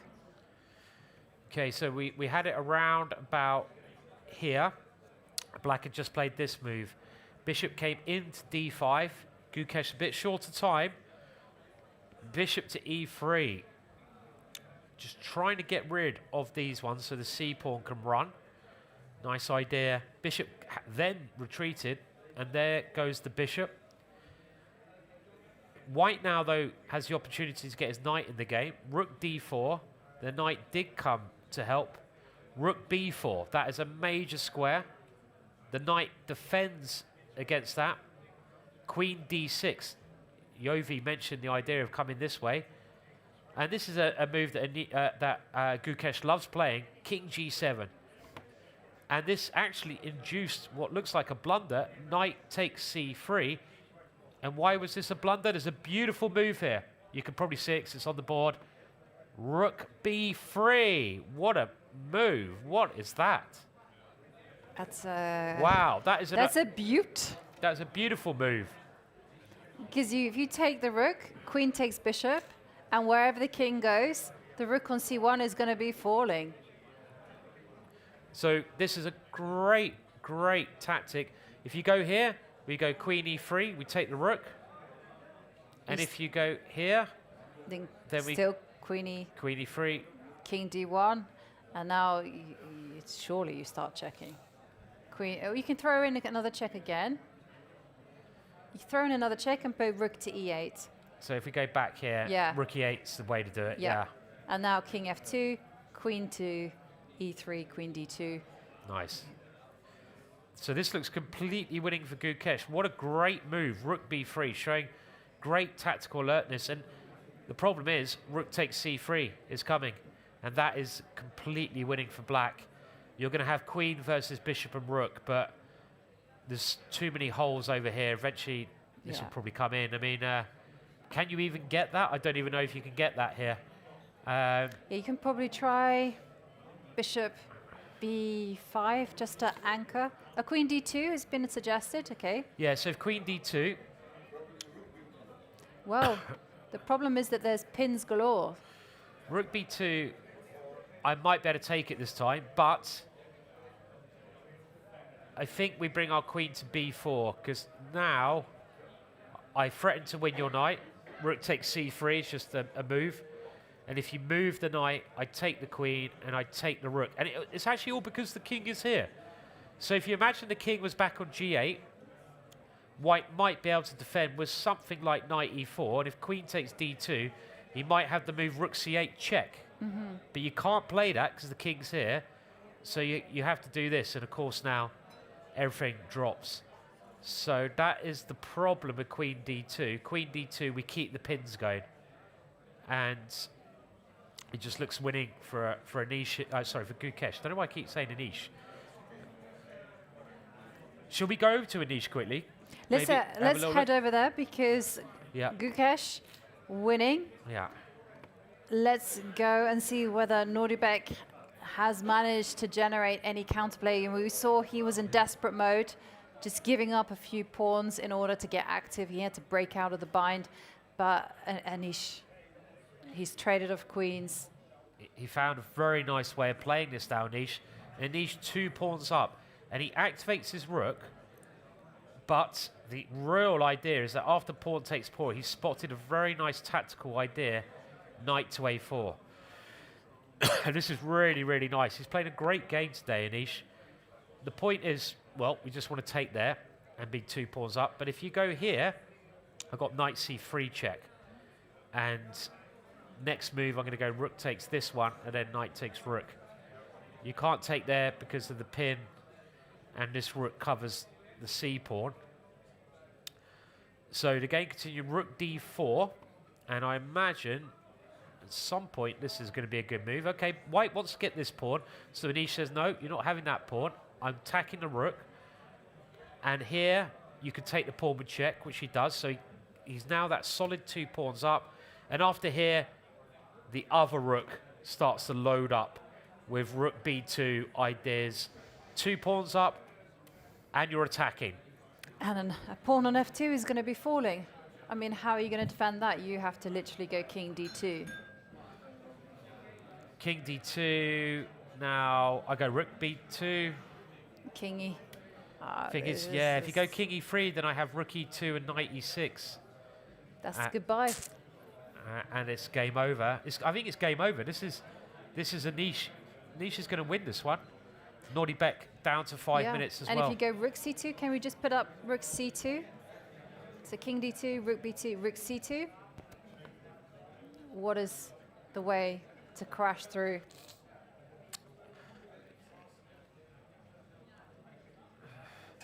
I think we can also ask the audience here. Black to play in. What's the best way for black to win here? So we just see if it's black to play. Sorry, king f6 is probably a good move, but there's a crashing move here. There's a move that actually knight d3, maybe. Sorry. Yeah, I heard e3 at the back. Well done. e3 at the front as well. e3. And that is actually the crushing move, because you can't take your king. So take here. If you take with your pawn, your defense is dragged too far apart with f2. The only last chance you've got is rook f4. And after rook f4, there's many ways to do it. But actually, just knight e4 is probably one nice way to win, because you can't take that one. And it should be an easy win here. Right. Well, the king has to let go of his protection of the rook at some point. It's a beautiful, so it beautiful finish. Looked like Bluebone did play e6. Is He that right? did. Okay. He did. And maybe we switched there because Van Wyn had to make a quick decision, and he did take on d3. So he found the right line. So Bluebone fighting hard. And now queen takes d3. They're both now playing very accurately. It's just this f4 move. Where's he gone with the queen? I thought, what do we think he had to play here? He had many options. Where did he go? This looked like an idea. Where did he move? It looked like the queen went the other way. He banged that clock really hard, like an enemy there. Smacked that clock. He's not happy, but he went queen a7. Oh, look at the evaluation. Oh, wow. He's blundered again. He's blundered with 16 minutes. He's got to slow down. What is the move, though? There's only one good move, because this is a major threat. Checkmate. It looks like a good idea, queen a7. What did black play? Black also made a mistake. There's only one move. It's actually really hard to find, and it is queen g6. I don't think that's a normal move. Instead, with no time on the clock, rook takes a1 played. And this is trying to go just queen b1 check. And it's allowing queen takes f7, queen takes h5, and that is going to be a repetition. Yeah, and I think it will have to be a draw now. And also, you get rid of this dangerous bishop, right? That bishop was threatening checkmate, so you just eliminate that one. This is a good move to make with no time on the clock. Rook takes here. So there's two options. Yovi mentioned this one and this one. You can't really block with your queen, because you need to have queen b1. So you can't block. So this is one way the game could end. The other way is white tries to take on a1, but now this is the reason you couldn't swap queens. Black needs to have queen here. Well, still king f2. King f2. Wow. That is calm, right?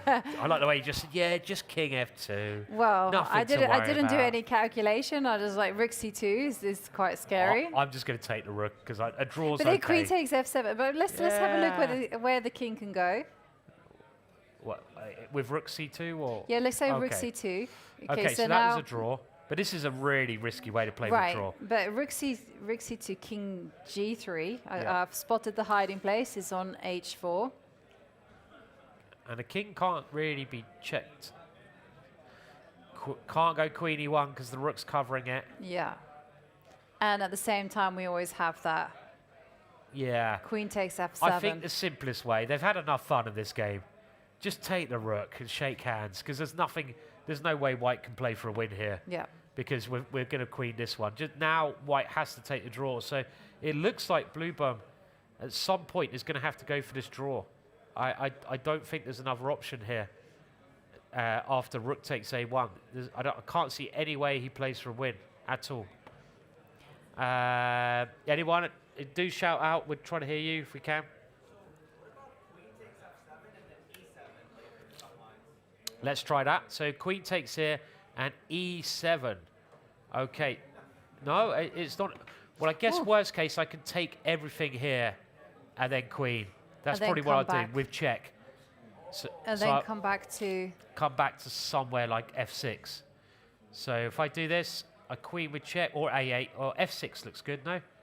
Yeah, somehow if you could get your queen to e8, then you cover you've got this all... one, sorry. Yeah. Okay, so I've got to find the right square. Or I go for checkmate now. Yeah, go for checkmate. Because now you don't have much defense. Now we go in. Yeah.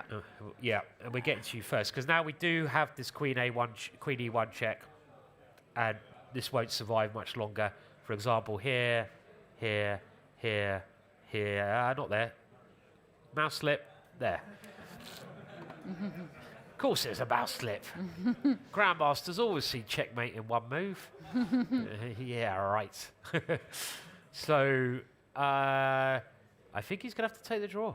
I don't see anything else. So we can maybe see if there's loads of action going on. Is there anywhere else we can go? I mean, he's still thinking, so we can go to another board if there's still... You want to go to Jordan? Okay, let's check in on Jordan. They actually have passed move 40, so there's no time pressure whatsoever, but still very complicated position. Okay, so we had queen b7, rook d8, and Jordan looked to be doing well here. Rook takes, knight takes. There's this big issue with b2. Queen comes back to g2. Knight c6, c5, e4. Hello, got an idea. And the knight has to move, covering b2. Queen sneaks in to d4. It's a good active square. Queen f2, and it's move 43 here. And again, this is one of those positions you just rule out the evaluation bar because it's so sharp. It is so sharp. I mean, Hans is 2 pawns up, but his king is very, very exposed here. And you have queen c5 simply, can't be bad. You have, I wanted to make this work, but there's no, at some point, but I can't make that work. I wanted to even go here and make this work, but maybe a bit too much. What's White's plan? Oh, is White's plan bishop c4? Actually, Maybe, that's pretty dangerous, right? Bishop c4 with queen f8. So Hans has got his own idea. Nicely spotted. Yeah. Bishop c4. Although you do have queen takes g7 again as the bailout. Yeah. But then everything comes off, and I don't know. It's going to be Hans the only one that's pressing. So maybe you need to stop bishop c4. Yeah. How to stop it? Well, queen takes c5 covers c8, f8. So should I take this one just so I stop ideas of here? It doesn't stop bishop c4. Okay, what's he playing? What is he going for? Is he grabbing the pawn? I don't know. It looks like he's adjusting his hair there. No, it looks like he's picking the knight. Okay, he's centralized that. So I think this is a nice choice. Yep. Improving a worst placed piece. Ideas. Knight, yeah, like you say, knight d3 in the air. And also, yeah, as you say, covering bishop c4. So bishop c4 now, at least you can go knight takes. So Hans very quickly plays c6. Clever move, because that pawn was a goner anyway, so he wants to distract the knight away. You don't have to take it, but he has now gone back and taken it. And now bishop c4, clearly Hans's idea. Trying to break through this way. So if you go bishop c4... Knight e5, queen takes... What about queen takes g7? Although I'm not sure about this. I feel like white is the one that is better once all the pieces come off and we're in that pure knight endgame. Yeah, this ending, I think Jordan has to be a little bit careful because you're playing against this outside pawn and the king is very quick to come into the center, so... Yeah, I guess black is okay, but it's going to be most likely a draw. But okay, yeah, I don't know. I didn't think I would even want to touch that one because the white king is going to be very quick to move to the middle and start attacking the queen side pawns and the knight. So, I mean, again, this is a position where all 3 results are possible. So probably you don't want to go queen takes g7. You need to go back, knight e5. So let's say you go back here, so your knight can take. And now after bishop takes, we take the knight. And I don't think Jordan should really be in any danger because the white king is always under a lot of pressure. I know the black king is, but the black king is kind of like using your opponent's pawn to block it. The checks is a good strategy. H5, h6. Yep, sure, yeah. Yeah, let's go for it. H5. And the reason I don't think Jordan's ever in danger, because he just seems like he's going to have enough checks, but that's playing for a draw. I don't know if he can play for a win here easily. Yeah, h6 is nice. Now if I take this one, let's get greedy, because that is an annoying pawn. Yeah. Let's take it. Equal on material now. And Knight and queen's so complicated. So complicated. So well, complex. we don't have to wait long because Hans He moved his moves bishop out. his bishop out. Bishop to c4. Yeah. Okay. So these two have made the time control. Maybe we're going to be expecting Jordan to put his knight back into e5. He does have a little bit of pressure, but Prague is in big trouble against young Adomush. He has the worst of this endgame. He's a pawn down, and White has an outside a-pawn.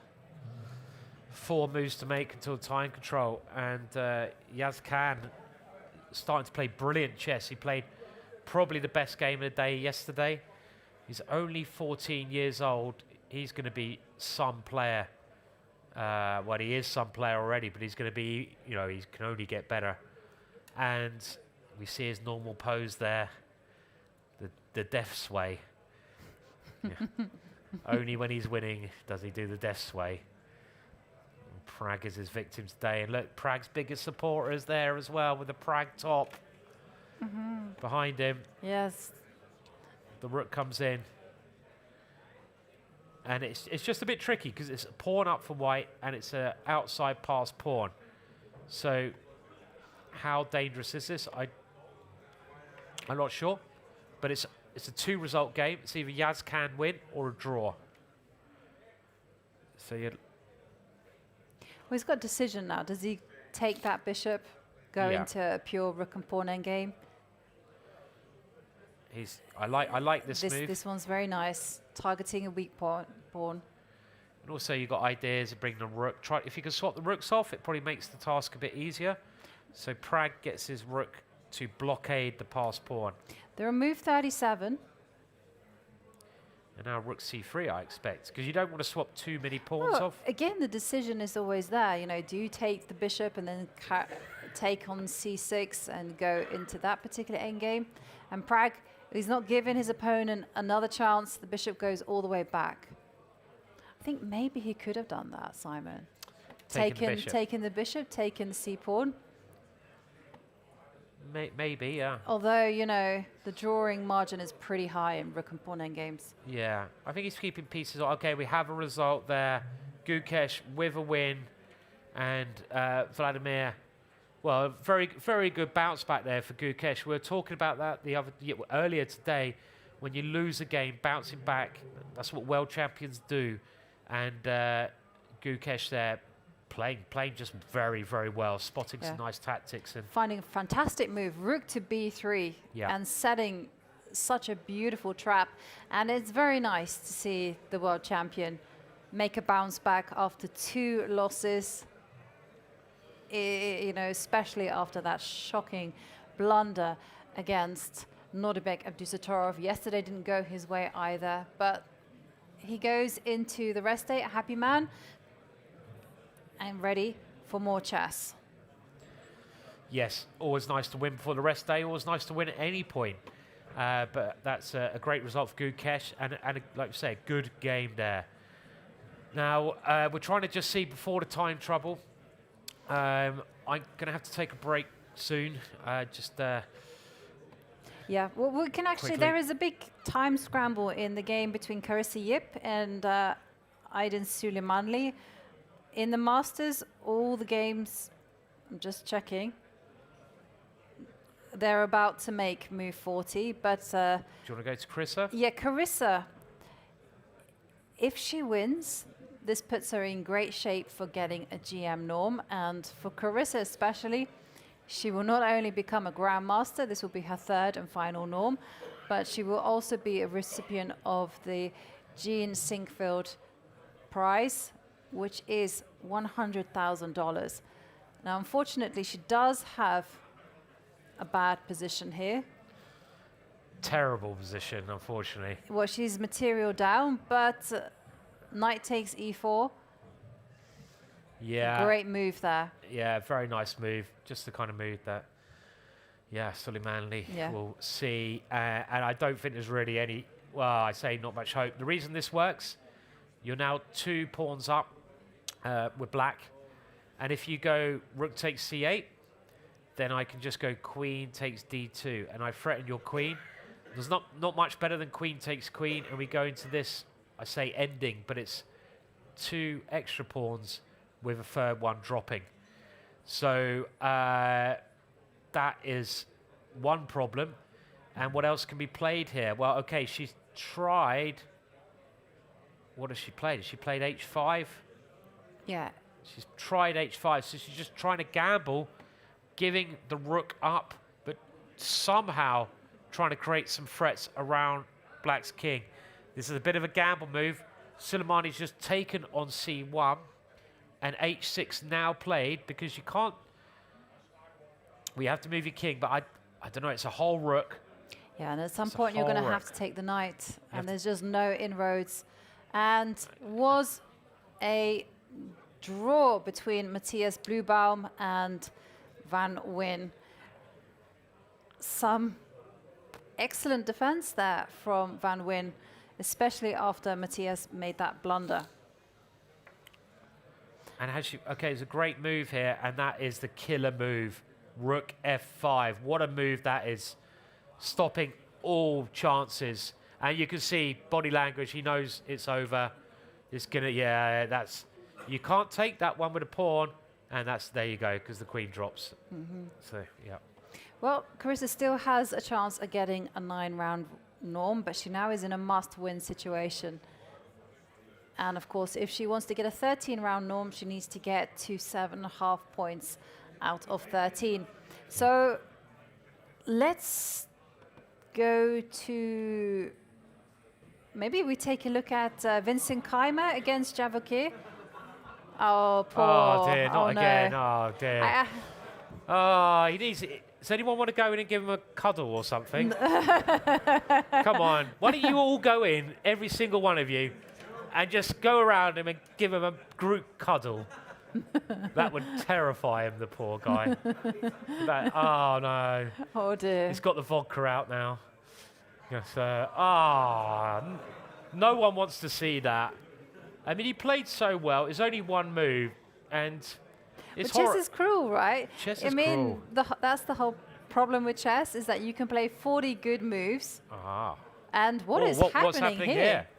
Do we have drama? Has Ivanchuk lost on time?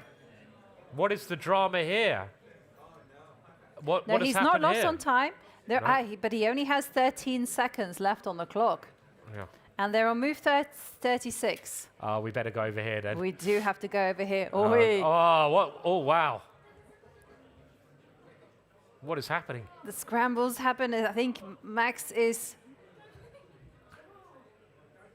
well, it was a race against the clock, but in the end, Ivanchuk wins. We were too slow with the demo board. And there we go. Yeah. Max losing. It was a bad position, and Chucky just had to make move 40 there. So, and he did. He made move 40. He did. But and well, that puts Ivanchuk in the chasing pack for first place. And listen, whilst things are... Everyone has, again, I've just checked, everyone has made the time control. Things are looking great for Andy Woodward as he plays black against Faustino. But maybe we check in on Vincent Keymer against Vachier, because it's a double rook endgame. Okay. And this one looks like it is better for white. White's pawns are a little bit more mobile. Maybe we just do a little bit of a status update here. And now that everyone has passed move 40, we can take a little bit of a breather. Okay, I think we should, now that everyone has made move 40, it's the perfect time for everyone to refuel, get yourselves a cup of tea, a cup of coffee, grab yourself some popcorn, because there's more fun to come as we go on a break. See you in a few minutes.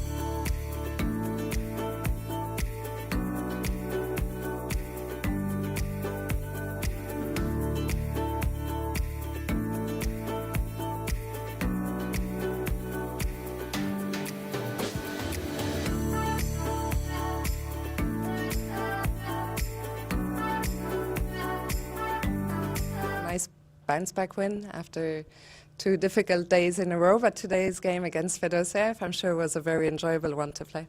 Yeah, for sure. He's a very interesting player, and we got an interesting game. So. A very interesting game. We're going to jump straight into it. Sure, I mean, he probably, the whole plan with knight h4 f3 was wrong, but here's where the chaos started. And so basically, like,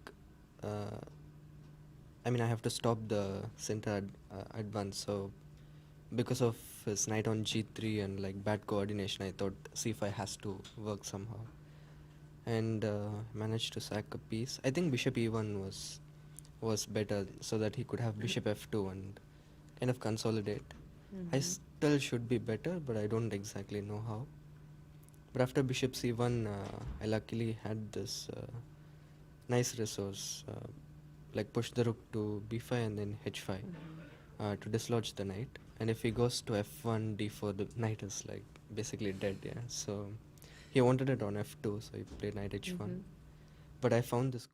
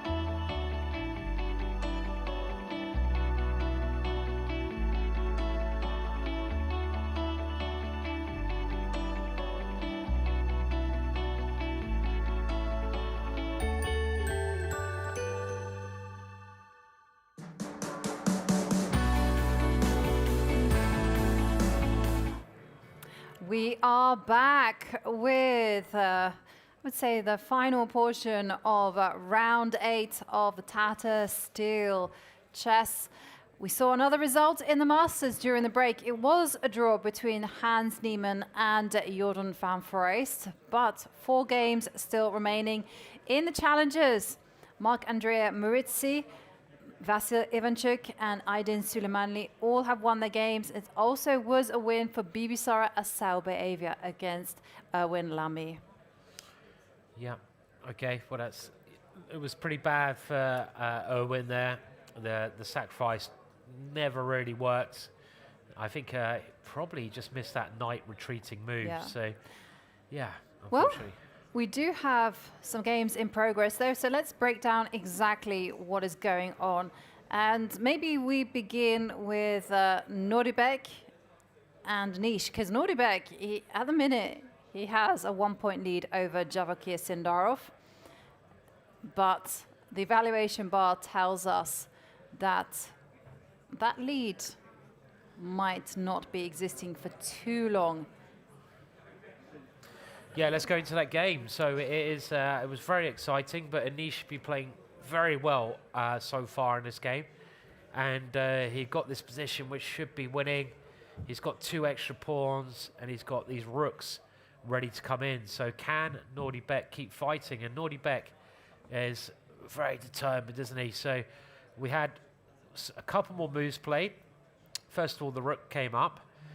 And now just the calm king f6. I think someone in the audience mentioned this move. And this is a nice way to, again, keep that knight trapped. It's a really nice move, actually, because that knight was trying to maybe get back in via f5 and e3. But we stopped that.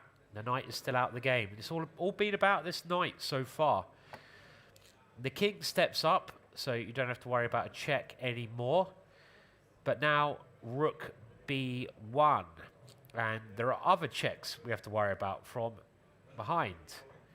Rook comes to d2, and Anish is now thinking about how to put the ball in the back of the net. And in actual fact, we can see by the red bar, this is a new feature, by the red sort of square around the board, that means there's only one move. So that means in this position, there's only one move for Anish that keeps a big advantage, which is quite surprising because he's 2 pawns up. So Nodirbek's done a great job just to get to this situation. I mean, he's played some very clever moves in what was a difficult game. It's interesting, right? Yeah. Because there's obviously a threat against the knight. Yep. So you have to defend that. I think it's very natural to kind of go rook c1. Check. Definitely. Yeah, rook c1 looks completely natural. And there'll only be one move here as well, because if you go king... Yeah, and everyone there just giving a sharp intake, because rook c1 literally looks like a very nice move. That's right. You can't go king here, because rook d7. Yep. And you start winning all the rooks.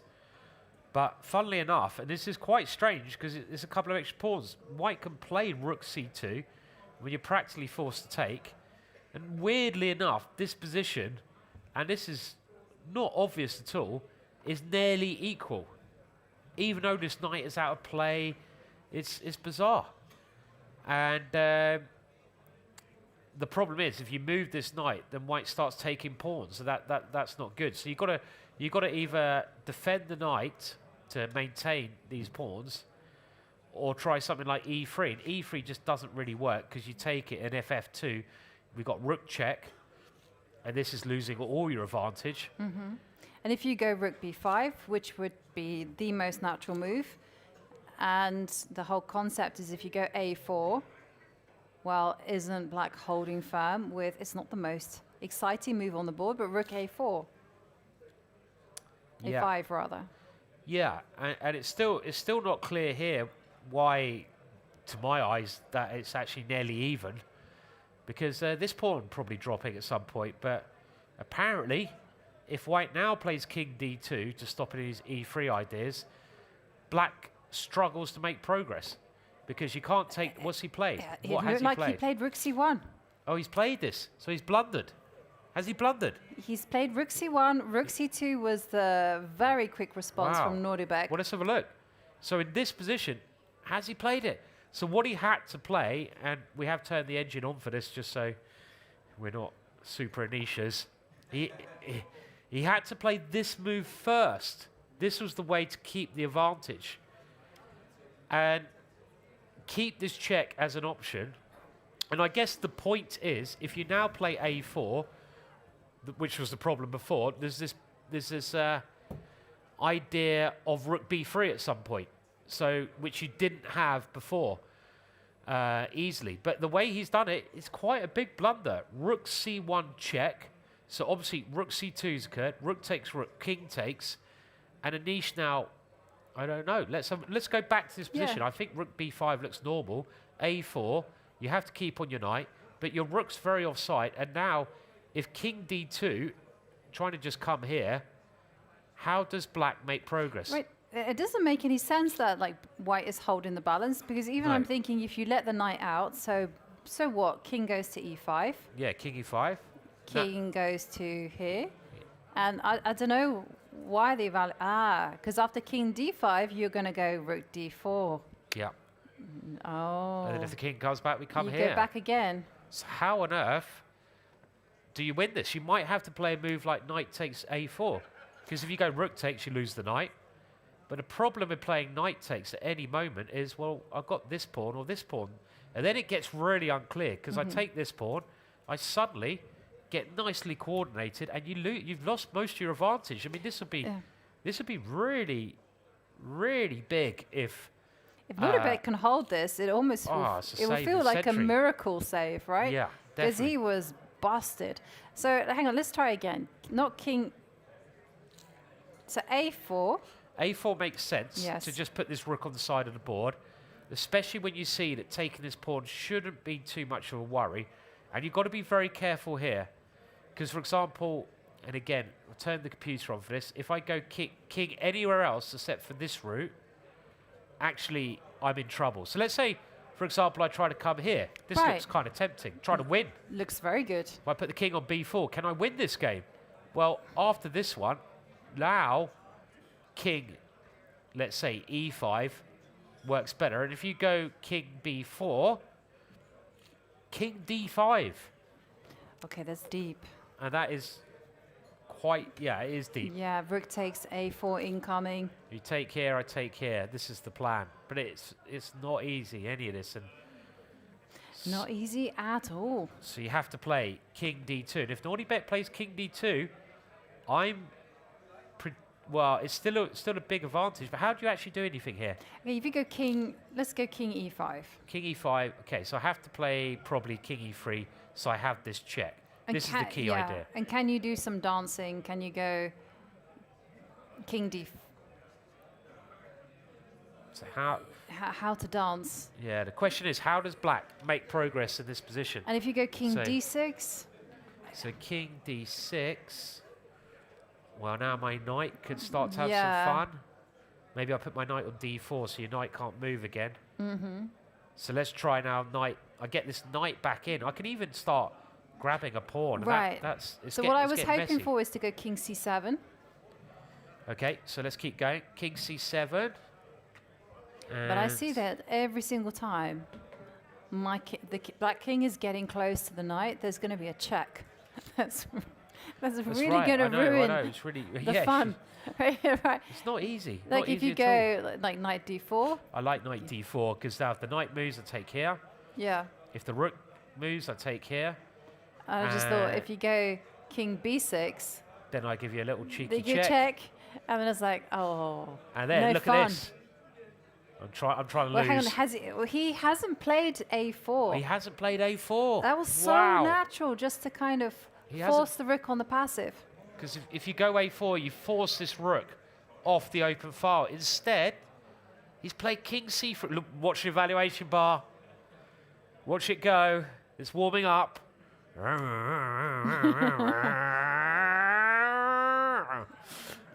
Anish is winning again.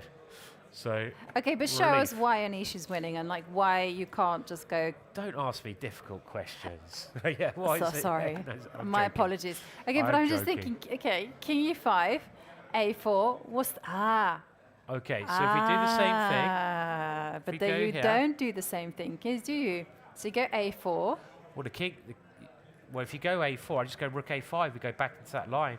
King B4, King D5. Yes. And if you try to use your knight, this is the only other thing you could do.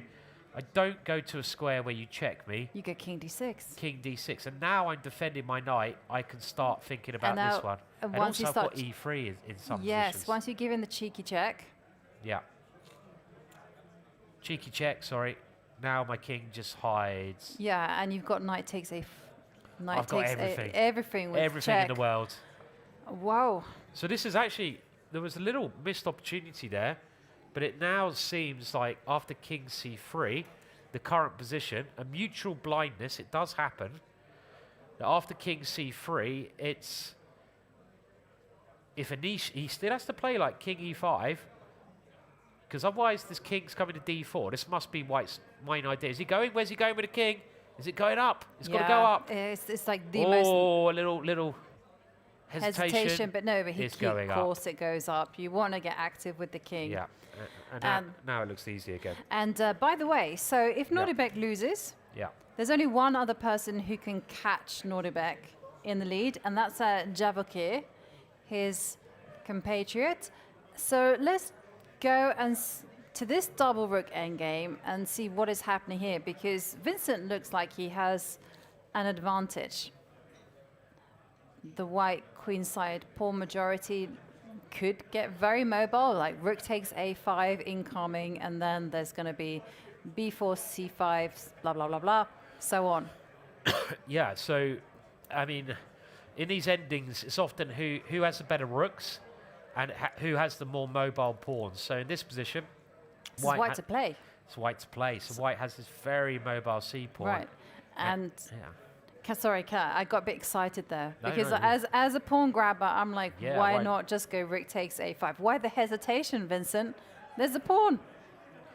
Well, let's have a look. So if we grab the pawn, Vincent's dressed very smartly today. He's got his waistcoat on. Yes.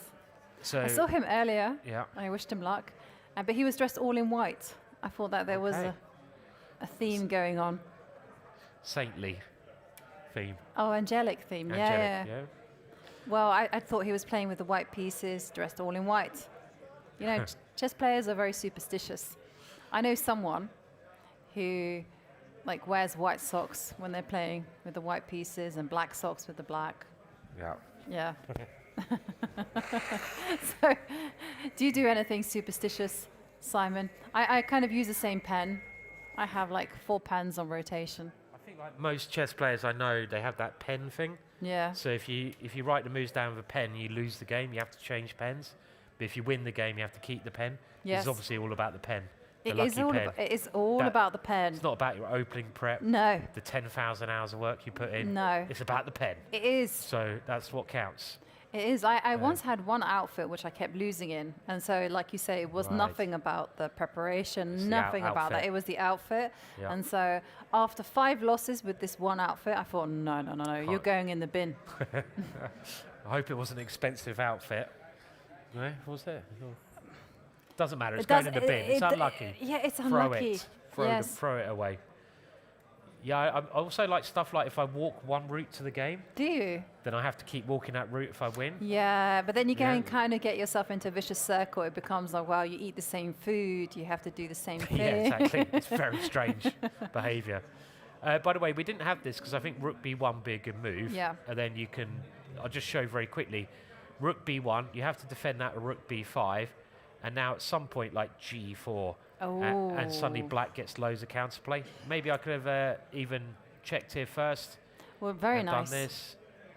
This is not so clear because king g3 No, though. but your G4 immediately looked very, very good. dangerous. But okay, Let's see what happens. it was the reason why Vincent didn't snap off the pawn on a5. Instead, he just advances his king, and Sindarov gives a check. Sorry? Rook H4. You could do. What's the idea behind that one? Because your rook I'd is very stop- active here. To stop the king advancing, I think. To stop the king advancing. Yeah, but then I'm going to take on A5. And you don't have rook B1 anymore. I think you need to keep the rook active on the back rank. I mean, you could try this one. The idea of going G4. Still worth a punt. But as soon as you go G4, I've got rook takes E5. So for example, here G4, and now rook takes. Oh. No, I don't. I don't have that. Do you not have that? Because the rook takes pawn. Ah, but it's a lot of. Yes. Maybe this one works though. Yes. Just. Yes, and the 3 pawns. Are going to march. Nothing can stop them. So I think keep the rook as active as possible here. I think that should stay there. Okay, we have. Oh, we have a result. Okay, so did Prague hold that one? Okay, maybe we can check in on that one and just kind of show everyone exactly what went down. So yes, it was a draw. Didn't Karpov? I heard a story about Karpov. I don't know if it's true, but didn't Karpov? He didn't wash his hair until he lost the game, and he was so good that he kept. That's why his hair was a bit like greasy. Like a fish. That's what Korchnoi said. Korchnoi is like a fish. He looks His like name, a fish. His name means fish. Yeah, have you seen that interview? Because Yes, I Korchnoi did. hated him. Absolutely, And with he's like, every he's like fiber. a fish. He looks like a fish. Yeah. Because he never, his hair was like quite greasy and he never washed his hair. So. Yeah, a bit of a bad reputation. I know some chess players, they didn't have a wash until they lost the game. We're not selling it to the newcomers, right? Someone's really eager to play chess, like, yeah, it's going to be my first over-the-board event. And then people Bit don't smelly. wash. People a bit smelly. No, we can't say that. Well, they don't wash. They're as cool as our audience. Yep. And you guys are seriously cool. Yeah. To the cool audience. Yes. And right, where are we going? Prague. Where Yeah, let's just quickly recap Okay. like how that game ended in a draw. Right. Okay. So Prague was definitely pushing for the win because he's a pawn up. But where were we? We were around about here, and well, we had Prague get his rook blockading that pawn. We saw this already. I thought that White could try to get the king to b3. That was one idea you could try to do here. And then, you know, if you can move this pawn at all, you're going to make loads of progress. And also, if you get your king to b2, then the rook can move as well. But instead, White tried to do the same idea with a knight. So bishop e6, and you kick the rook away. I quite like the knight on e3. That's a nice central square. Rook a5, and now the knight came back. So maybe this was the way to play, but it does seem like it's quite hard to make progress. The bishop finds a great square on d5, nice central square. King defends the pawn, and now Prague uses his king. And yeah, it's just very hard to mobilize the pawn. It's very, very hard. And after this exchange, well, they go into a rook ending. But, well, I mean, White offered a draw here, which is a little bit surprising because you got the extra pawn. You can play on a little bit. But I see the problem though, right? Yeah. The problem is that the white king can never approach without losing contact with the g pawn. Yeah. And yeah. Yeah, you know, even if you get your pawns to c7. Yeah. It's still, you know, black is simply going to be hiding the king away, and everything is very rock solid. So maybe we can just quickly show that, although. Okay, so if so, black's going to wait, and it's very hard for white to make progress. I mean, these guys, they know their endings really well. I mean, I would play the song because I don't really understand it. I'll just play it on. I'll see the extra pawn. Yeah, but I think this one was a draw because I do think that maybe we might be seeing a result in Nodirbek against Pragnanan. Yeah. That's not Nodirbek. Yeah, this one's not so Pragnanan, interesting. Anish. Let's go to let's go to. Let's not Anish, dive that's his into name. the. Yeah. I was almost called in Prague as well. I know. It's He needs to get that mixed them up at time. this time of day.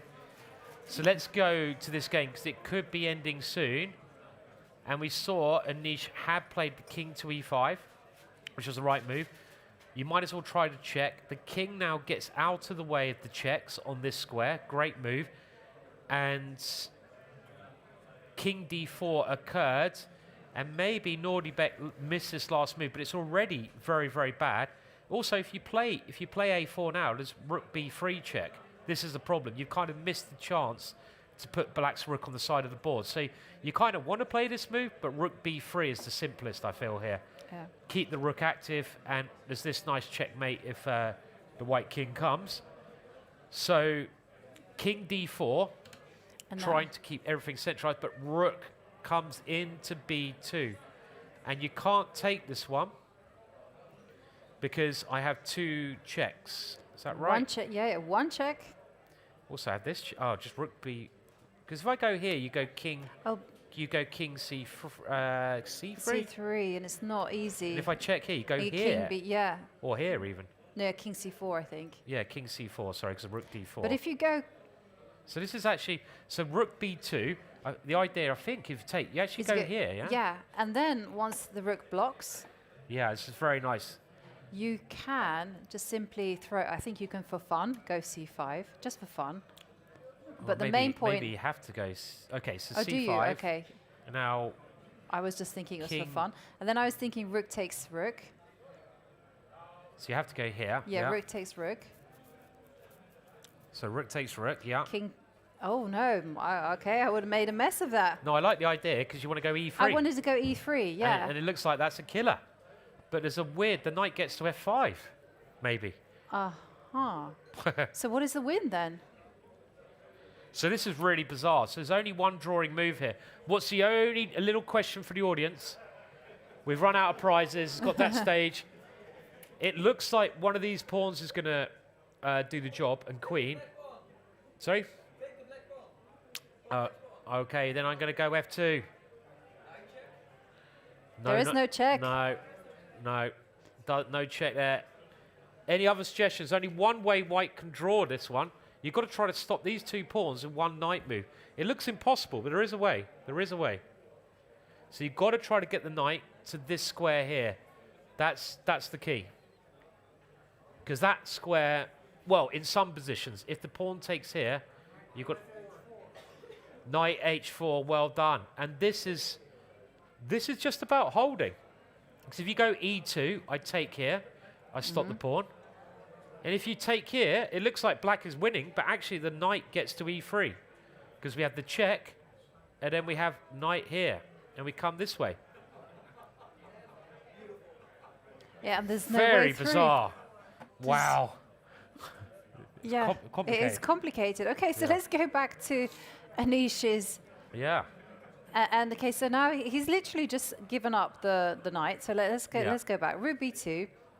Rook takes knight. So if you can't take the knight, I think we agreed that it's basically game over. Because black's just going to start taking things. So maybe so you have might to try as well. this. Yeah, you're losing anyway. You might as well. Might as well. Okay, so now rook we b4. saw with rook d2, that's just a draw because you go king c3.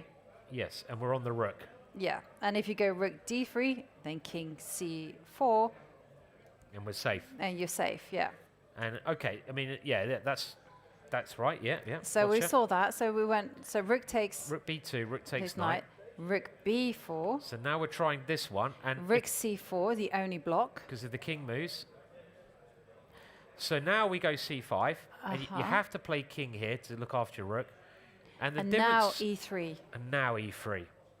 Because the difference is, if you go, and this is really hard to see. If you go rook takes rook, I take with check. If you go here, I just go f2. You can't get back. So you have to try knight h4 again, right? Yeah. It's the only try, like before. Yes. Imagine the rook's on the board. But now. I guess you step up with the king. No. No, you can't step up with the king. No, what am I talking about? You can step up. No, but knight. Oh, you go king to d. Maybe king d5. d5. Yeah. Not easy. Oh, you get that extra tempo. Oh my God, this is like a study. It is a study. Let's put it up on the board. Maybe now you this go is king the only d5. Because again, if we take on f2, the knight gets to e3. And then...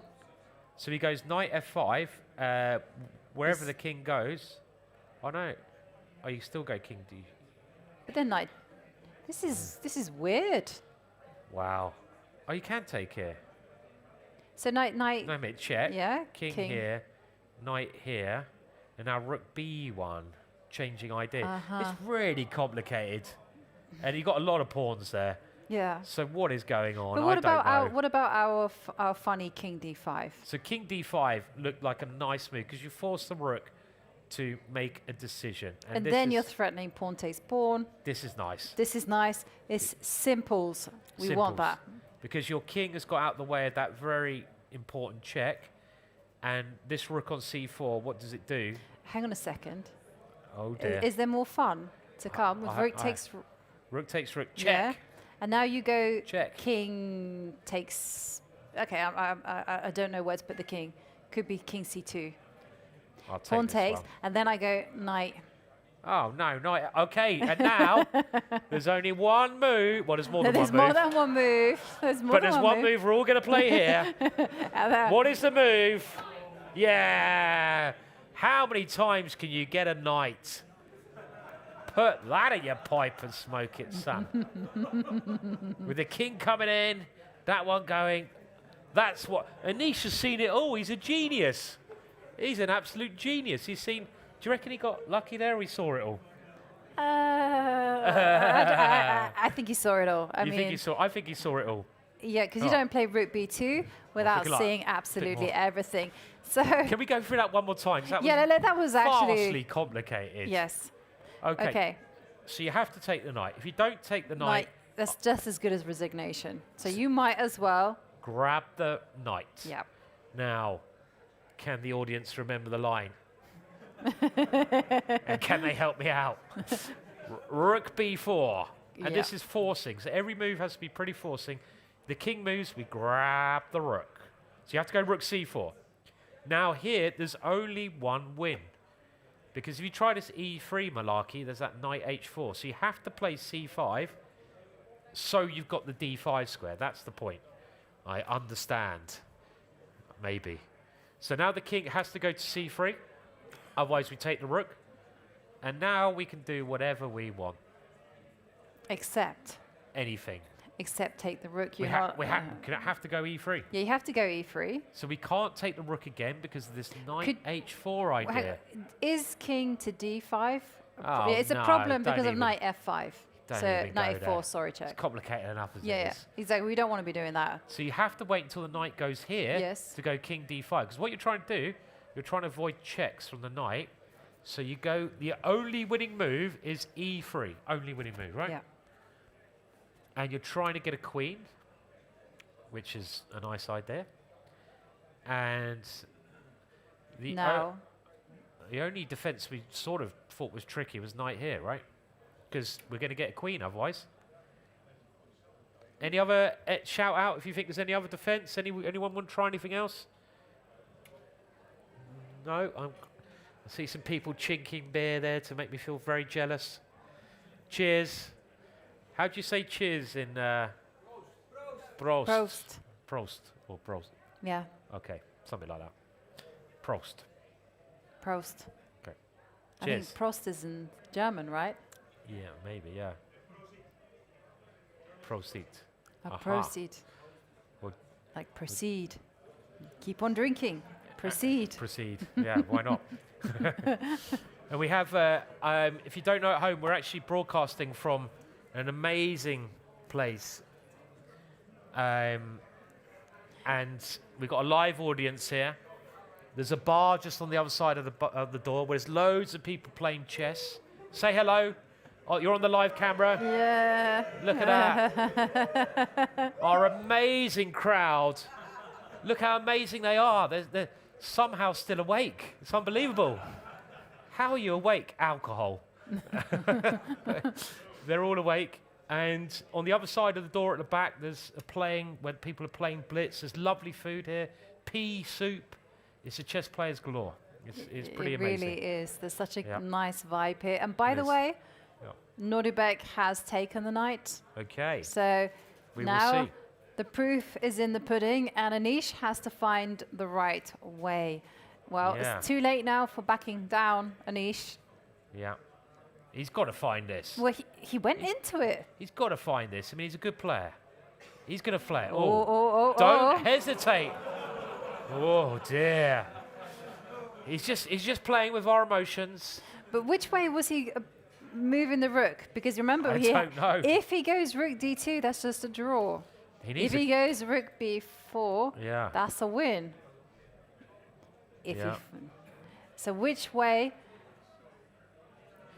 Well, I mean, has he worked this all out? Is he double checking, or is he like, Uh-oh. uh-oh? Missed that. Uh-oh. No, he hasn't missed it. He's seen it. He's just double checking. He's making sure it's all okay. Have you ever done that? Have you ever blundered a piece and kind of like just suddenly realized and then gone, oh, it's okay? No, I've never blundered a piece in my life. Never blundered a piece. Never, ever. Ever. Ever, not once. And Pinocchio over here. Unfortunately, I tend to do it a bit too regularly now, you know. It seems Oh, to be gosh. like, yeah, I'm just a blunderer nowadays. So, age. So Anish has got to play rook b4. So last time, we're going for it one more time. Okay, let's have a little vote. Is Anish gonna find that whole sequence and play a beautiful, beautiful game? Who has Yeah, okay. Very, very confident crowd here. Who thinks Anish is gonna absolutely bottle it and throw it away? Oh! We had some cheers. Sacrilege there. We did. Are you Dutch as well? No? Okay, yeah. Wow. Well, I think he'll find it. So the winning idea, has he done it? He's played rook before. Okay. Step one. Step one done. Done. Look at that. Yeah. but remember, he still has to find the He has to continuation. the There's some danger along the way. So it has to go rook c4. Yeah, it has to go rook c4, only move. So Now Nodirbek can't even c5. think about this. So the winning idea is c5 and e3, and then king d5. Yeah. By the way, big result in the challenges. So we Is that right? saw a win for Andy Woodward as he played black against Faustino Oro. And that means that we still have a two-way tie between Andy Woodward and Marc-Andrea Morizzi. Yes. Okay, so Anish now has got to play. Wake up, Anish.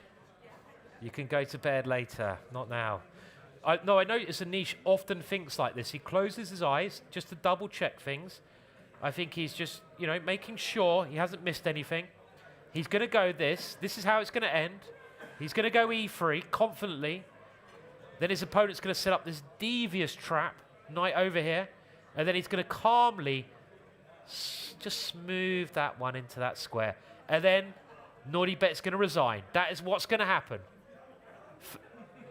Has he done it? He's played c5. He's done c5. Stage one done. Step two done as well. Step two. Now e3's coming. e3. Come on, Anish. Don't let me down. Do not let me down. That's the only way to win. And you can see that by the red outline on the board. e3 is the only move. And let's just point out why you can't do it like this. Because you haven't got king d5. So there's this amazing draw. The knight comes here. And that is an unbelievable draw. Because your knight gets around to e3. And even this is like, you have to think about, can I do this? Can I go here? That's very complicated. Why can't I go, king there, then you take here. And I stop everything. Oh, it's really complicated. So he's, that's me giving up. So, okay, so we had takes, check here. Anish has got to now play e3. He's going to do it. Easy for Anish. Where's he looking? Where's he looking? He is looking at e3. At the board. I just don't believe your eye thing works. Does it work? I can't see where they're looking. It literally has this, I don't know what the success rate is. Maybe we can, but he's looking at e3. We're just waiting to see if he's going to find e3. Will he? Nervous. He's got to go e3. And if knight h4 here, the difference is you get out of the way of the check and you create a threat. Is he going to go e3? He's going to go for e3. it. He's going for the pawn. He's going for the pawn. Come on, Anish. He's E3. gone. Yeah. And the crowd goes crazy. Woohoo! Anish fans are, look at that. Or either that or they're just drunk. So, one of the two. Either way, we're happy. We are very happy. And he's found it. He has found it. He's got his fan club in the room. Mm-hmm. And that should be the end. And look at that. A little look at his opponent. And has his opponent played a move? Let's see. His He opponent's has. played rook h4. Oh, we didn't even look at that We one. didn't even go that direction. That doesn't work. I don't believe that. We didn't look at it. Oh, so the idea is rook takes rook. Knight takes. Oh, genius. Yeah. You think it's all over, but it's not. Oh, wow. Good thing we covered that one in our analysis. Well, hang on. Oh, look at this. Rook g4. That is class. That's but beautiful. Wait, but you know, how easy is it? Because rook g4. This is study-like. Rook takes h5. Okay, now I queen something. Ah. And I take your knight. I'm not even Yeah, gonna bother. yeah, because you have to do I'll this. Go here and take your knight. And then go rook h. Yeah, and I'm 2 pawns up, but I got yeah, and you got a slam beautiful. Dunker. Oh, that's a great defense, though. I mean, I totally missed this one. Rook h4. I mean, he might also be able to go rook b1, but rook g4 is. So what you're trying to do here, you're trying to move the knight away from this idea of coming to h4. Because if I take here, this knight suddenly manages to do that amazing defense again. Mm-hmm. And if I go here, you take here, you stop the pawn. Yep. And if I take here, it's the same idea. The knight gets to e3. Brilliant play. And I stop everything. And this is a mess. So what you do after rook h4, you attack the knight with this little move. And you don't let the knight get here. You just threaten to go into an ending where you win the knight. Will he play it? Where's he going with the rook? He's going to Where's he zoom going? in. Oh, Some hesitation. Oh, dear. He's just triple checking because Where he is has it to be going? precise. Oh, it goes. It's still good. It's still good. It's still good because he's coming this way, or he's coming this way, or he's coming this way. Yeah. It's just. Okay, so. This is What good. about f takes e3? Is Here there I any come. salvation in rook f4? No. No. This is it. This is it. Let's get a rook for fun. And then no, this is game because the knight is also you're gonna drop the pawn. Yeah, the knight is still locked out of the game. Knight f4, rook f3, and this is an easy win at this level. Exchange up, so you can't take. So you can try. What else can you try? Because I'm going e2, e1. It's the same thing. Is this going to be resignation now? Well, Nodirbek just keeps fighting. Such a fighter. Yeah, I was going to say you can go knight f4, but that only really works against e2. Doesn't work against e takes f2. Does it work against e2? No. Well, e2, I was thinking knight to d3. Uh-huh. And it doesn't really work there either. you go rook d1 and you remove the defender. Rook d1, rook e4. Oh, okay. The game goes well, yeah, on. the game's on, yeah. Do you know what the only winning move is here? Okay, maybe we put it to the audience. Right, we can offer you a spoon. That's all we got left today. So there's actually only one winning move, as the red bar says. What is the winning move here, actually? It's not so easy. And you can win a spoon, but you better give it back to the bar afterwards, otherwise I'll be rook check. Oh, what is your name, sir? Great move. Can I get a spoon now? As long as you give it to the bar. Yeah. So, yeah. You can take my saucepan as well if you want. And there's a couple of glasses here you can take to the bar as well. And can you get me a beer while you're there, please? Rook check. Only move. Yes. What a move. What a move. Because if you now go knight takes queen. And this is brilliant because if you go here, now I get the tempo and I take the knight with check. And let's just show that. My pawn queens. That's a great move. And if you go this way, now I attack your knight so you don't have time to go rook e4. And I take your knight and I queen, so that's winning as well. It's all winning. It's all winning for Anish. This is a very simple and good way of doing it. And I don't think Nodirbek can fight much more. Great game from Anish. Yeah. Great game. Yeah, absolute cinema. Well, we had a lot of fun with that one. It feels like I just want to stay in this game because it's too much fun, but maybe we should look at some other players. What do you reckon? Well, do you reckon or there not? isn't too many games Okay, happening. I mean, we have Aravind fighting hard against Arjun Erigaisi. That's probably headed to a draw, but it's not going to be finishing any time now. And it's also looking very drawish in the only game remaining in the challenges between Daniel Uyufa against Vedant Panasar. And He's we resigned. have a resignation. Hey. What a game by There we go. Anish. Look at What that. a fantastic performance there from start to finish. And the crowd goes crazy. It's great. It's great having a live crowd. I love it. It is. You guys are brilliant. Yeah. Yeah. Brilliant. Brilliant crowd here. But I feel like such a game deserves such a response. Definitely. You know, It's a if great we game. had gold coins, we would be throwing them. Yeah. Okay, so the Great players game. analyzing, but for Anish, what a performance. Yeah. Yeah. So very good result for Anish. And that really opens up the tournament. Because Nodirbek... He's still in the lead, He's but still in he's the lead. no longer nurturing that 1-point lead No. because we have Vachier Sindarov right behind him. And Anish is making those inroads as he wins 2 games in a row. This could be the start of a big bounce back for Anish. But we still have 1 game ongoing in the challenges, sorry, not in the challenges, in the Masters between Aravind and Arjun Erigaisi. Let's maybe backtrack a little bit. Sure. Just to kind of get the flow of the game. Wow, what a lot of things have happened. I guess we can go to where we last looked, so we have a bit of time now. And the tournament so wide open. And Anish, 2 wins against 2 fantastic players with black. He won with black in 2 games, so he's got a white coming up. Anish is rolling. Yeah, maybe he should just say, forget it, I don't want to play with white pieces anymore. Yeah, maybe you should just just give go me all the blacks. Maybe you should just go 1A3 and pretend he's Yes. black, you know, and Well. like that'd be a good Nodirbek, wouldn't it? You get a zooped up Nodirbek. So we'll go through it very, very quickly, and I probably won't comment much on the moves because there's a lot to look at. And around about here, Aravind had thrown away the advantage because the black king has got out, the black rook is ready to come in, and it was looking bad. So there's a couple of unfortunate moves there.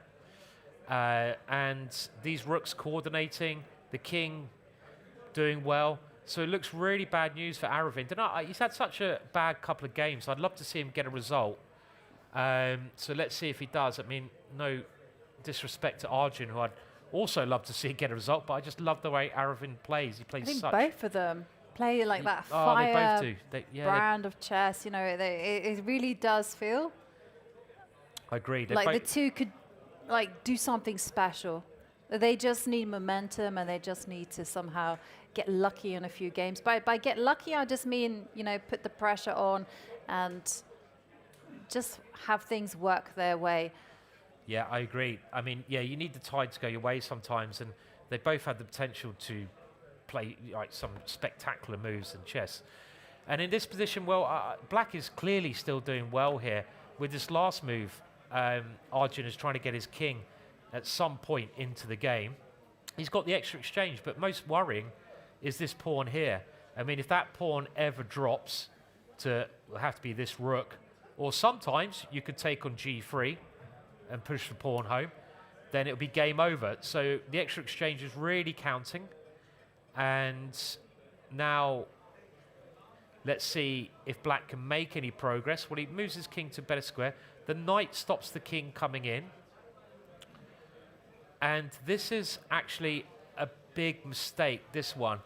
In this position, black should have tried to swap rooks and try to win like this without, well, we're trying to stop the exchange. So after this, now the d6 pawn goes. So that's a big pawn. Yeah, I'm sure Arjun was banking on this particular mechanism, you know, sacrificing the rook just to push through the h pawn. So I can see the players just playing very quickly now. Yeah, I'll get to the position.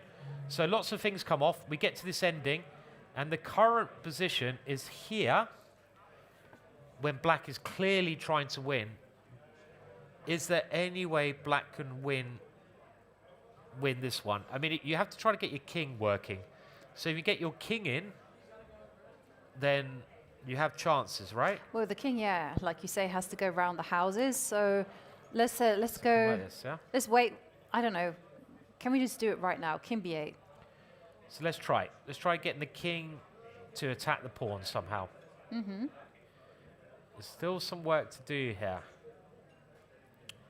Now. I mean, okay, what's he played? He's given a check first. So is that right? Did he check? Looked like he checked. And after rook g4, well, I want to go king here. Yeah, why not? Why can't I go there? And then grab the pawn on a5, and maybe white is the one that's going to be pressing a little bit. Yeah, I mean, so the more pawns are exchanged, probably the nearer to a draw. And I guess he's banking on going rook g3. So his idea is that after king takes a5, rook takes b3. Yeah, and this is quite easy. I can go knight b4 and see. Well, can I? Can you? Well, king b5 and yeah. Surely I'm going to swap something off at some point. Also, you have like a cool move, knight c6 as white. Oh. Oh. Okay, so I love this one. Oh, this is a beautiful. Oh, you Take the knight. I love it. Take the knight. Stalemate. Ah. Yeah. And it's one of those things in chess that's pretty. Stalemate actually doesn't make too much like logical sense, because it's literally the person without the move has to make a move, you know, and so you think this is just as good as checkmate. Well, I know Nigel Short was trying to campaign. I kind of agree with him that stalemate just doesn't make any sense, but it does combine. It does make some of the most artistic moves. Well. Okay, I think this is similar, but the knight doesn't get to b4, right? So in that last line, the knight was quite good on b4, so this is why Arjun's played the rook here. Can you go knight e7? You just want to get your stalemate, don't you? So let's have a look. I love this idea. So here, check, here, and now you go takes. Yes, and now you go check. Yes. Yay! Okay. I love it. And then go king a8, knight b4. And then you get this knight b4. And the reason we think knight b4 is a draw is because your king comes to b5, and at some point you're able to swap off the last pawn. Yeah. And knight versus rook is a draw. It's quite an easy draw at this level, as long as you keep your knight close to your king.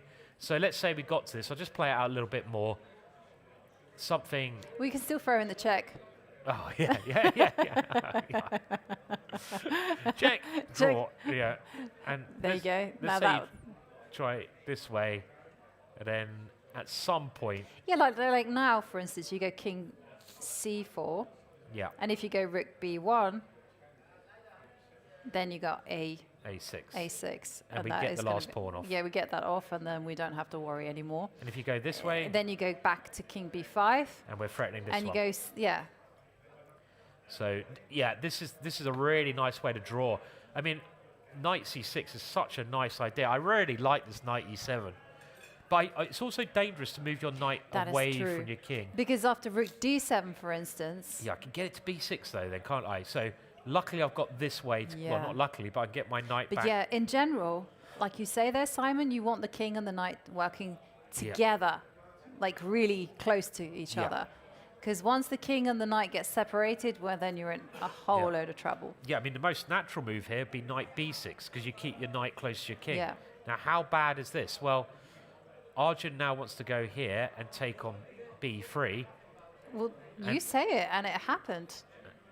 Knight b6. Well, knight b6 very natural, but this you can still go knight d5, no? I mean, it still should be a draw. Or you can probably do other stuff. But let's have a look. Let's see. It's a pity we didn't see the stalemate stuff, but we got some more moves. So I think knight b6, rook came with a check, and now king takes a5 and rook takes b3. And I would have thought this is the ideal square. So we go knight d5 and we get it there this way. Yeah. Where's he gone? Where has he gone? What did he do there? He's gone for a check. Okay. So he's trying a different way. The king has come back to b8. The knight's come to d6. Are you not allowing the king to... Has this happened? Yeah, this has happened. This is a bit risky. Because if the king gets to c6, black's made progress. Because look at the white king. The white king's over here. But you can't go... the point is, he can't go to c6, because if you go to c6, knight d4, and white wins. So this is the idea. But you can go later on. Okay, so he's gone rook here, but now I've got knight b5, and I go king b6 next. Looks easy. Okay. Yeah, this c6 is nice. is incoming. So all I need to do is swap off your last pawn, and again I've got this kind of idea or this kind of idea. So maybe rook a1, but then king b4, and yeah, it's heading. It's heading towards the draw, because the black king is so passive here. The black king can't come out. If it was on c6 now, exactly, that would be super dangerous, right? Yeah, but I don't think you can get the king here. Let's try. Okay, he's gone rook a1, which makes sense because you want to stop this move. But now you're going to go, but you don't stop it because you're king b6 anyhow. King b6. I got rook a6. Oh yeah. I fell for that one. Okay, yeah. It looks like the right thing to do. Except no. But suddenly rook a6, because yeah, all you're trying to do is get rid of black's last pawn. Even if it costs you 2 pawns, you've got to avoid that trick. But maybe we just go the other way, which is a bit disappointing. But yeah. And now if we go king here, we can maybe just check you, can't we? Keep checking you. Well, I don't know. Earlier on, it was a sensational result when Anish Giri won with the black pieces against the tournament leader, Nodirbek Abdusattorov. We have Fiona ready with him for an interview.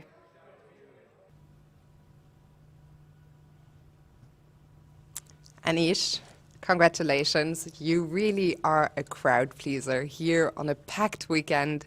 You beat first the world champion with the black pieces and the next day the tournament leader with the black pieces. How do you feel tonight? Yeah, good. I like the introduction. The way you said it is like, when they say like I have 2 children, a son and a son.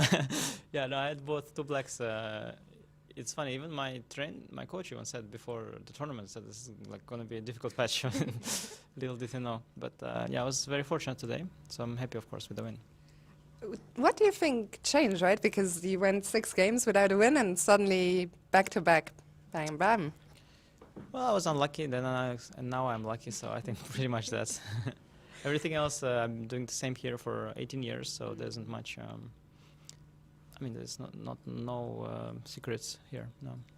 One last question before we jump into the game. Do you know that today was a special game for you? It was an anniversary. Yeah, 1 second. So should I do like? I'll multiply 18 by 13. I'm very bad. My second is very good at this, so it's like 180 plus 3 times 18. That's what 54. There's 1 floor in your calculation. You have to remove the C group and B group. Ah, okay. So that's 16. So that is 16 times 13, and deduct a bit, yeah?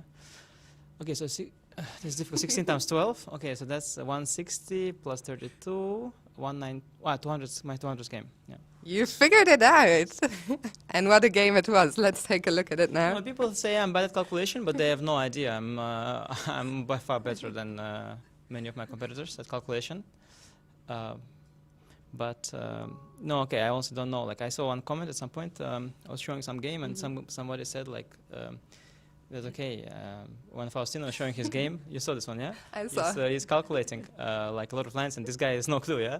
And I really find it quite amusing the way people perceive this when other people show the games. And also, I liked when Hans did this famous thing when he was after the game, and he said like, "Yeah, okay, but it's just speaks for itself." Yeah, I mean, it's just it's so funny, like.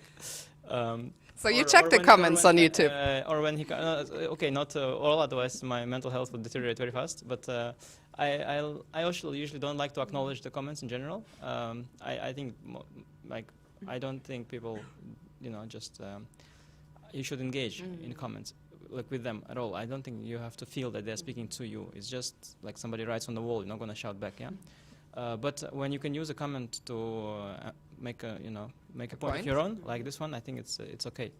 But yeah, it's fascinating. Also, when Hikaru shows his game, it's also like he likes because people like these arrows and all this when he moves and.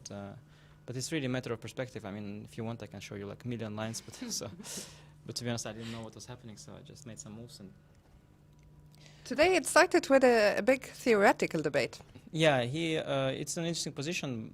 I think I'll give you And the big question here is whose king is weaker. I've had a lot of games here, and it's very hard to say because black king is obviously open already, but white king doesn't have a safe spot fully either. And let's say in a position like that, on one hand, it's sort of let's say on g1, it could be safe, but then again, if I get the queen to h3, it's not. So it's an interesting position. I was very happy to get b5. I mean, probably it's not so simple, the position, but and probably, like in general, in this sort of structure, if we pretend that there is nothing happening weird, b5 is a very positionally desirable move because you fix the c pawn, and c4 is positionally desirable one. But that would be the case if there was no weirdness on the king side. But now with the weirdness on the king side, maybe things are very different. But still, I was happy to get b5. And I don't know, I didn't see what... Can you reveal where your prep ended? My prep, it's basically never started and never ended. It was all, I am my prep. Okay. It's just like me. That's very deep. Yeah, yeah. And I mean, you have to understand the prep is not like some device somewhere far away from you. It's like when you are going to the battle, yeah, you have to wear your armor, and then, okay, of course, if I come out naked, then these guys will smoke me, right? So I'm coming with my armor, but then like it's just me. So yeah, I am my prep. I am my prep. No, because other people, they're preparing, and then they out of book and they can't make a move, and then there's prep is there, they are there, and no, I'm my prep. So it just never started, it never ended. But it was an interesting position. I think I didn't like h3 to be honest, but I saw queen d3 was very desperate. Of course, normally you put the bishop here, but again, I think he didn't want a castle short, and I think he might have underestimated rook f7. Also, it's important that he can't like win the pawn this way. There's not even a threat here, which is kind of important to see because he doesn't really threaten. I mean, there are 100 ways here to defend this because it's basically like whenever he takes with the bishop, I take always with the rook and he's pinned. So he can't get rid of this pawn. So that's nice. That's why I was happy with b5. And here, I don't know, yeah, it's many options. And queen d3, king d1 feels very artificial, of course. I just saw you discuss actually this moment with Nodirbek outside, and he was saying, yeah, queen d3 was bad. Did you realize over the board that... He might have underestimated rook f7, he said. But for me, it was very natural. This protects everything. I guess what he sort of might have intended somewhere is to go somewhere for e4. And in a line like this, I'm coming knight d5, and he wants the king maybe already on d1, so he was trying to be cunning, but this line anyway is good for me. So here I'm overwhelmed with choice. I have so many options. Not sure about rook b8, maybe a5, because after rook b8 I later realized maybe a4 is smart. It's a very weird position. His king is very weak, but he can still, like, let's say if I take, then he can take, and maybe queen c2, and bishop d3 comes out, and the knight is out of play, but until it's, it's not out of play, but it might join the game at some point via f5. It's not an endgame just yet. I don't have full control, and I'm doing really, really well, but it's still a bit tense. And when he forced the matters like this, I was very happy because I think I have many options, but I just have a very good position. And now that we have traded the light squared bishops, the less pieces that are there, the more relevant the knight on h4 will become. And yeah, he has no breaks anymore, and I just have to prevent e4 break, and it's never happening. And I was actually lucky that I have bishop a3. I mean, everything is good, but bishop a3 is very nice because you think that this is a good bad bishop thing, so you don't want to trade yourself. But actually, the bishop is now standing where my knight should be standing on d6. So even though, like, positionally you might think you don't want to trade bishops, it's, first of all, that's not really the case because his bishop is not his main issue. His main issue is the knight. And I am freeing this d6 square, and then my knight comes in via d6 to e4, and after queen of 1 was also nice that I don't let him to, like, let's say in a line like this, his knight could come out. This would still be a fight, but after king g7, queen h3, h5, his knight stays locked in. And I have to say he did well to desperately open things up. I thought he was like dead lost. Yeah, I was going to ask you because I was there when you came out and it was pointed out to you that you did let him back into the game for a second. Did you feel during the game that you were just in control the entire time? I feel for sure, but I have to say he was defending really with a lot of enthusiasm. These youngsters tend to do it's that. Hard to. I mean, you would think that at this point enthusiasm runs out, but it's only queen c1 was what I expected. What is the engine way? Yeah, I have many good moves. Of course, I'm winning, but I thought that this is kind of tricky. So I thought actually it was a good shot. Queen d1, he threatened knight g2, also clever. h5 and now e4. Now, not just blundering queen g5, but also actually sacrificing it, and then queen c1. Practically speaking, like it was dead lost before. Strategically now, okay, some tricks because my king is a bit soft. I'm a little uncoordinated. But this was also, I mean, it's not that bad a shot. I mean, it's completely lost, of course, but I had to find knight b6 and maybe also knight d5. Knight d5 also was maybe cleaner. There was some move here I didn't like. I think it was king c2, e3. Yeah, fe. Rook e8, yeah. Knight a4 also very good. Yes, he was resisting very well here. And obviously I'm completely winning.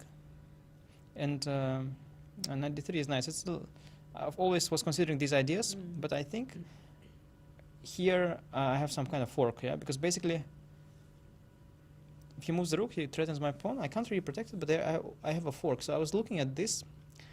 I think I thought rook e1 was my problem. Fork. Yeah, rook e1 is my problem. Now the engine just goes here. Yeah, the computer sometimes gives up, you know, basically I have like this strategic advantage of e4, f3, and computer sometimes you have to give it up and to get something else, but yeah.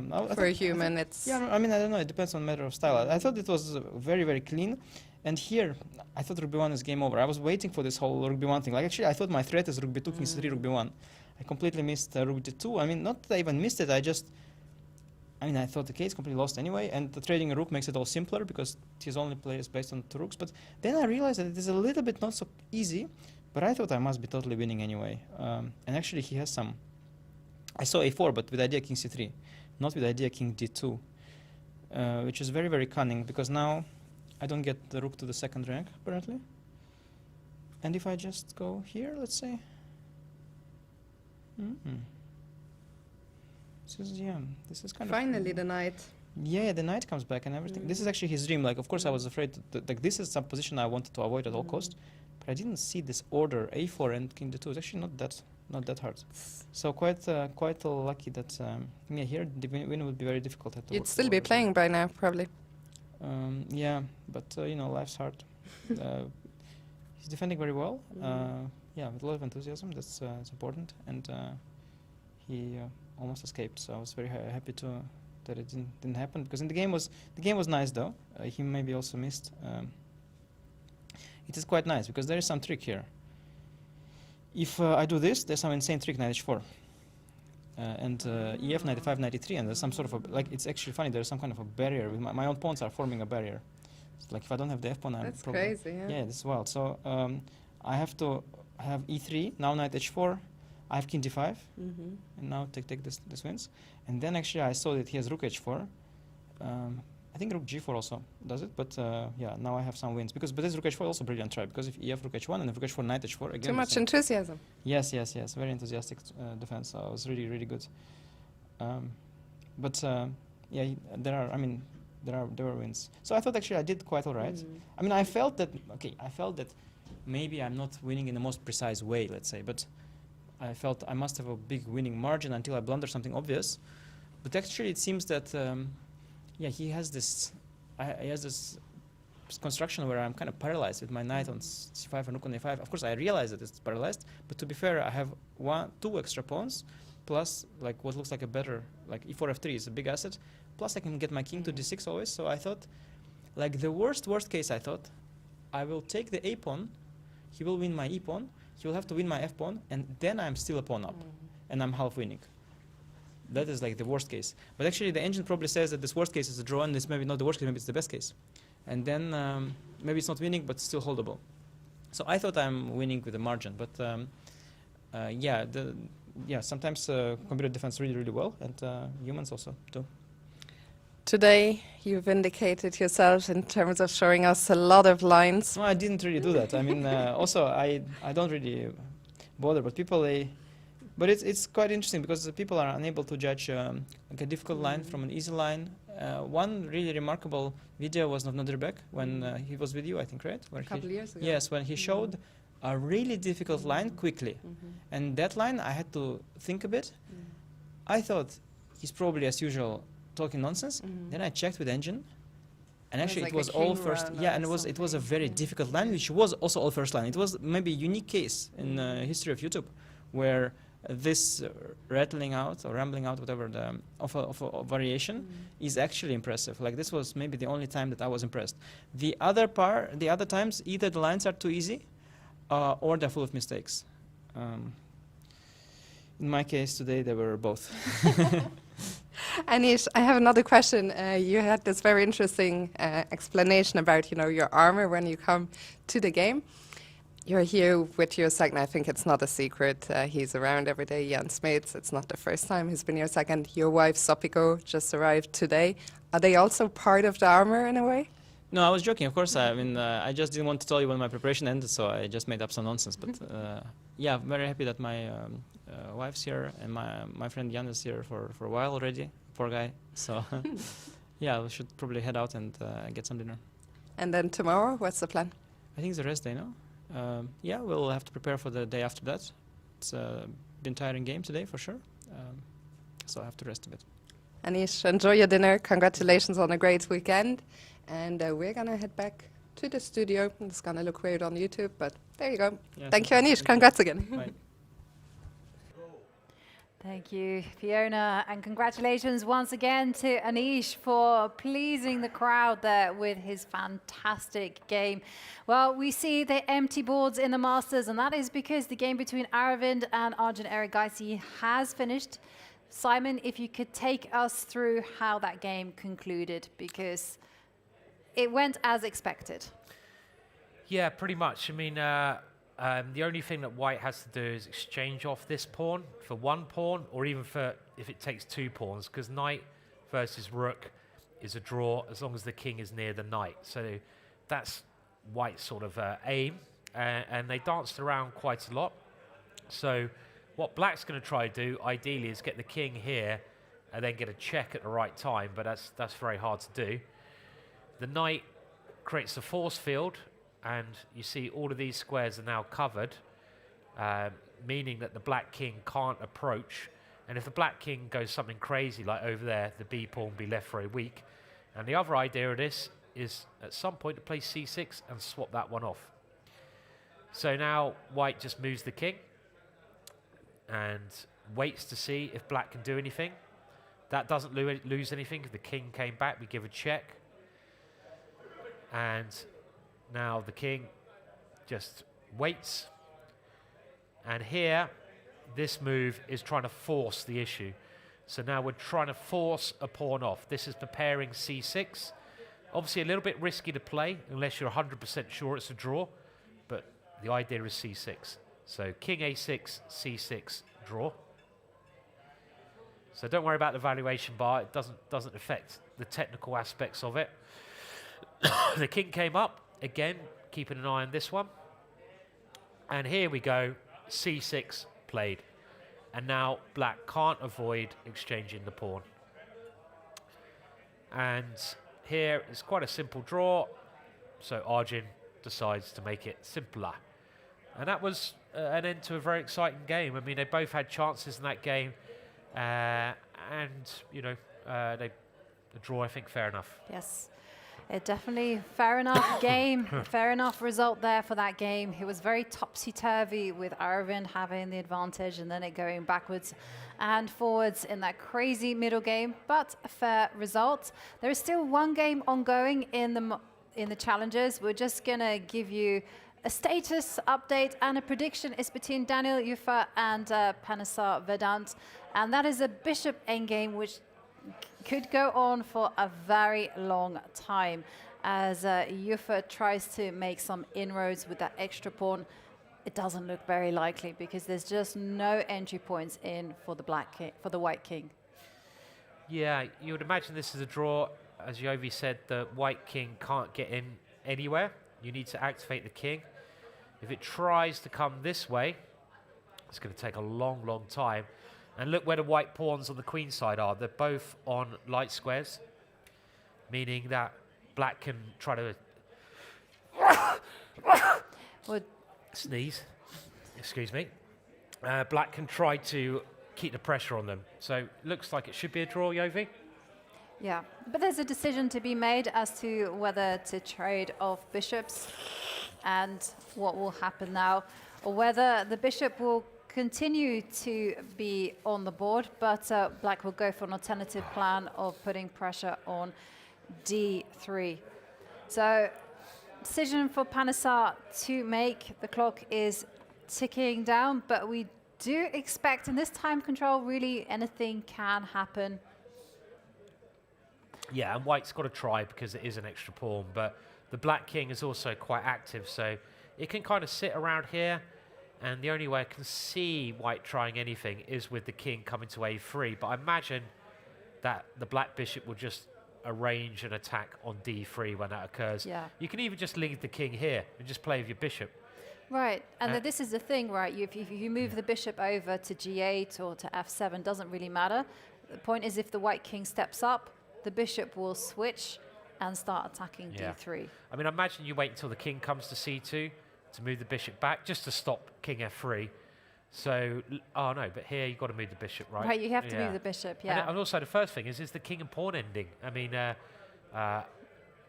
we don't go into that one, I think. Okay, so we just go bishop somewhere. Bishop, where did he play? Bishop b3, okay. Bishop b3. Okay, well, maybe this one isn't the most accurate because it does allow the king to e4. So I think we were thinking that if the bishop goes this way, now the king approaches, you keep the bishop on this pawn. Right. And this is a way to stop the king coming in. And if bishop e4, for example, you have this check and you win that pawn. Yes. And there's not really much else white can do. So the way it's actually played, with bishop b3, after king f3, you can't stop the king coming here. So this is a little bit risky way to go. I think white might get there in the end and win this now. Well, now that we've seen the inaccuracy with king coming to e4, there are big chances for white, especially in this time control, where Vedant doesn't have too much time on the clock to actually make some inroads and perhaps turn what is a drawing position into a win. But it's been a dramatic day. The players came fighting to the games, and we saw that straight out of the openings. It was direct chess. And let's have a look at how the results all unfolded. So in the Masters, there were two decisive games, wins with the black pieces for Gukesh and Anish Giri. Yeah, one of the most exciting days, I think, chess-wise in the Masters. The games, the quality of the games was all fighting, and the results there don't really reflect that. Gukesh winning a very nice game, smooth game, playing very well with the black pieces again, keeping control, bouncing back from his horrible loss yesterday, and that was important. That's what world champions do. And Anish showing great quality there. He started the tournament badly, but he's won 2 games against Gukesh and Nodirbek with the black pieces, so he is flying. He is flying, and let's see how those 2 wins did impact the standings. Well, we saw Nodirbek did have a 1-point lead going into round 8. He hasn't been caught up because Vachier-Lagrave did draw his game against Vincent Keymer, but there's not much in it now, where we have Sindarov on 5 points and a 3-way tie for third with 4.5 points between Hans Niemann, 14-year-old Yaz Khan, and Jordan van Foreest. Yes, so very exciting last portion of the event now coming up.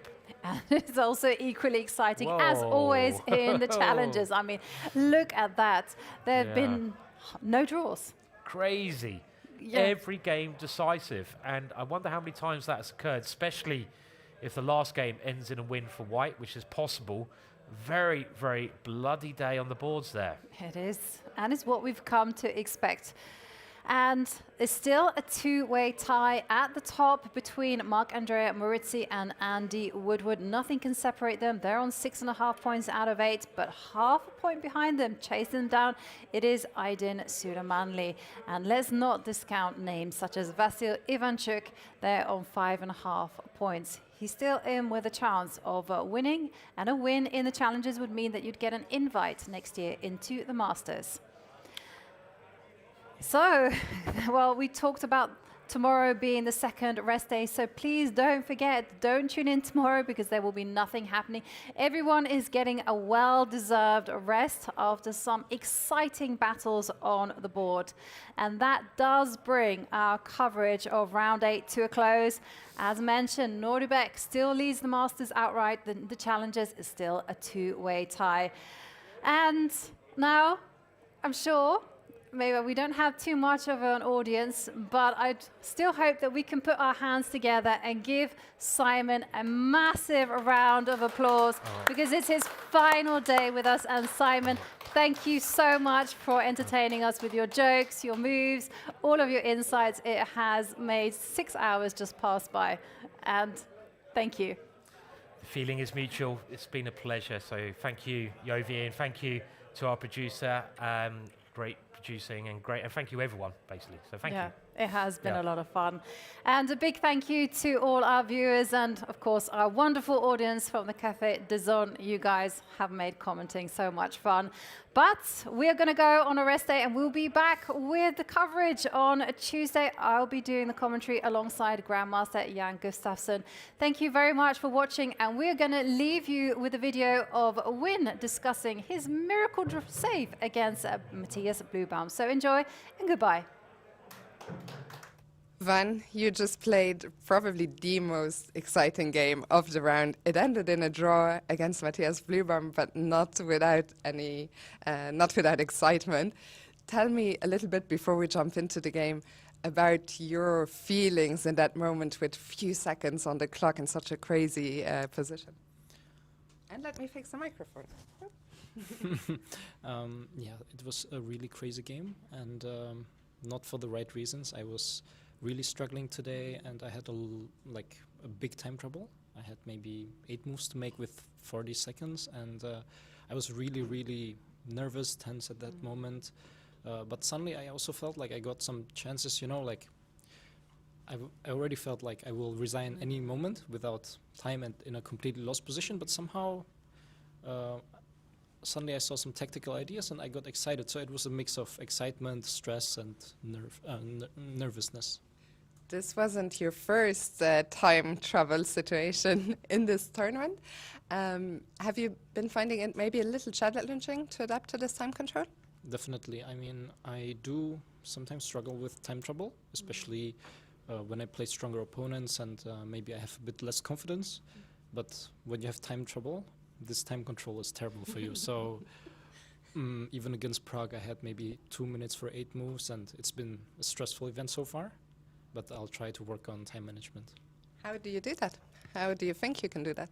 I think you just have to force yourself to play faster, because at the end of the day, in the opening, the cost of a mistake is much smaller than around move 40. So it's something that I will just have to force myself to do. And just one final question before we finally get to the game. You're in the Masters after winning the Challengers last year. How does it feel, you know, to be playing in the top group this year? And there's been some changes as well, right, with the layout. The fans are so close. So tell me a little bit about that. Yeah, it's definitely very special. For me, the tournament here in Wijk is the most prestigious that I have ever taken part in. I've played twice in Challengers, and now the Masters is a big step up for me.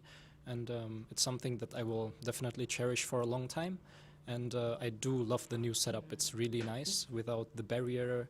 The fans are really close. It's nice and many people watching. So for me, it's just absolutely special, and I'll try to enjoy it as much as possible. I can imagine. Well, we're delighted to have you here, and today you really treated the fans to, I would say, the game of the day. Let's take it away. We start a little bit before all the drama happens. Yes. So here, it was the first critical moment for me in the opening. I completely forgot what I checked in this position. I repeated it briefly in the morning, but didn't remember anything. So I think here maybe I should play b6, or maybe queen a5 is correct. Bishop d2, maybe queen takes a2. But I played bishop b4, which allows this rook takes b4 exchange sacrifice. And I had something very, very similar, but not here. Like here, it's just bad. But I spent like half an hour trying to figure out what other version is there, and I couldn't figure it out, so I assumed it must be here. But should have gone with my... And here you understood probably that this wasn't great. How hard is it not to beat yourself up too much in those spots? I was quite annoyed. I mean, but at this point, I was still trying to convince myself that this is the preparation. But somehow tactically, I didn't see how it works out. I guess I could also play queen c2 and take the pawn here, but I have rook and 2 pawns for 2 bishops. It's okay, but white really has amazing development, so I think it's quite a bad position. I tried to play it most ambitious with a5. He played queen b6, sorry. And here I sacrifice a pawn, and this is a very complicated position. I blundered something here, but I think initially I was thinking he will go for something like this. And, you know, this is where I spent all my time. At this point, after 15 moves, I was already down to half an hour. And there were some really crazy lines here. But anyway, I think he played extremely strong at this point. With queen b4, he found some nice regrouping where he stops my pass pawn. And then I'm just completely lost, and I have 40 minutes less. It's just an awful position, right? Your assessment is, of course, correct. Where was the moment that you talked about when you started seeing some ideas? Well, so the whole time I have this one hope, this pawn on a2, but here there's no tactical ideas yet, and I'm just very, you know, upset. But here I played the rook a4, giving up the b5 pawn, and I understand that it's completely lost, but at least I will get my rook in, because I opened the b file. And I think most practical is maybe some e6, fe6, and maybe queen d7. My king is very, very weak, and I think it's just lost. But he went bishop e4, which surprised me a lot. It's still, of course, completely lost. And here, this is where I started getting excited with queen g4, because I have some tactical ideas now. I don't threaten bishop takes g2 yet, because there's bishop takes h7. So this would be... But he has some problems, because I do want rook b1. Let's say if he goes d6, I want rook b1, and suddenly it's a mess. Like his king is weak. I was briefly considering knight f4 here. I think it's a very strong move with the same idea that there's this bishop takes h7 trick. My response was going to be rook b1, and if he takes my rook, then I have bishop takes g2 in the end, and I think it works out for me. Probably as a draw. I do think that maybe here, after knight f4, rook b1, maybe f3 works, but I'm not so sure. I mean, I didn't have any time to look at it. If you want to double check, you can turn on the engine. Might be interesting to see. Yeah, this is winning. Yeah. And here I will in the end lose some material. But he played f4, which is also very natural, because he blocks the... breaks the pin. And it looks like... well, a2 is falling, but here, okay, I have one last hope to go queen e2. Now that we have turned on the engine, actually, you get to see that queen e2 was a brilliant strong move, but at this point I didn't realize it yet. No? I just, so it's the only move that I can even try to hope for a fight.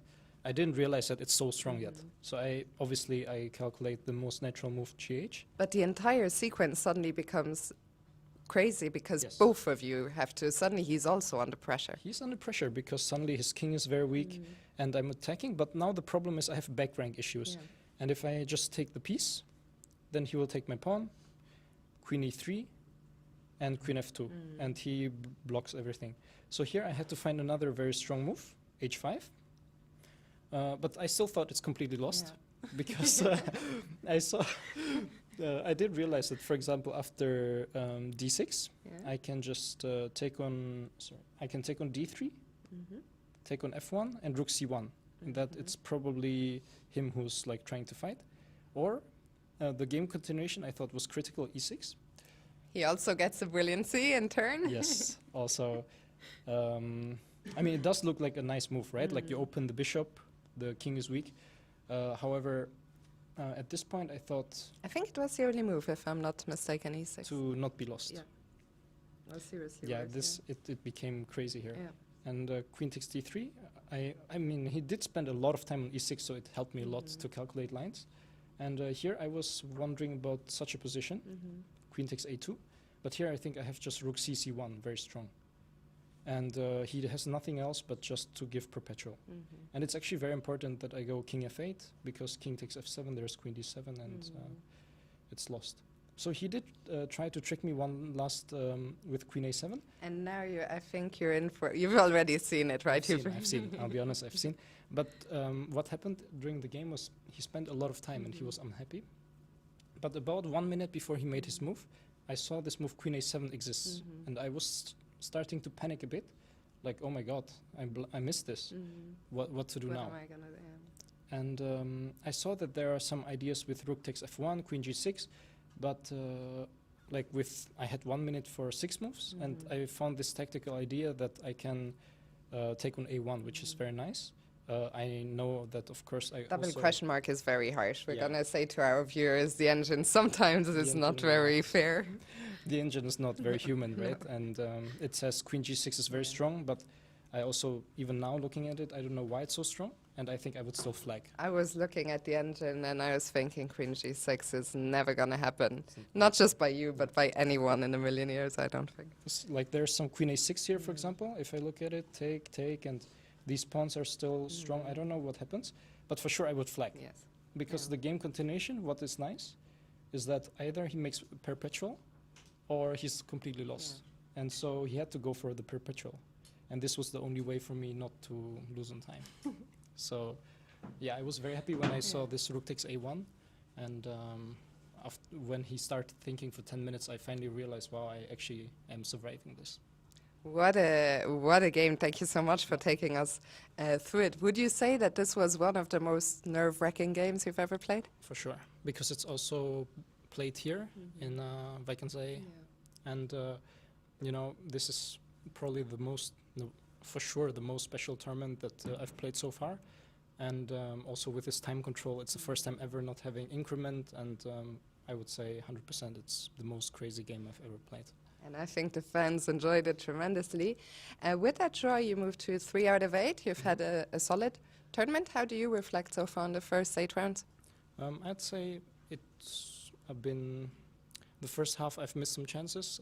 It's a pity that I couldn't maybe convert 2 very good positions. And against Gukesh and Abdusattorov, it was rather equalish positions that I lost. So I think there was more in it, but definitely there's a lot to play for, and it's not bad by any means. And finally, the age-old question that I ask everyone today. Tomorrow is a rest day. What will you be doing? Usually I like to hang out with my friends, and here there's quite a lot of people that I already have been hanging out with the whole tournament, so I'll ask them what they would like to do, and we'll figure it out. Very nice. Well, Van, I wish you a wonderful rest day, and thank you again for showing us this really tremendously entertaining game, and yeah, enjoy it tomorrow. Thank you.